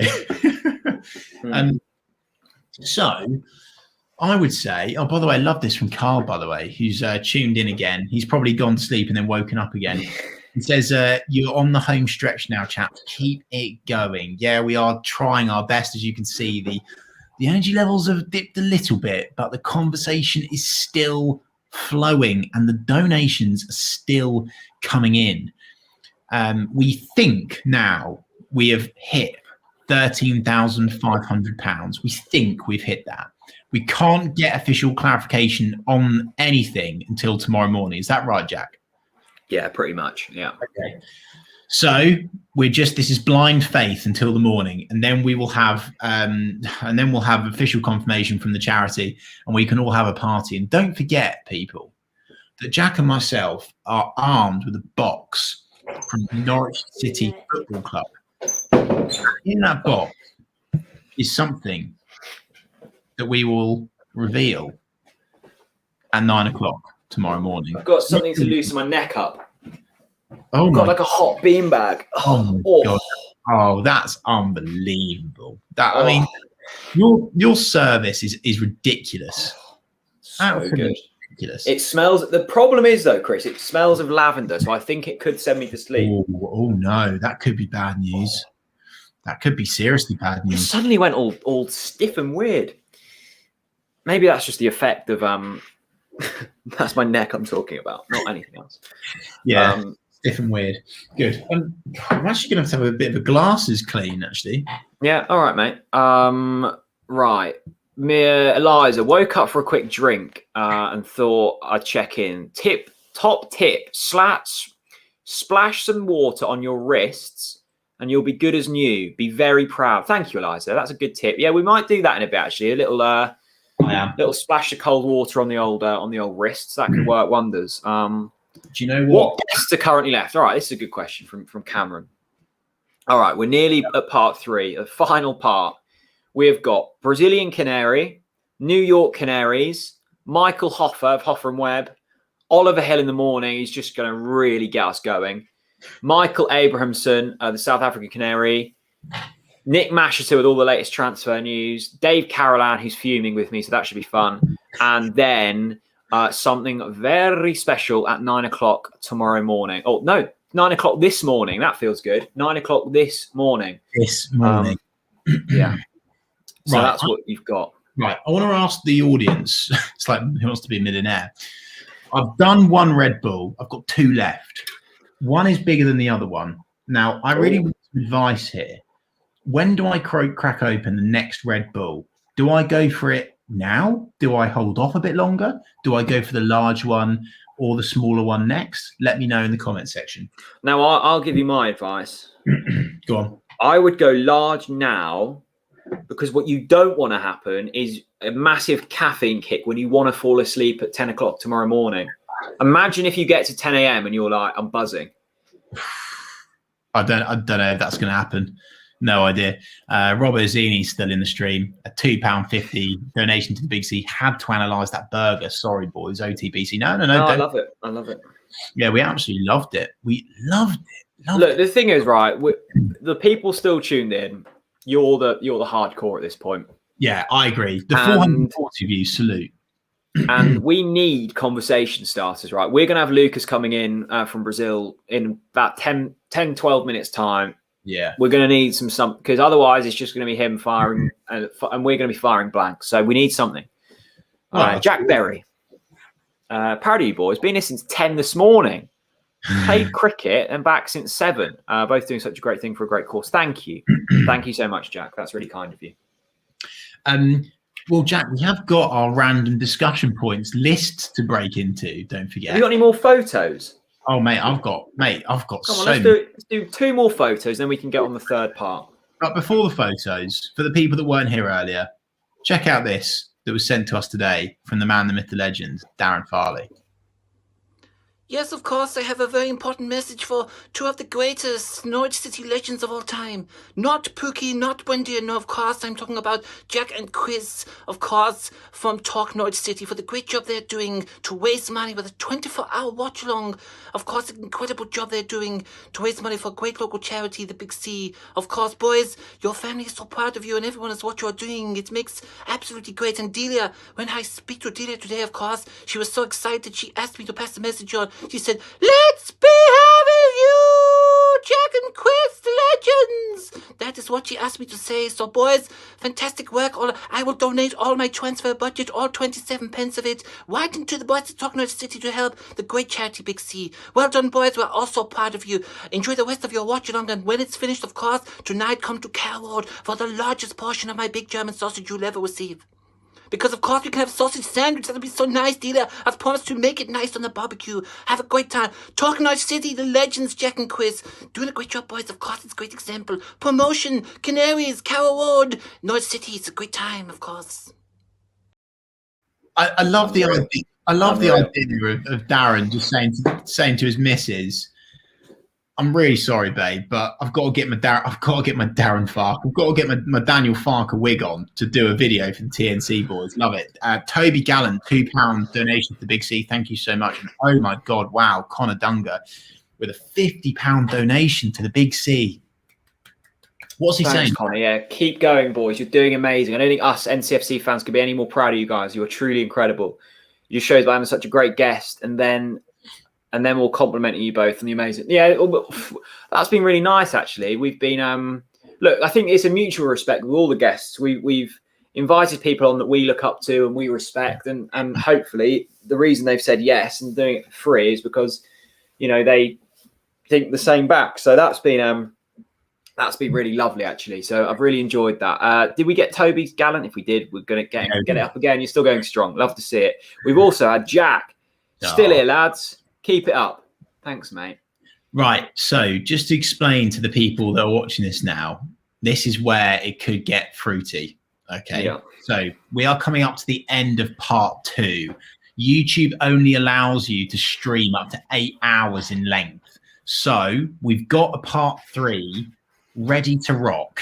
Okay. We will be tweeting the new link out on our Twitter account at just past 2 o'clock in the morning. Please do us a favor and head over to that Twitter account and retweet our pinned tweet when we do it at about 5 past 2. Join the link, get on board. And folks, there's 423 of you watching now, and I really mean this. I'm going to put it out there. I'm starting to get some flags, and my body is saying, what the fuck are you doing with your life now, Chris? My voice, I don't know about yours, Jack, but my voice feels like I've just smoked maybe like 30 or 40 fags. I've never smoked in my life. And so, yeah, we need your help. We need your support. We need your comments. And I'm sure, I mean, what we are going to get is we're going to get massively lifted by Lucas the Canary. I love the fact that the deliveries keep coming in from Mama Reeve. That's phenomenal. What have you got this time, mate? Just coffee and some ginger nut biscuits. Fucking hell, mate. Oh, if you're going to get coffee, I mean, maybe I should have a coffee. Should I stick to the Red Bull? I think Red Bulls are powerful at this stage. I think I might stick to the old... no, it's a... Is it a cup or is it tea? I think she might have spiked that, mate. No, that's coffee. Jason Sayer on YT, thank you. You're both Premier League boys. Keep going, Jason. Massive respect. £5 towards Big C. Thank you so much. Just when I needed it. Finchy, 8 more hours. Once you get past 5 a.m. and the sun rises, you'll get your second wind. So, okay, we're seeing this as a 3-hour race now. Get to 5, the light comes back up, the sun engulfs the fine county in another day of beauty on this planet. And we go again. And we go again. We don't let these levels drop. We go again. Oh God, I love that from you. That was almost as naughty as Callum James Steele. What a gorgeous super sticker that is. I'm not sure what the profile picture is, but I quite like the mystery, the mystery of it. Yeah, when I start seeing Norwegian krona thrown our way, I'm thinking, oh yes, you know. Well, look, when the Norwegians turn up, you know the party's starting. It's simple. Absolutely love it. And by the way, Chaps has got a great. No, Tom, no. Bad Tom. Chaps, I love this from Chaps. He's bang on the money. This is an incredible dedication from everyone. It is. Honestly, if anyone in the UK is still watching this, I'm seriously questioning you right now. I really am. And I salute you at the same time as well. You're an absolute hero. Jack, I'm going to put this out there. This might be a bad time to do it, but I need you to cover for me because I need to wash my face and I need to freshen up. I need to have a little... I'm going to get the water on the wrists, okay? Well, why don't you wait 2 minutes and then when we end this stream, you can do it in a little interlude. Yeah, we'll do that. Let's go in 2 minutes' time. We'll do that. Red Bull Coffee Chasers. Michael Brigham's been in it for the long run. Red Bull Coffee Chaser. Wow, that sounds punchy. Wow, yeah. The thing I don't want to get too over the top. What do you mean by that? Well, I don't want to have a real bad crash. I feel like I'm at quite a level point now. Do you? Sort of. I mean, I'm tired, but I'm not Really tired. I'm just gonna quickly get some pictures up on screen actually. Just whilst we're here, because we spoke about it, Jack. We've got lots of pickies from over the years here. Let's get something to lighten the mood. Actually, let's do a little curveball. Okay. This is a random meme that I found on my phone from absolutely years ago. One moment. Here we go. Ready?